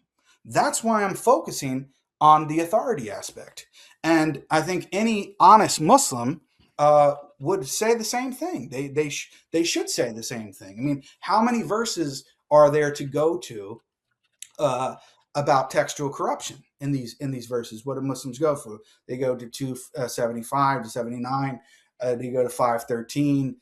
Some people want to go to 378, different verses. I can think of maybe 5 different, I don't know how many verses you would think of.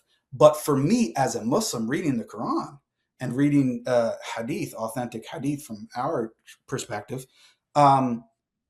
I can think of literally hundreds of examples of the Jews and Christians needing to actually follow the Quran, the Prophet, and Islamic law in order to have salvation, and that they're not just to follow the Torah for the Jews and the Injil for the Christians. So that's why I'm coming at it from that angle. So maybe this will be helpful, Jake. I think the reason why people say you don't understand the Islamic dilemma, and this might be unfair, but I got the same impression again as you were talking there, is that you seem to be describing authority in terms of legal authority, but we actually mean it much broader, right? We mean it theologically, factually, historically, right? So laws under the Islamic paradigm can be abrogated. And so we could possibly accept that, laws have changed, but matters of fact, those can't change. Matters of theology, those can't change. And that's where the heart of the contradiction comes in. That's what we're most interested about. And you seem to be focused primarily on legal things, which are secondary. They could be a part of the contradiction, but they're not like the heart of the contradiction. Yeah, no, let me go ahead and respond, and then Jake can respond. I'll respond to Jake's point. Yeah, I really don't see. I really don't see verses in the Quran about Jews and Christians needing to follow the Quran would even come close to outweighing the other verses. But there's a deeper problem there, namely the main argument for why we're supposed to believe in Muhammad is that he's confirming our scriptures. Which, when we find out, oops, no, actually, he's not confirming our scriptures, that sort of reason goes out the window. But then, in addition to that, okay, we need to follow Muhammad. What does he say? Oh, that we have to believe in all of the Torah, that he's confirming our scriptures, that we have no ground to stand upon unless we stand fast by the Torah, the gospel, all the revelation that has come to us, that Jews have to judge by the Torah, that Christians need to judge by the gospel, and so on. And you say, okay, well, if he doesn't mean any of that, how are we supposed to take this guy seriously on other revelations? It's like he says this, and this, and then we're told by Muslims, oh, by the way, he doesn't mean what he really sounds like he's saying in all of these verses. Yeah, but we're He saying really you're means you interpreting. need to follow him. Well, how in the world are we supposed to follow a guy that we don't think can possibly speak clearly? Yeah, but that's the whole point, David. I'm saying, okay, so you are not willing to grant that there's more of a case to be made from the Quran and authentic hadith from our Oh, tradition. let me clarify. I haven't seen that. You could, in theory, sit down with me and start going through verses, and I could go, good point. And yeah, and now that you put them all together, that is You a even pretty big seem to case have there. you even seem to have admitted this already, because not in this direct part of the conversation, but from what I've heard you say other times when you were reviewing.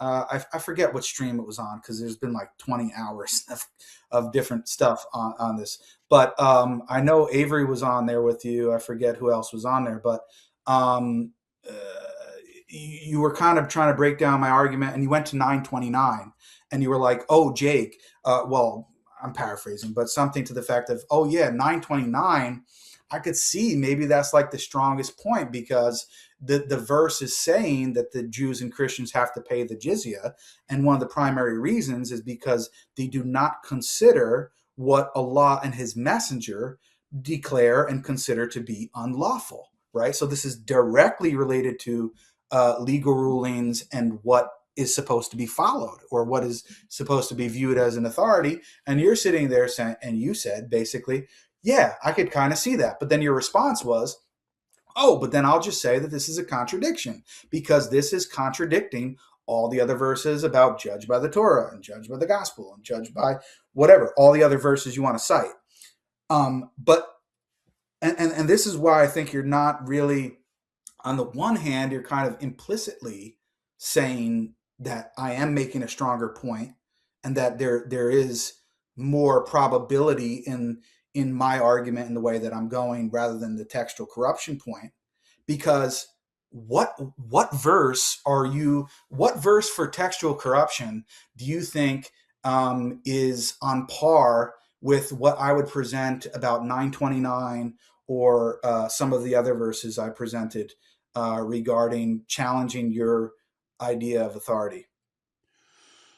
Um, well, it's 929. In order to take it as a refutation, so I'll grant you can interpret. I'll grant you can interpret that as, hey, you're not converting to Islam, so you have to be subjugated or something like that. So I can grant that that's a possible interpretation. But given what the clarity of the verse would have to be clearer than all the other verses, unless and it's just not. So I mean, No, just I'm look not at it. saying that alone. I'm not saying that Mhm. alone. But take nine. I'm not saying compare 929 with your positive arguments for your Mhm. understanding. Mhm. I'm saying compare 929 with a verse that Muslims use for textual corruption. Compare 929 with 279 independently on their own. Which argument is stronger, or which verse is stronger to make that particular point? Um, I think they have a parallel problem in that both would be open to multiple interpretations. And if you've got ambiguous verses open to multiple interpretations, then you don't build your case on that when you have other verses that are clear. But so fight those who believe not in Allah. I think you'd already have a problem here. If it's talking about Jews and Christians, what do you mean? Like who've become atheists there or something like that.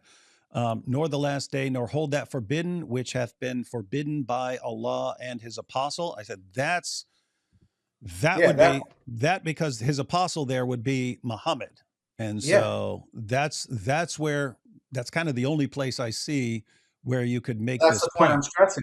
That's the point I stress on in the debate, is that there are these different categories. So in there, right, it's talking about different categories of people, and the Jews and Christians, in your understanding of how the Quran is, would fall under that, because you are not actually considering unlawful what Allah and his messenger, the Prophet Muhammad, according to the Quran, consider to be unlawful. Mhm. To me, Yeah. it So seems clear. if you go with that interpretation, like Allah, like Muhammad says that camel meat is fine, and the Torah says don't eat camel meat, and he's saying, Jews, you have to be violently subjugated if you're going with what Allah said in the Torah. And then, not long before this, he ordered you to follow the Torah. And in Mhm. 285, he said, you have to believe in all of the Torah, but now I have to violently subjugate you. Like 18 months earlier, I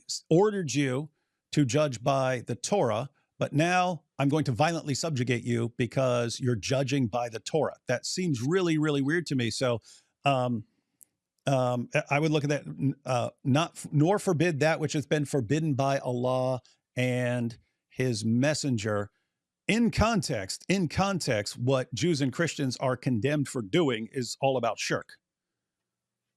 And so Yeah, but if you're interpreting that as any sort of difference in anything, that well, seems really it's odd, in and its that general really terms. seems really odd in light of what else Allah has said. But it makes perfect sense if don't you're not forbidding what has been forbidden by Allah and his messenger, given what the very next verse says. Hey, Jews are calling Ezra the son of Allah, Christians call Jesus the son of Allah, and then goes on, and they take their priests and rabbis as lords and so on, and they Yeah, try to and we extinguish know, the but light of hey, come Allah with on, their mouths. 931, especially based upon the hadith and the way it's been explained, that is also in a legal context. So that also bolsters my claim, because the whole idea of the rabbis and monks being taken as lords besides God is, in a legal sense, they're being made legal authorities instead of Allah and his messenger. That's how it's understood. So that's bolstering my interpretation of 929, if you wanted to include that greater context. Okay. So No, 931 doesn't have to be in the light of not believing what Muhammad says. You can, anytime you take a priest no, no, or a no. rabbi over the Torah or the gospel, you're treating them like God. You're saying, "Hey, God says one thing, and I'm taking what these guys say over that."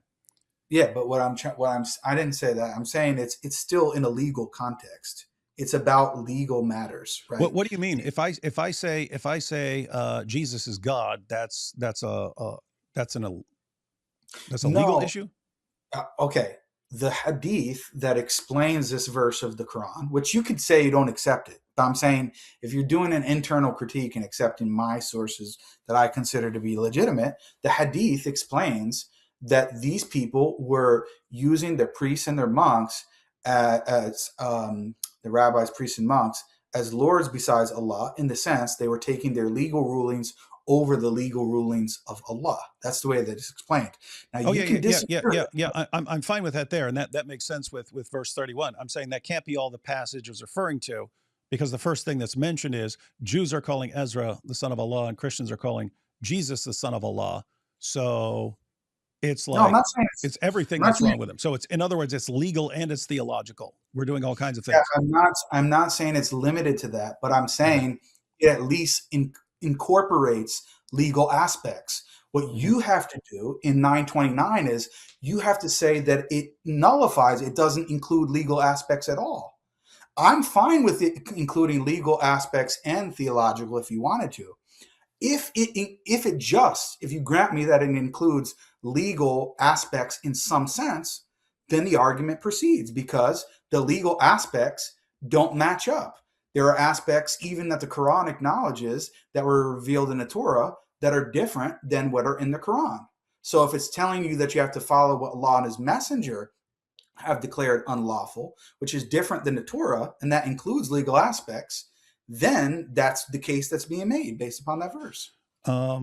No, because what does it say as far? I mean, you're going with the hadith, and I'm fine with going with the hadith as far as giving more information, but the condemnation isn't simply, oh, you're doing bad things. It's that you're committing shirk when you do this. You're committing shirk when you take what this guy says over what your book says. Your book says one thing, and then this guy tells you, no, actually, you can go ahead and do that. And that's you taking this guy as Lord instead of Allah. Yeah, but you're taking him as a Lord in the context of you're making him a legal authority instead of God and his book. Yeah, but for Jews and Christians, this would have been the Torah and the gospel. Exactly. But Because now I'm saying Jews and Christians supposedly been doing that for centuries. They've been taking what priests and rabbis say over what God says, and that's why their religion's all distorted. Right.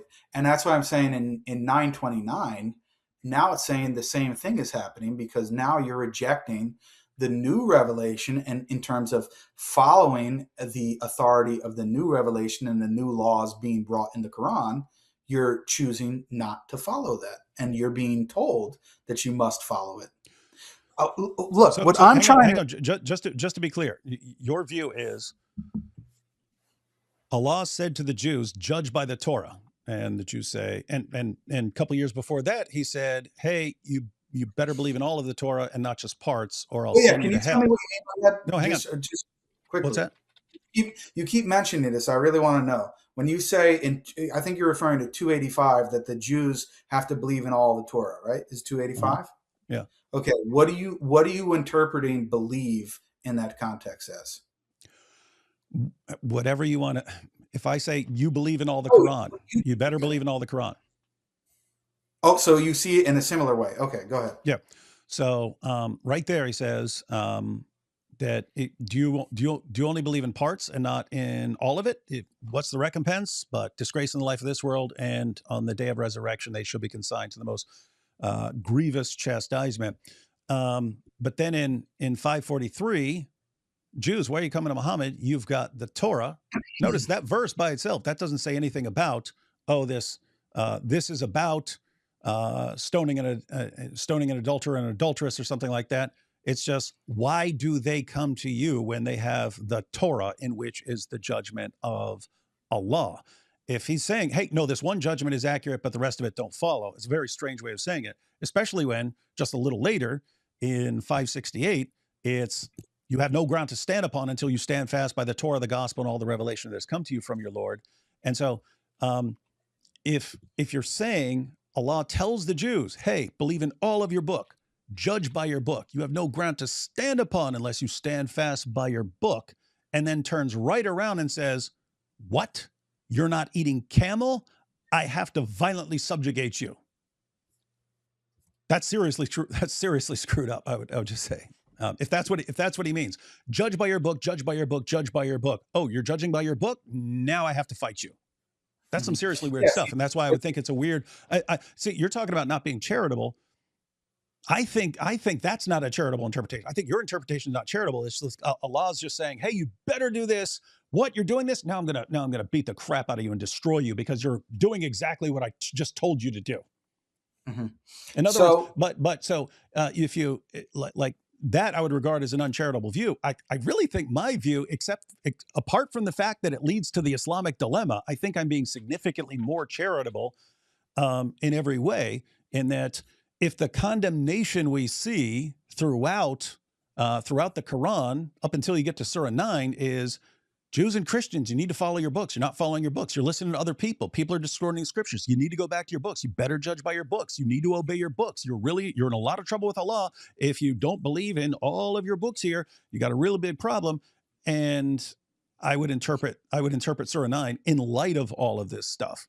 But yeah, I have to say, if you're just, nope, Allah told him, you better do this, you better do this, you better do this. Oh, you're actually doing it? I'll destroy you. Whereas my interpretation is, he's saying, you better follow your books, you better follow your books, you better follow your books. Oh my goodness, after everything I just told you, you're still saying Jesus is Lord, and you're still saying that Ezra's the son of God, and you're still taking your priests and your rabbis as the authorities who are leading you astray and distorting the words instead of going to the word. You know what? I'm just violently subjugating you now because I'm not going to let you guys spread this nonsense around the world. That's how I interpret it. I think that all fits together. That all fits together. Allah orders you to do one thing, and then he punishes you for actually obeying him and doing what he says. That seems like an uncharitable interpretation. Okay, so what about Quran 447, which you also frequently cite? Mm-hmm. You want me to read it, or you know what it is? It says, people of the book, that Allah confirms your scriptures. Yeah, but what does it say before that? And you read it in some of your opening statements and videos. It says, "Oh, you who believe, oh, you who have been given the scripture, believe in what was sent down to the Prophet Muhammad, confirming that which is with you." Mm-hmm. Right? Yep. So Jews and Christians, according to this verse, are being told to believe in what the prophet was given. I agree. Okay. And that, by the way, that's the thrust of a bunch of the confirmation verses. He's confirming your verses. Why would you reject someone who's just confirming your book? Why? Why? He's coming along. He's coming out of Arabia. He's saying, "I confirm your book." Why are you rejecting him? What's wrong with you? Okay, but the verse says, it's speaking to the people of the book specifically. Mm-hmm. They must believe in the Quran, correct? Yeah, they're supposed to believe in the Quran. Yeah, everyone is supposed to believe in all. Everyone's supposed to believe in all the books. Yes. Okay, so Jews and Christians are supposed to believe in the entire Quran, but they're not. Are they supposed to only? They're supposed to believe in the entire Quran, to be clear. Mm-hmm. Yeah, they're also supposed to believe in the entire Torah and in the entire gospel. Okay, so but they don't line up. That's the problem. But hold on a second. Believing in the entire Quran, does that mean that they are supposed to follow the entire Quran? Not when Allah says in 548 that he's given a different law to different groups, and therefore, you're supposed to follow the laws of your group. And he wants you to remain. I don't know why you're laughing at what Allah says. He's flat out says it. He didn't want one big group, and you're reading it as somehow he wants one big group. He says he gave a different law to different groups to keep them different groups so that they compete with each other in good works. You're saying, no, he wants everyone to be one big group. What? No, it's the opposite of what he says. Over and over again, it's the opposite of what he says. So in 285, when Allah says that the Jews have to believe, and that's why I asked you, and I think you know where this is going. When the Jews have to believe in all of the Torah, or all what was given to them, in the context, clearly it's about following. They're following certain things. They believe in it. They know what it is, but they because he says it there. Yeah, he says it. Yeah, the context is they're not following. They're refusing to follow parts, and he says you have to believe in all of it. Okay, they're refusing to follow parts. So they're refusing to follow parts. In that context, believe means follow. They're following some of the book, but they're also not following some of the book. No. It's if you're only following parts, do you only believe in parts? You have to believe. You have to believe in all of it. In other words, no. I can believe in all of. I can believe that all of something is from God and not follow it. Just as Christians would say, we believe in. But are you that we believe in the revelation in the Old Testament? That doesn't mean we have to follow it to believe in it. Okay, but I'm saying to you, in the context of 447, when it tells Christians and Jews to believe in all of the Quran, you're telling me it's telling them to believe in all of the Quran, but it's not telling them that they should follow all of the Quran. It can't be if Allah says he gave different laws to different groups. If he says he gave different laws so that they remain separate groups and he wants them to be separate groups, then you have to say, I believe in that. I believe in what he says, but what do I believe? He says he gave a different law for my group, and I'm supposed to follow the law of my group as he specifically commands. Jews judged by the Torah, Christians judged by the gospel. Okay, so in just a few verses down further from 47, because you're supposed to believe in this according to you, right? Or we could start at verse 64. It says, "And we did not send any messenger except to be obeyed by the permission of Allah. And if, when they wronged themselves, they had come to you, O Muhammad, and asked for forgiveness of Allah and the messenger, and had asked forgiveness for them, they would have found Allah accepting of repentance and merciful. But no, by your Lord, they will not truly believe. They will not truly believe until they make you, O Muhammad, judge concerning that over which they dispute amongst themselves, and then find within themselves no discomfort from what you have judged, and submit in full willing submission. So according to these verses, you, David, okay, are supposed to believe in the entire Quran, which this is just a few verses later, and the verse explicitly says that you cannot believe until you make Muhammad a judge in all of your affairs, in all of your matters, and you find no discomfort in doing so. You're interpreting 465 as addressing Jews and Christians? It's referring to everyone. It says that you don't believe unless you make the prophet Muhammad a judge in all of your affairs, in all of your disputes. That includes you, that includes me, that includes Thaddeus, it includes everyone. You cannot truly believe unless you make the prophet a judge in all of your disputes. This entire surah, it's in the same chapter, just a few verses later. The entire thing is all about that. It's all about that. So you're saying 465 is telling the people of the book, you'd better obey Muhammad. And then later, when Jews come to Muhammad to judge a dispute, as according to you, they are commanded in 465, Allah responds, why are they coming to you, Muhammad? Why are they coming to you when they've got the Torah? So just to be clear, as far as all this, how all this plays out, 465, he says, Jews, you better make Muhammad judge in all disputes. If you have a dispute, Muhammad is your judge. You better go to him. Then that's what the verse says, David. Yeah, I'm just reading. Yeah. There's no way this is talking about Jews. If it is, awesome case for the Islamic dilemma. Wow, it's in the most general. It's in the most general way. It says in the verse prior, it literally says, look, I'm saying just read. It says, and we did not send any messenger except to be obeyed by the permission of Allah. And then it continues. And in the next verse, it says, but no, by your Lord, they will not truly believe. You cannot truly believe. When 447 says that you have to believe in what has been sent down to the prophet, it's saying anyone, you cannot truly believe in what is sent down to the prophet until you make Muhammad a judge concerning over what you dispute about, and you accept his judgment in full submission without any discomfort. That's what the verse is saying. It's in its most general terms, but this is what you do. You see, I bring you a verse that is speaking in general terms, and then you say, but wait, there's this verse over here in 543, and I have that, which is in general terms. So now I'm going to specify 465 and say, no. It doesn't really mean what it's clearly saying, Jake, because I'm going to make it more specific because I have this other verse in 543 over here. This is what's happening. You're taking some verses, making them general, and then you're specifying other verses, even though the language is just as general, if not more, in the case of the verses that I'm going to present. I'm doing the exact opposite. I'm saying, no, these verses are more general, more clear, and the verses that you're talking about need to be specified. No. So just to be clear, when it says they will not believe. So you're saying the they is Jews and Christians, or at least includes Jews and Christians. It doesn't specify.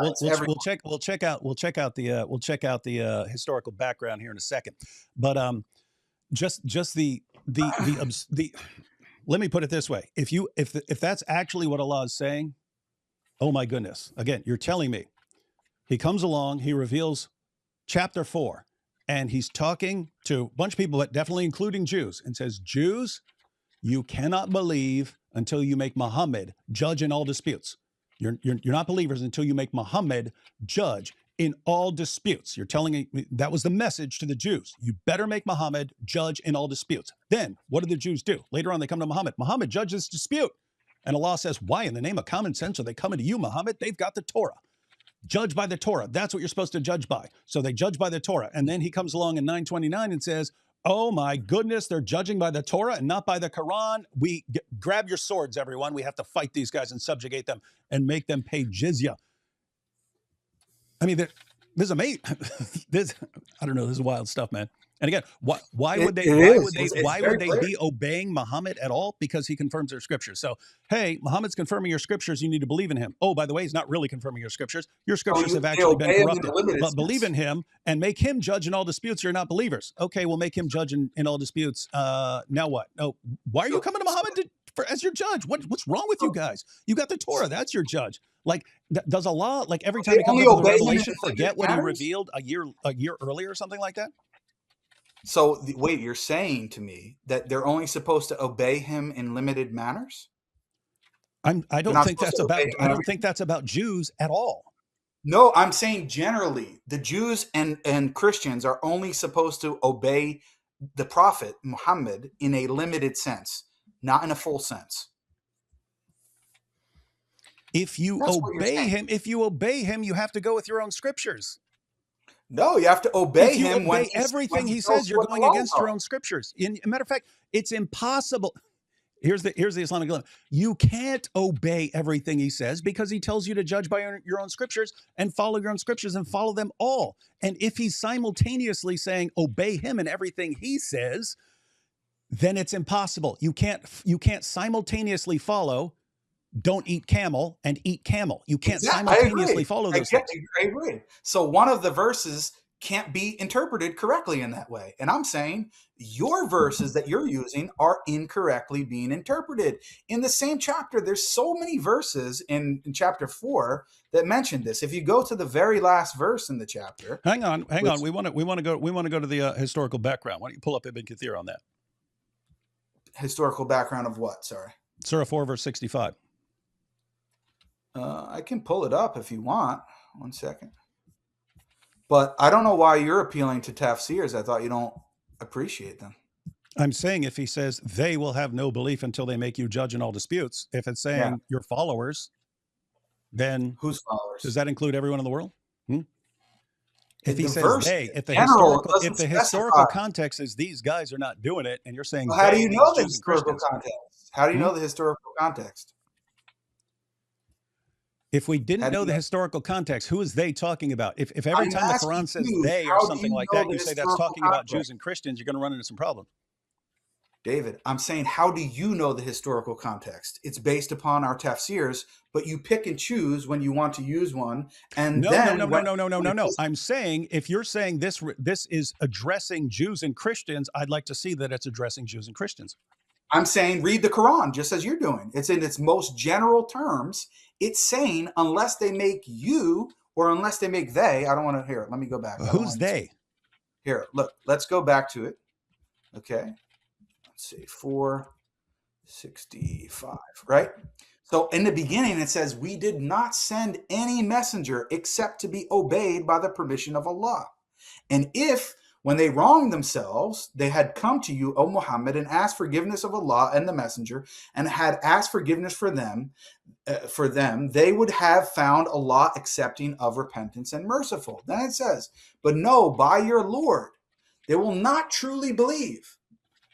They will not truly believe. Who? Who's it talking about? Who's they? I'm asking you. Where does it say? Does it say it's only speaking about a specific group of people? No, some people can come along and they will truly be believers if they don't make Muhammad as a judge. But then there's this other group of people that unless they make Muhammad as a judge in all matters, they will not be believers. That's what you believe? Some people can come and not make Muhammad a judge in all matters, and they're still believers. And other people, they don't have to make him a judge in all matters, and they're still believers. That's your view. If you say that every messenger has to be obeyed, you've already undermined your point. They can't follow all the messengers if they gave different rulings. But two, give the historical background of this. Who's the they here? Who's the they here? If you're saying anytime the Quran says they, it's referring to all people, we're going to run into some interesting problems. Why are you objecting to going to the historical background? I'm not. I'm displaying. Let's do it then. That you do not have a consistent methodology. That's the whole point of my argument. You want to go to a particular exegesis of a particular verse when it suits your opinion. But when I want to do the same thing, hold on. When I want to do the same thing. I'm saying if the Quran says they, and it's addressing a specific group of people, the hypocrites. Okay, and you want to so say that's talking to Jews and Christians, and it completely contradicts what he says to Jews and Christians. This would not be, I must be misinterpreting those verses. It would be the Quran's incoherent again. This is the Islamic dilemma. Based on your understanding of 543 and verses like it. Just give the historical background here. When it's exactly, this is the point I'm making. Do you want me to read the historical background? Hold on, I'm displaying your hypocrisy. 543. It's not hypocrisy if you're saying a verse is talking about Jews and Christians, then it's not talking about Jews and Christians, and we know who it's talking about. 543 has a specific context. 543, so 20-some verses, you're saying because it says 20-some verses later, it's talking about Jews and Christians, that therefore this verse is talking about Jews and Christians. I'm just saying, say what it's about. No, you're not listening to what I'm saying. You're not getting it. I'm saying that 543 has a specific context about the Jews judging by the Torah. It's for a specific matter, a singular law. He just says, why are they coming to you when they have the Torah? Let me finish. But notice when he says that, you're saying, no, he just means something very narrow and specific. It's not what he says, but over here it in the context. It says they, that means all Jews and Christians. We know it in the context. In the context, and the reason for revelation behind the verse is that they were not ruling by a specific law. So that one law. Why would they judge by that one law when their scripture has been corrupted? And since they wouldn't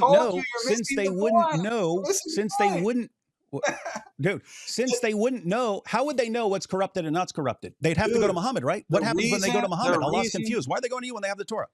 The reason is because do you think it's an anomaly that same legal ruling, which they're being told to judge by, Islamic law actually agrees with? There's no difference. If there was a difference in the law, how would they know? How would they know? So you're saying it agrees with Muhammad. How do they went to Muhammad? Muhammad, what are we supposed to do?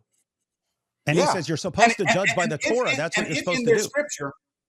If in their scripture on that specific ruling, dude, hang on, just one second.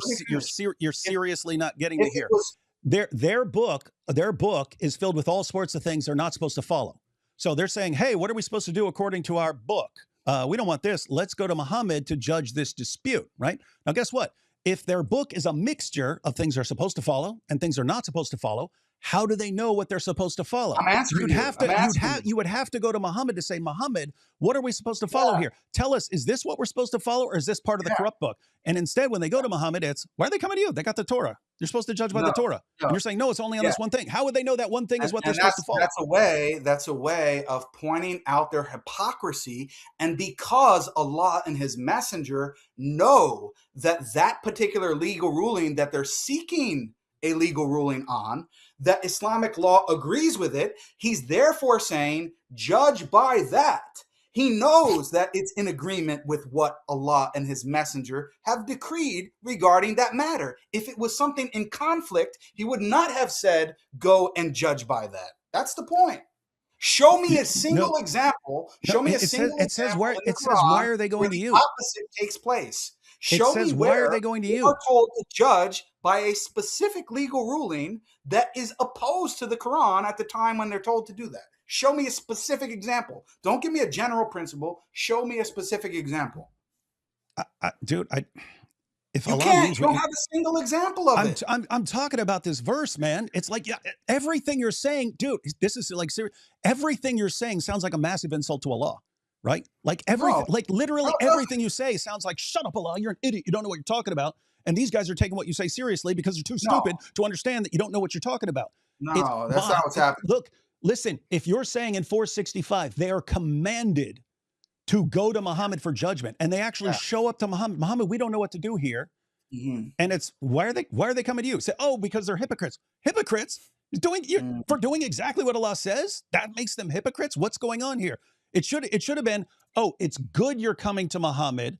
We understand that you've got the verse of stoning. We also have the verse of stoning, but you're not confused, so you're coming to Muhammad.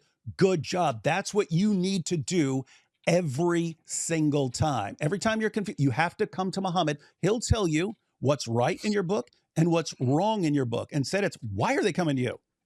They've got the Torah. And so if you're interpreting that as, nope, they got one thing right in the Torah, and that's what they're supposed to judge by.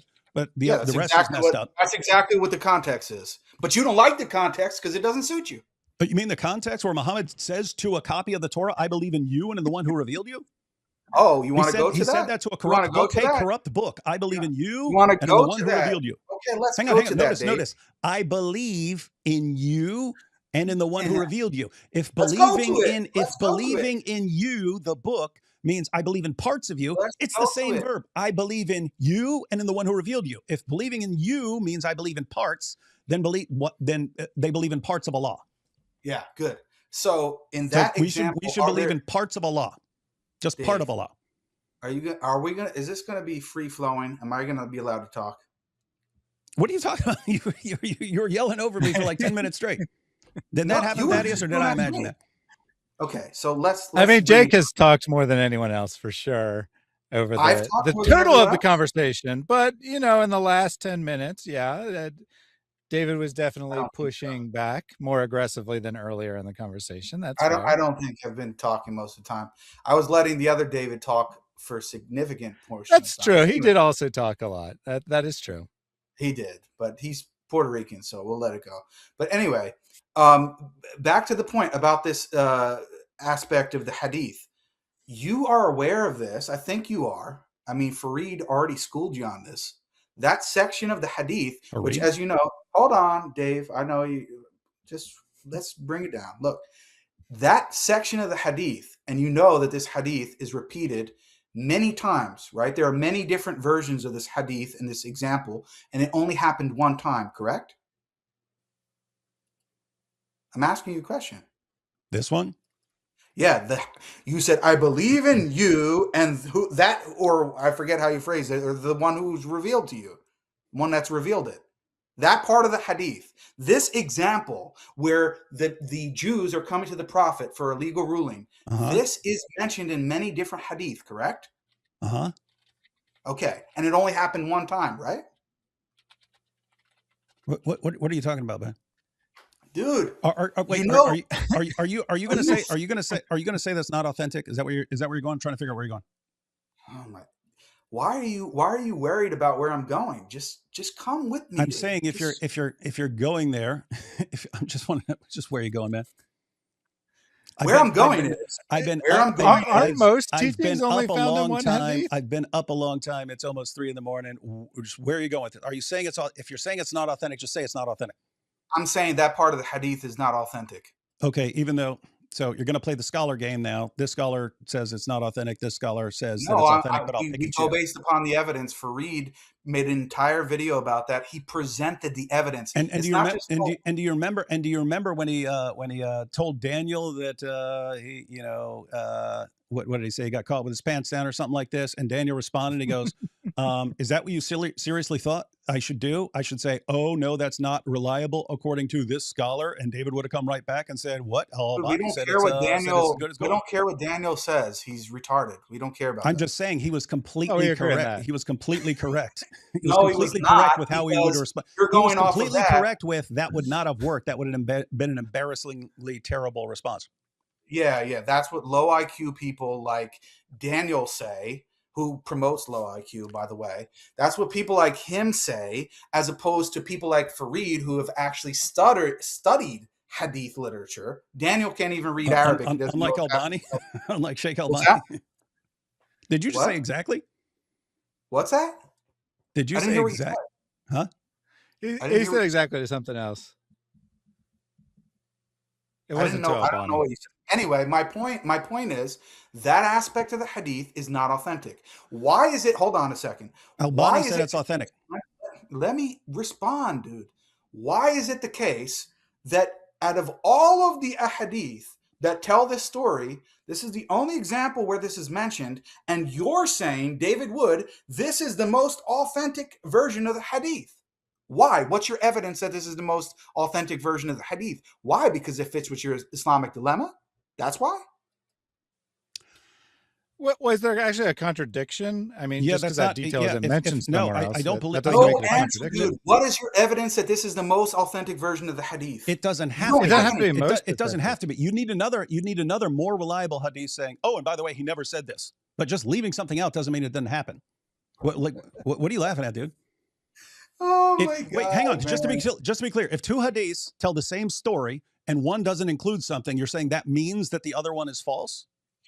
What the scholars of hadith do is when there is a single story and a single situation that happened, they look at the narrators and the different chains of narration in these different hadith, and they look at the different wordings that are mentioned in there, and they have a criteria by which they judge and determine which wording is the most authentic. If I have 10 hadith, for example, if I have 10 chains of narration of hadith, and none of them, and they're all different, coming from different sources, and all of them telling it the same way with a very similar wording, and none of them have the addition of this one verse, what is more likely, that all of these other hadith removed it, even though they're coming from different sources, remove that one portion? Or is it that this narrator, in this particular situation, added that portion? So Which they're one is adding more stuff. likely? Why would they add, "I believe in you and in the one who revealed you"? Why would they add that? Because I would be operating on the principle of embarrassment. If the Muslim community understands the Torah has been corrupted, you wouldn't want to make up a story about Muhammad saying, "I believe in you and in the one who revealed you." And if someone Who did said make it's it up, anything about making it up? certainly wouldn't pass it on. And if it was clear that someone made it up, I wouldn't expect like Albani, one of the greatest hadith It scholars doesn't of have all to be time, made to say up. It doesn't have to be. this is solid. It doesn't have to be made up. It could be misremembered. It could be a fault of another matter. It doesn't have to be a complete lie, intentional. Doesn't matter. The point is the evidence is stacked against your particular reading. You No. don't have any argument. You do not have any argument for, based upon hadith sciences, why we should actually accept this hadith as more authentic than every other version of the hadith, which none of them You mention. don't have It to wouldn't have accept to be it. You don't more, have to accept it. Jake. If there was a contradiction and you said there are all these people who gave the contradictory version, yeah, you'd go with the contradictory They're version. all giving a different version that leaves that out. You can, Yeah, but it's not contradictory. yeah. You guys are missing the Hadiths whole do this point. all the time. What accounts for the difference between them? Different narrator, remember different details. Different people transmitted the same story. Matter of fact, going with the principle of embarrassment, you could say some of the transmitters of other versions of the hadith were like, we don't want this affirming the Torah because that would lead to some problems. So let's just get rid of that story. Okay, so they all just conspired and just wanted to remove that portion of the hadith. That's your view.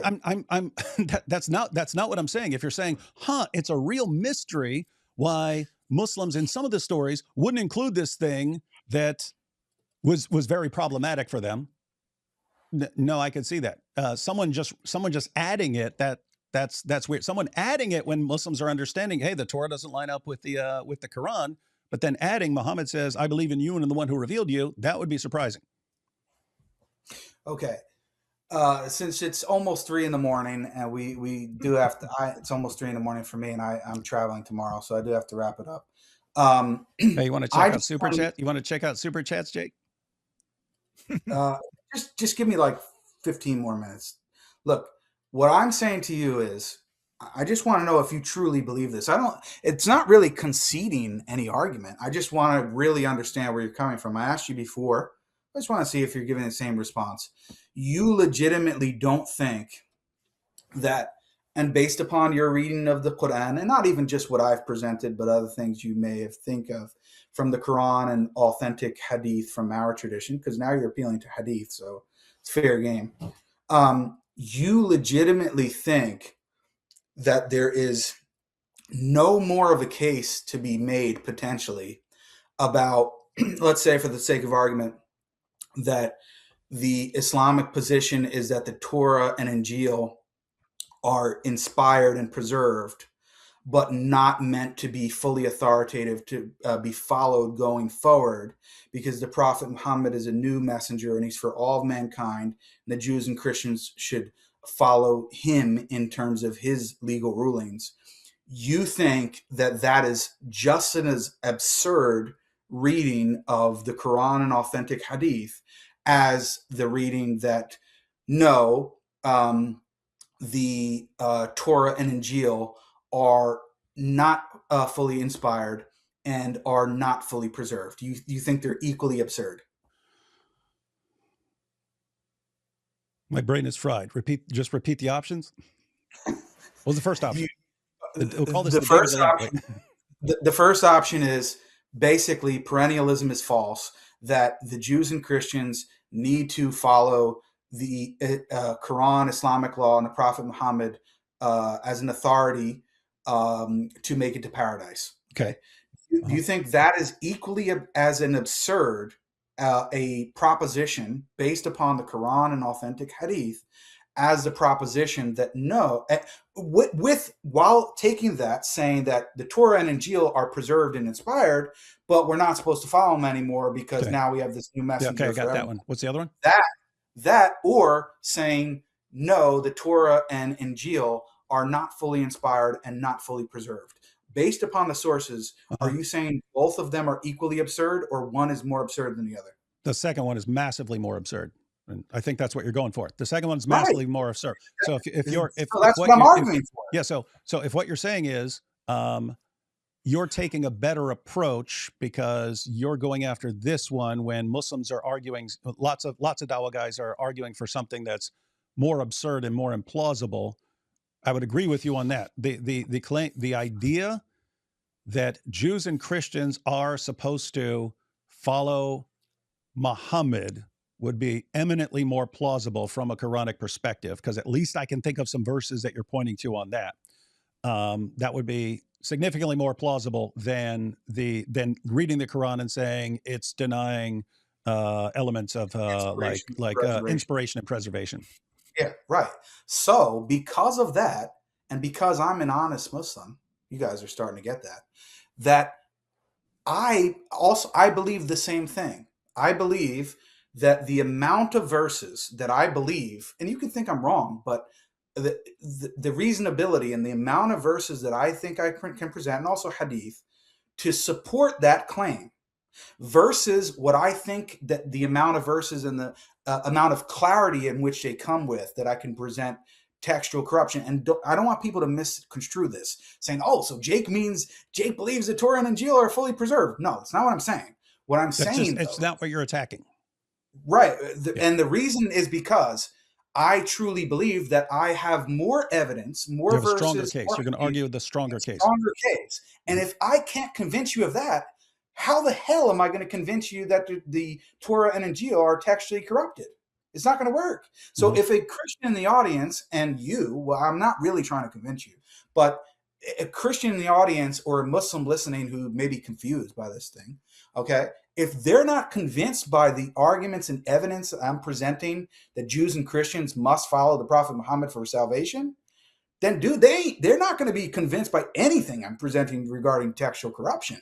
Okay, because the sheer number of evidences I can present and the clarity of which I can present them, and from the Muslims that I've spoken to, all of them who deal with the Islamic dilemma in different ways and different responses, all of them, same question I just asked, all of them have answered it the same way.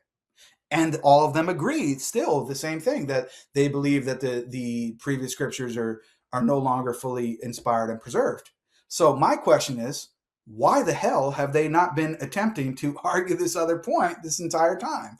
And the reason is because people like D. Wood have been so, whether we like it or not, and it's weird to me, because when you really think about it and you really tally up the number of verses that you use for authority, have you ever done this? Have you ever tallied up the number of verses you use for inspiration, preservation, authority, the ones you use for authority are a lot. And some of them are the most popular ones that are argued over, like the whole section in Surah Al-Ma'idah, chapter 5, verses 43 to 48, 568, 1094, 285. Like, we're talking about big verses that are, argued a lot between the Christians and Muslims on. This is not like, one verse. Oh, Jake, you're just picking on. No, this is a big category of verses that are presented here. So I don't think it's any small matter. And I think that you can kind of see where I'm coming from now. I think we need to stop with this ridiculous assertion that Jake doesn't understand the Islamic dilemma and that his argument isn't even attempting to deal with it. No, it is. But I'm having a nuanced approach because I'm saying, if I can't convince you guys of this, how am I going to convince you of textual corruption? It's ridiculous. Yeah, I get that, and I think yeah. So you're pointing out I have a stronger case for this. If I can't convince them where I have a stronger case, then how am I going to convince them where I definitely don't have as much to go on or point to?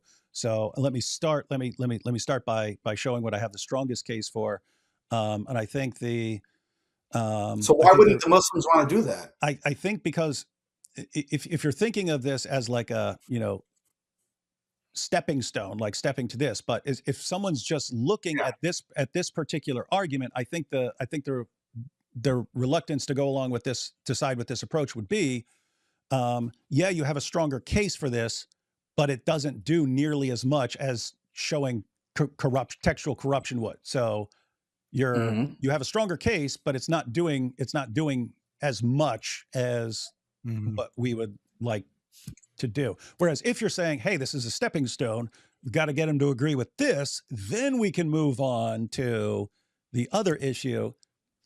That if you were more clear to Muslims and so on, and to Christians, hey, we got to deal with this step first, then we deal with the next step.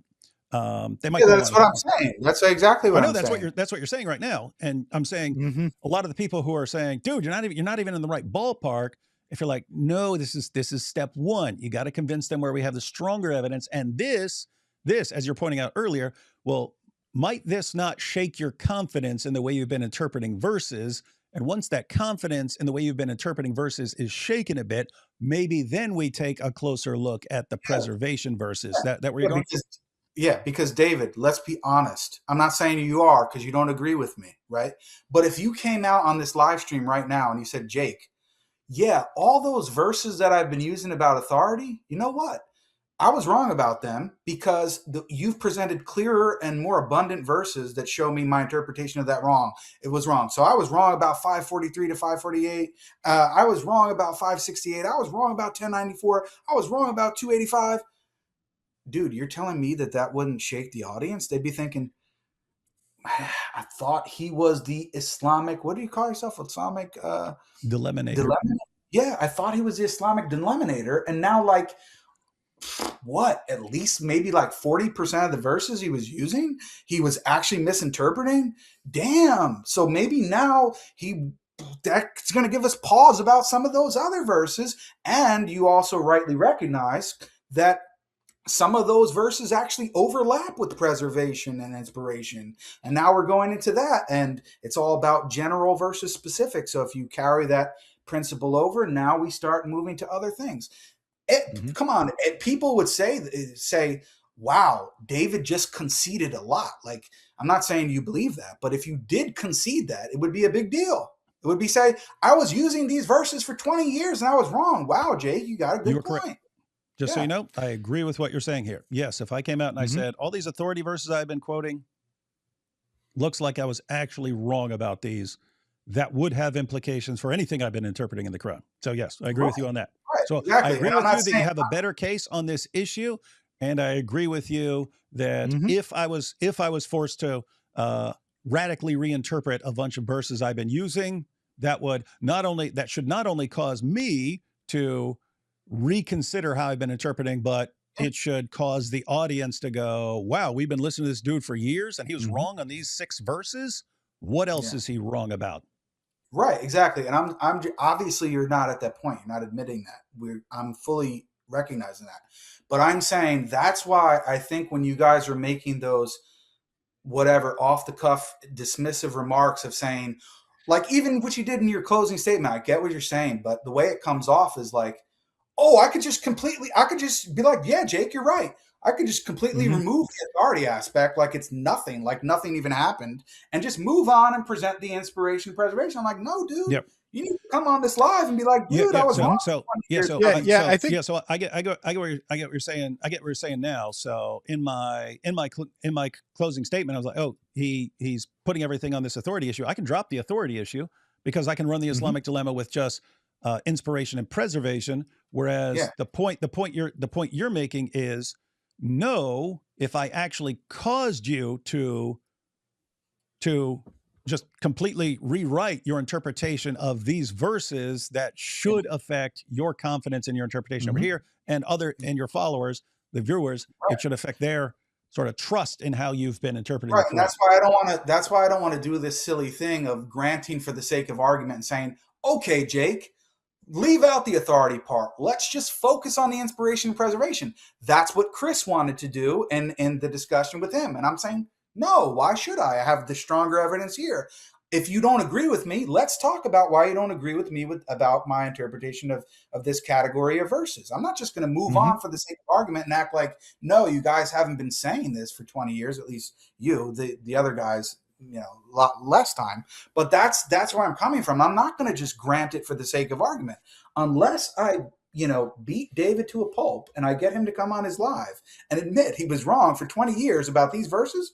I'm not moving on to talking about these other things about preservation, inspiration. It's a waste of my time because nobody's going to be convinced by that. I do, if you give me just 2 minutes, I just want to show you just one hadith and see what you think about it. Can I share my screen? Yep. Which I think is a strong evidence against your view on authority. How do I do this? Share screen. Okay. Is it coming up there? There you go. Okay. So if you can see it on the screen, this is sunnah.com. This is a hadith from Bukhari. So it's authentic. It's narrated by Ibn Abbas. It says, Allah's Messenger sallallahu alaihi wasallam said to Mu'adh bin Jabal when he sent him to Yemen, you will come to the people of the scripture, people of the book. And when you reach them, and this is also, it's narrated in other hadith collections, I'm just saying, but the wording is pretty much the same. And when you reach them, invite them to testify, the people of the book, that none has the right to be worshipped except Allah, and that Muhammad is his apostle. Now, David, your interpretation is, you agree with this so far. This is, according to you, what Islam requires. They just have to believe that there's only one God, basically, that has the right to be worshipped, and Muhammad is his messenger. If you accept that, you're good. But you can still judge by your scriptures. But then it says, and if, this is conditional, if they obey you in that, meaning the companion who is being sent to Yemen to the people of the book, if they obey you in that, it's conditional, then tell them that Allah has enjoined on them 5 prayers to be performed every day and night. So if they accept what you're saying you're supposed to accept, then you proceed and you tell them that they must obey you in making the 5 daily prayers. And then notice the wording. It says, and if they obey you in that, then it continues, then tell them that Allah has enjoined on them sadaqah to be taken from the rich amongst them and given to the poor amongst them. And if they obey you in that, then be cautious. Do not take their best properties as zakat and be afraid of the curse of an oppressed person, as there is no secret between his invocation and Allah. Okay, so the point that I'm making here, let me stop sharing the screen unless you really want me to keep it up. The point that I'm making here is that we are being told, okay, I'm back on the screen. It's weird how this happens, like when you share it and then it comes back. Okay. What this hadith is saying, the prophet is giving orders to a companion to go to Yemen, to the people of the book. And he's like, okay, prophet, what am I supposed to do? How do I deal with these people? Well, you tell them, and if they say the shahada, then you tell them about the obligation. The Arabic says it's fard. it's obligatory upon them to actually perform the 5 daily prayers. And if you see them pray, then you tell them about the zakat, and then it continues and goes on. So the implication is that Jews and Christians, when they take their shahada, that it's actually obligatory upon them to perform the 5 daily prayers, which is clearly not mentioned in the Torah or the Injil.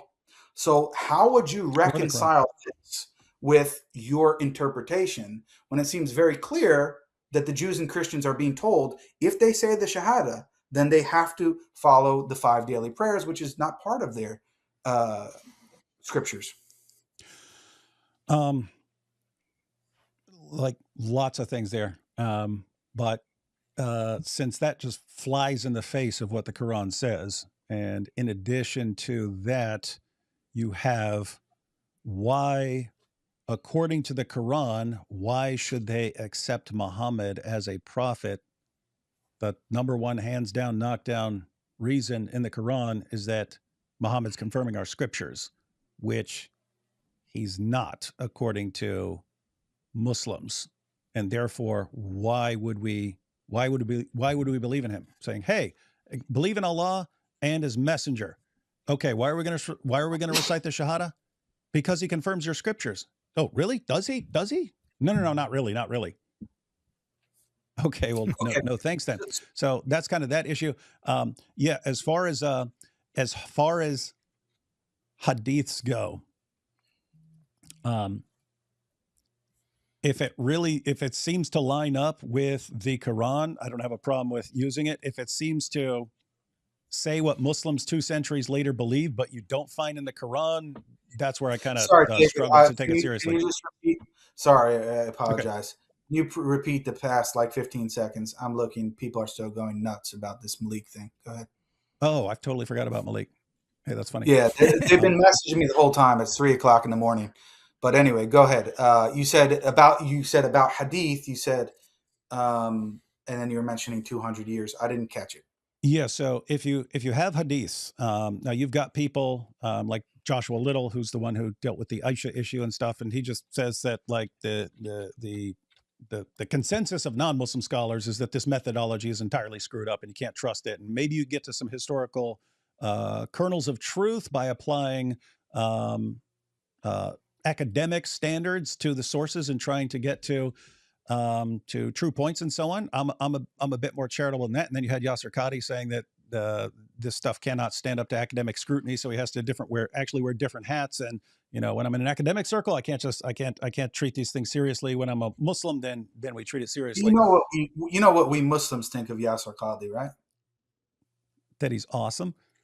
No, but anyway, no, he's a heretic. None of that was the point. The point was, with me, if it looks like it really lines up well with the Quran and so on, then if let me put it this way, if it doesn't look like there's something wrong or fabricated with it and it really lines up really well with the Quran, then if I don't have some reason not to trust it, I'll generally trust it.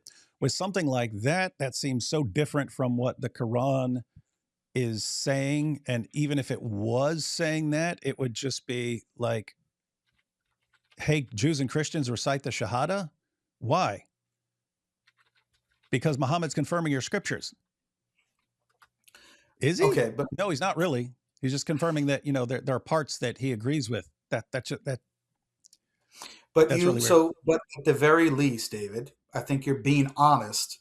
The apparent meaning of the hadith, you said it in the beginning, according to you and how you're interpreting those verses in the Quran related to this subject matter, you said it flies in the face of the Quran. So You're admitting the apparent meaning, at least the apparent meaning of this hadith, supports my view and my interpretation and contradicts your view and your reading of the Quran. You're agreeing with that, but you're saying with the caveat, well, I think the Quran is a more valid source and there's reason to doubt this hadith. And because this hadith seems so obviously to be going against your understanding of the Quran regarding this subject matter, you didn't say it explicitly, but you're doubting it or you're not really considering it authentic or whatever. Is that fair? I would have trouble. I would agree with you that that leans significantly towards your view. But yeah, as you pointed out, I would have trouble taking it seriously unless I see the same thing from the Quran on that issue, because it sounds like Okay. something Muslims 2 centuries after the events What, would be saying. But apart from that, I mean, but what you one, see from me as a hang on, Muslim hang, perspective? hang on, just one second. One, I mean, if I took that as authentic and then I interpreted some of these Quran passages about believing in Muhammad as along the lines of what the Hadith is saying, yeah, believe in Muhammad, and then start doing everything that he commands Muslims to do, I think we're back in the realm of contradiction. It's like he's telling you to do one thing and simultaneously telling you to do something completely different, and you can't do both. And Yeah, so it I sounds agree like with you. it would sound like, in other words, if that's what that I mean, if that hadith were authentic and that's what the Quran actually means, then it would seem that Muhammad thought that the Torah and Gospel are line up with him perfectly. And therefore, if he's ordering you to judge by the Torah and he's ordering you to judge by the Gospel, it's the exact same thing as judging by the Quran. It's all the same thing. So go ahead and submit to him. Follow him, because it's the same. It's all the Yeah, same. but It's all the David, same but revelation. in the case of the Hadith, if they're talking to Jews and Christians, and the understanding is that the Jews and Christians already pray 5 times a day and already do all these things, they wouldn't be needing to be commanded to say, hey, you guys, now that you took your Shahada, you have to do all these things. So I think it's obvious that these are new commands that they would have to follow as they're being brought into a new understanding of the law or the religion. But I'm saying to you, can you see, at least from a traditional Sunni Muslim's perspective, that when I read this hadith, that, and because I do think it's authentic, Mm-hmm. that I take that meaning, and I'm not saying that miraculously now, I just presented you one hadith, right? I'm not saying miraculously now all of David's interpretations of those automatically goes by the wayside. No, of course we have to go through each one of them one by one. I agree. Mm-hmm. But at least it's counting as evidence on my side of the scale for what my view is, what I'm trying to present. Excuse me. I believe that I could present, when it comes to hadith, dude, I think I got you big time. Like there's so many hadith, I think, that support this view. And maybe you're going to say, well, Jake, that's because it's a later development or whatever. But anyway, I think that if it was just this one hadith, I would say, oh, maybe it's anomalous. This is kind of weird. But there's so many hadith like that, number one. And then I think there are better ways to interpret those other texts that you're interpreting in a different manner. But I mean, this is another question. This is the last question I have. Don't you think it's kind of strange? Like, why do you think? Because the view that you're presenting to me, I would just in shorthand, sorry. I said this to Avery, but basically call it perennialism. Like it's multiple pathways to God. Like you can believe in the Prophet Muhammad, but you don't have to follow his laws. You can do these things. You can have different rituals and different kind of things. I mean, and, to be clear, you also have what sounds like that in the Quran, Surah 2, verse 62. No, I know. I'm saying that's what you're saying the Quran is saying, right? Mm-hmm. I'm just using the term as shorthand, so I don't have to explain it every time. So your basic, like, why do you think, because most Muslims don't have this view. Like there are some pockets, maybe a few people that promote perennialism, even Christian perennialists and stuff like that. But like most Muslims all throughout history and all historical documents that we have didn't seem to have this idea and this understanding of perennialism. Like, why do you think there are hardly any so-called Muslim perennialists today and throughout history? It's as if they didn't really understand the Quran in the way that you did or do.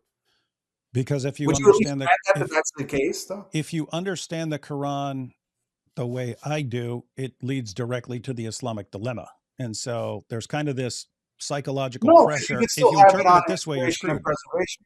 What's You that? could still have it on. You could still have it on inspiration and preservation, but just deal with this perennialism thing differently. Remember, you could still run the Islamic dilemma on that. But I'm saying on this particular point, most Muslims all throughout history, like overwhelming majority, like I would say 99%, never had this view. Like, they always viewed the Prophet Muhammad had to be followed by Jews, Christians, and everybody. So they could have that view and still run into David's Islamic dilemma. We already went through that. I'm already granting that. But on this particular point, like, there's not really many people that you can point to that had this view. Like, even what you're saying about the preservation, there are certain Islamic figures that you guys tried to appeal to. I think some of them you misrepresent. Maybe there's a case to be made for some Muslims who actually believe that in full textual preservation. I don't care about that. But and again, I think there's more of a case to be made for that than trying to find a whole bunch of Muslim perennialists. I don't really think you see that. And I think that's also evidence that the view is less likely on the Quranic reading. I think it's less likely than the other view. Yeah, I'll just say, so yeah, you can run the Islamic dilemma on inspiration and preservation, but if you're a Muslim, I don't think you want preservation or authority at all. And so if you decided as a Muslim, hey, Allah is actually telling Jews to go by this scripture, which we now know contradicts the Quran. And he orders Christians to judge by the gospel, which we now know contradicts the Quran. It just leads, I think there's a huge psychological pressure against acknowledging that, because it's like, wait a minute, these don't line up, and Allah's ordering us to go by all these other scriptures. That can't be the case. That can't be the case. It has to be something. In other words, I think it's very similar to Muslims today. When you go through the Islamic dilemma, and it's like, look at all these verses, and no, it can't. They can't mean that. Those verses can't mean that. They can't mean that Jews and Christians have to judge by the Torah and the gospel. Well, why? I mean, you've got him saying all these things. I think it's along the lines of, because as soon as we understand the implications of how big a problem that would be for us, and so we just kind of have to rule that out. That would be my view. All right. So can we close it out? Does Jake, the Muslim metaphysician, does he understand the Islamic dilemma? So let me actually answer this, and David can answer as well, but I don't speak about this nearly as much as David or Avery or some other people. I mean, I understand the argument. It's just not something I focus on. So in that sense, a little bit more neutral. I've definitely, before this conversation, would have been inclined to say that you don't really understand it. I think that you did a very good job of explaining that what your position actually is. And we misunderstood, or at least I personally, I should only speak for myself. I misunderstood you as thinking that the authority was the most important aspect or something like that. And that's why I would have said you didn't understand it. Now I see that you think it's just the best strategically. So I didn't understand it was a strategic choice. So I think you accomplished that aim. Now, as far as like, convincing us that it doesn't work as an argument, I wouldn't say that you won that part. But as far as convincing us that you understand the argument and that this is a valid strategy, and I do agree it's a valid strategy now that you explained it, I would say yes. You understand the argument, and you did well in this conversation. And I would agree. You show in this conversation that you understand the Islamic dilemma, and therefore what you could say is, therefore, while people may not agree with the approach you take in your response that you've been giving to the Islamic dilemma, once you understand where you're heading with this, then even if people don't think that it's the best response or the best direction to go, you are trying to address the Islamic dilemma, and you do understand the dilemma. And would you personally agree now, after you understand the trajectory and what I'm trying to say, and that you have agreed, at least, at this point, that there is potentially more to go off of in terms of the authority aspect and what I'm presenting on the other side, that it makes sense that if I can't convince you or a Christian of that it doesn't really make sense to go much and waste much time on the other point, because there's not as much. I think I can make a case, don't get me wrong, but we both agree there's not as much evidence on the other side of the scale. There's more in the other direction, no matter, even if you don't think ultimately it tips the scale. So from that point of view, it would seem to me, strategically and dealing with the argument in general, that if you were in my position, or just even evaluating me versus other approaches to the argument, that it makes more sense to do what I'm saying.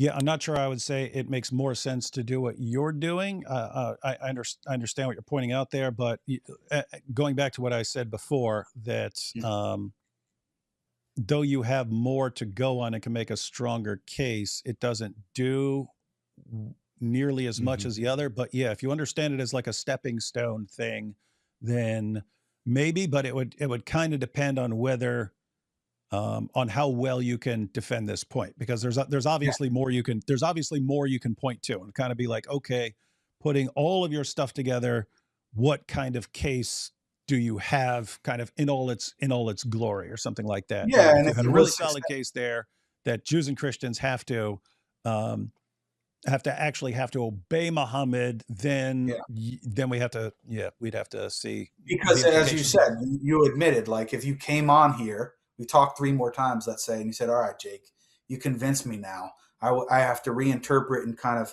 fix my interpretation of all those verses regarding authority. That would have a significant effect. I think it's more than people were really seeing in light of what I was presenting. Like, it's I not. agree. It was People did not. Yeah. People did not. Yeah. People did not understand kind of where you're going. okay. All right, guys. Well, I'm going to let you guys go.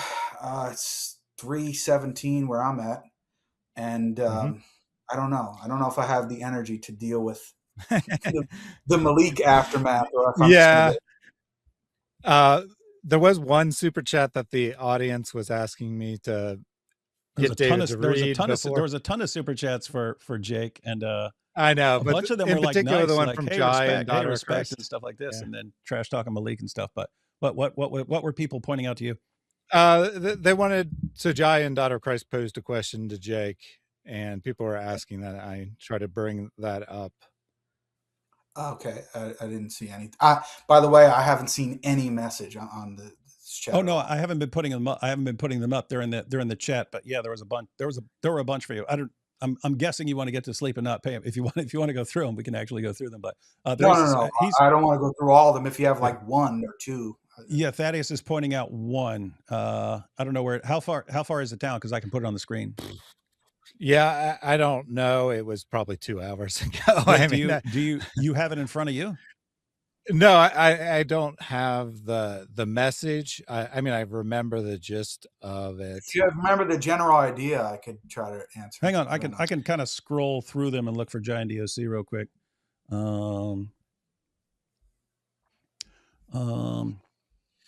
I believe it was 1999. I don't know if that helps. Oh, I'm never pretty mind. sure I remember that. No, I found it. Okay, cool.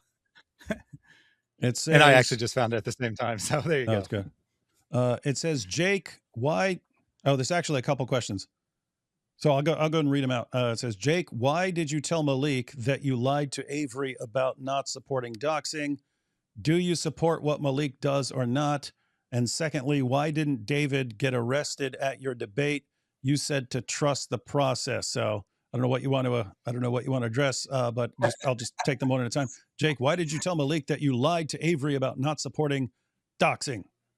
Okay, yeah, I'll answer that. And the second one was about David not getting arrested. Yeah, and secondly, why didn't David get arrested at your debate? You said to trust the process. That was that clip that was going around of you saying, "Hey, don't worry, I'm going to show up with some police, and David's going to get arrested and stuff." No, I don't. Well, I don't think I said that I'm going to show up with some police. In fact, it was the other way around. Right, the police showed up to protect you guys, really. But no, I never had any plan to show up to the event with police. What I said was, I think I said something to the effect of, oh, if David, basically I was saying, if David shows up, it's going to be bad for him, both in terms of the debate and he may get arrested. I said that. I didn't say that I was bringing police or anything. And why I was saying that was because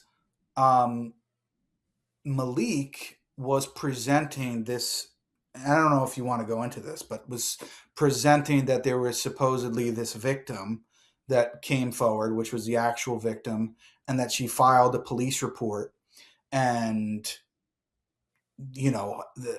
she was presenting all the evidence for whatever actually happened.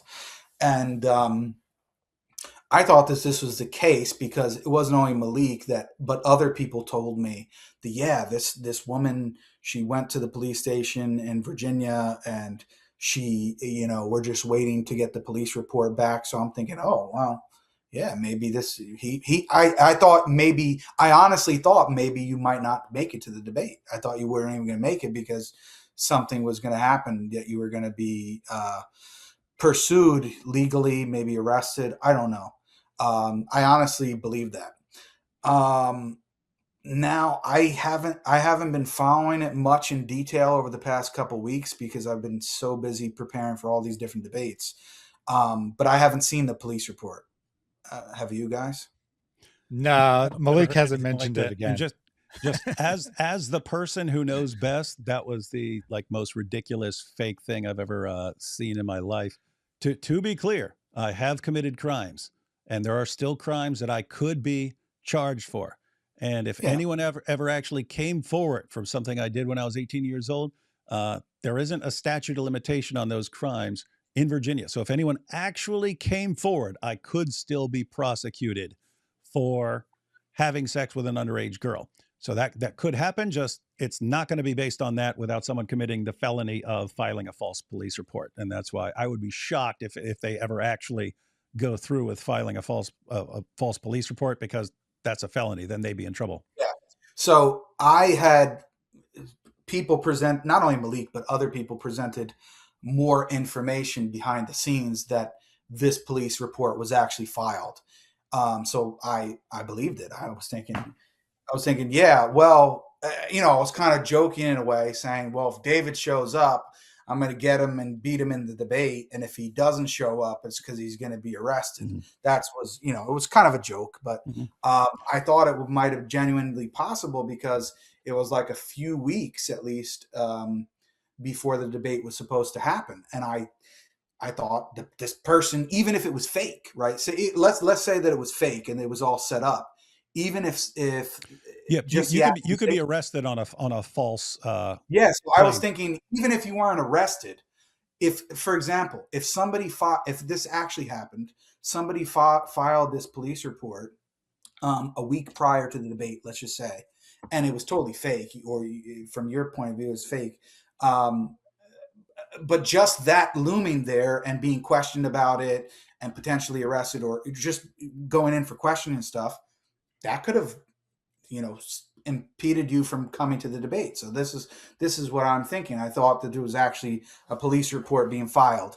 Now that it's a few weeks later, and I don't think anything came out, looks like it was either a lie the whole time, or I don't know. I don't know really what other way to explain it. So that's on the David thing. But I don't think, unless I'm crazy, I do have lesions on my brain. But unless I'm just not remembering, I don't remember saying that I was going to bring the police to the debate. I don't think I said that. I think I said either David's going to get arrested or I'm going to pummel him at the debate. Anyway, that's how it was in my head. On the first point about Avery, why I think the question was, why did I say to Malik? Yeah, just put it on the screen. Jake, why did you tell? So it's talking about the screenshot. Snitch Malik posted a screenshot of you go back and forth, and we didn't see what came before it or what came after it, but there was something in there. Thaddeus, do you have it? Do you? I don't remember. It was something along the lines of. Yeah, so we haven't covered this yet because it happened more recently than the stuff that we got up to. But my understanding is that I don't know if Jake actually showed, or sorry, Malik actually showed a screenshot or he just said it. But either way, he claimed that so there's the clip of potentially you not knowing you're on camera. I don't know. But you saying to Avery that you don't support what Malik's doing. And then Malik said that you then went and told him that you were lying when you said that Well, you do support him, basically. to be clear, I mean, I didn't know for 100% sure that I was being recorded, but I thought I was because there's a lot of people with cameras there, and Avery was standing talking to people. So I thought I was. I wasn't doing it as if I didn't think I was being recorded.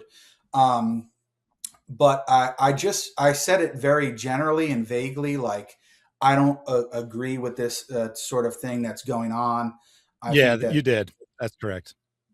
yeah, We I don't. interpreted it as not supporting Malik, but I think you actually just said there's stuff going on that I don't support or something like that. Yeah, I fair.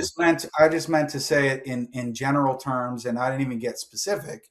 But I said on both sides, and I told David this, and he was honest on prior streams. Like, I told him I don't support the Quran desecration and that stuff going on, and some things that the Muslims are doing and saying.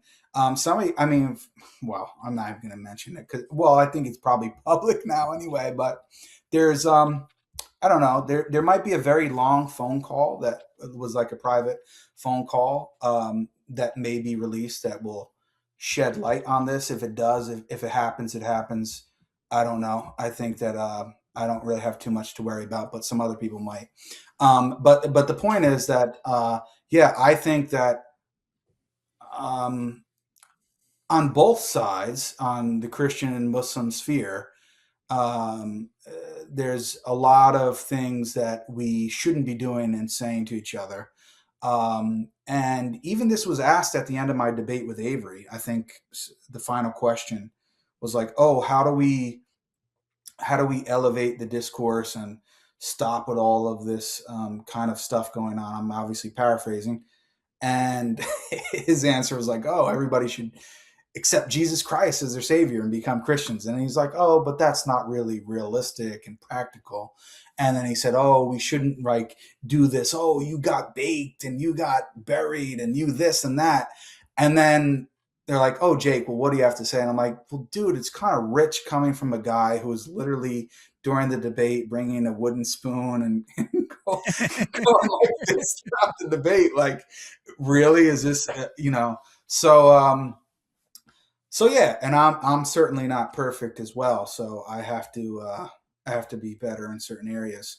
But yeah, a lot of things that are private, um, even if I know about certain people, because in Islam, and I think it's really the same in Christianity, if it's private, you keep it private. If something comes out in public, then it can be addressed in public. So that's the way that I operate. But Malik, he doesn't operate that way. So, if certain things come out that were done or said privately, then I'll address them when they do. But yeah, it might be a crazy next week. And I looked up the screenshot, and he messaged you. Now, again, we don't see what happens before this or what happens after this. So yeah, there was other things before it, but yeah, I basically said that I was lying to. I think, like I said, I was lying to Avery, and then I told him, that. And here's the thing, I don't know if it shows in the message, but I have it in my message. He actually laughed about it. He was like, "Ha ha ha! Yeah, I know. Like, ha, you got he said, him." "Lol, I know." Yeah. So how does this make sense? If what I'm saying to him is true there, and he believes it, then why is he so butthurt now? Why is he so mad?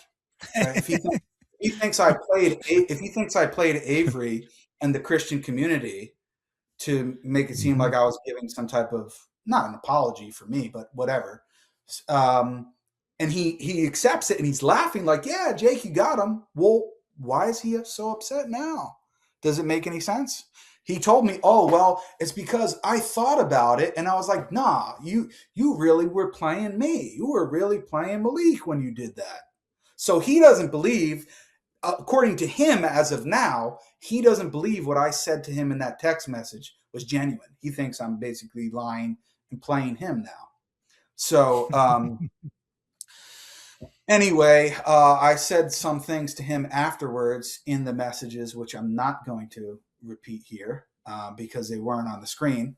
But I'll just say, I'll let people be the judge of that. They can see what is actually correct. Is Jake playing Malik, or was he playing Avery? I'll kind of let the suspense loom, because I think some other things are and people can judge based upon that. And I'll just you don't need to respond to these. I'll just give you a couple more quick ones, because they're biggest win for Jake, calling Doxer Malik out. Then good on you, Jake. Never give in to bullying. And my respect for Jake has gone up too. He has guts. Okay. And then you got this one. Jake just made S tier Muslim apologist. Oh, that's good. I don't deserve S tier, but I can say for a fact I never personally doxed anybody. Now, have I been around people that have doxed people? Yeah, for sure. And have I known about certain information and been like, even when presented to me, oh wow, that's interesting, or made comments about it? Sure. But do I think that this is the best way going forward for Muslims and Christians to dox each other and desecrate our books and all that? No, I don't think that that's the best way going forward. Also, I think there was another, it wasn't mentioned in Giant Doc's thing, but I think it showed in the text message that Malik put on there. It was about the Speaking Muslim. I think I mentioned Speaking Muslim and Avery being served that document at the debate. Yeah. I don't know if I think it says, showed. It says Speaking Muslim also told me that legally I shouldn't be associated with serving him the paperwork because it might hurt the case. Yeah, this is what Speaking Muslim told me. If you don't know, Speaking Muslim is a lawyer, and I'm not going to lie, I knew about the document that was going to be served to Avery. Obviously, I had had nothing to do with serving the document in that direct way, but I knew that this was going to be done to Avery during the debate, and the reason was because apparently the altercation happened in California, and Avery lives in Vegas, so the thought was, well, we need to serve him this paperwork, and how are we going to do it? Well, this is our only opportunity because we know where he's going to be on this day, right? That was as far as I understood, the whole thinking behind it. And that is actually a legitimate case. I mean, I don't know much of the evidence behind it, but that was a legitimate document. Avery thought it was fake, as far as I know, but it's actually real. So he's supposed to show up for court for that and see what happens. But what I said in that was true. Even though I knew about it, I stayed far away from the event when it was happening, when Avery was being served the paperwork, because I was told if I was the one who gave him the papers, or I was like there laughing in the background or something, then it would appear like, oh, this is not really a genuine case. This is just to get at Avery or something like that. So I was told to just stay away from the whole thing. So that's what that text message was about, and that was totally true. But anyway, I think I better get going. Yep, get some sleep, man. Yeah, definitely. Appreciate the conversation. It was really nice, honestly. All right. Thanks, guys. Anyway, we definitely don't agree on a lot of things, but I think we had a decent conversation. So I can Couple appreciate decent conversations. Yeah, with two Davids, two for the price of one. The real Mexican David Segarra. Mm-hmm. But Exactly. Anyway, I'll catch you guys later. All right, man. Let us know if you ever want to have a discussion again. Yeah, sure. Oh, and by the way, I forgot to mention this. One of the reasons why I came on originally was about the whole David thing, and it was because you guys had me on the thumbnail, so it wasn't like I was, thumbnail with heretic Jake with the heretic thing. So I wasn't just reading into things or coming on out of nowhere. Like I was a major theme of the video, so that's the reason why. Mm-hmm. You're good. You're good. Yeah.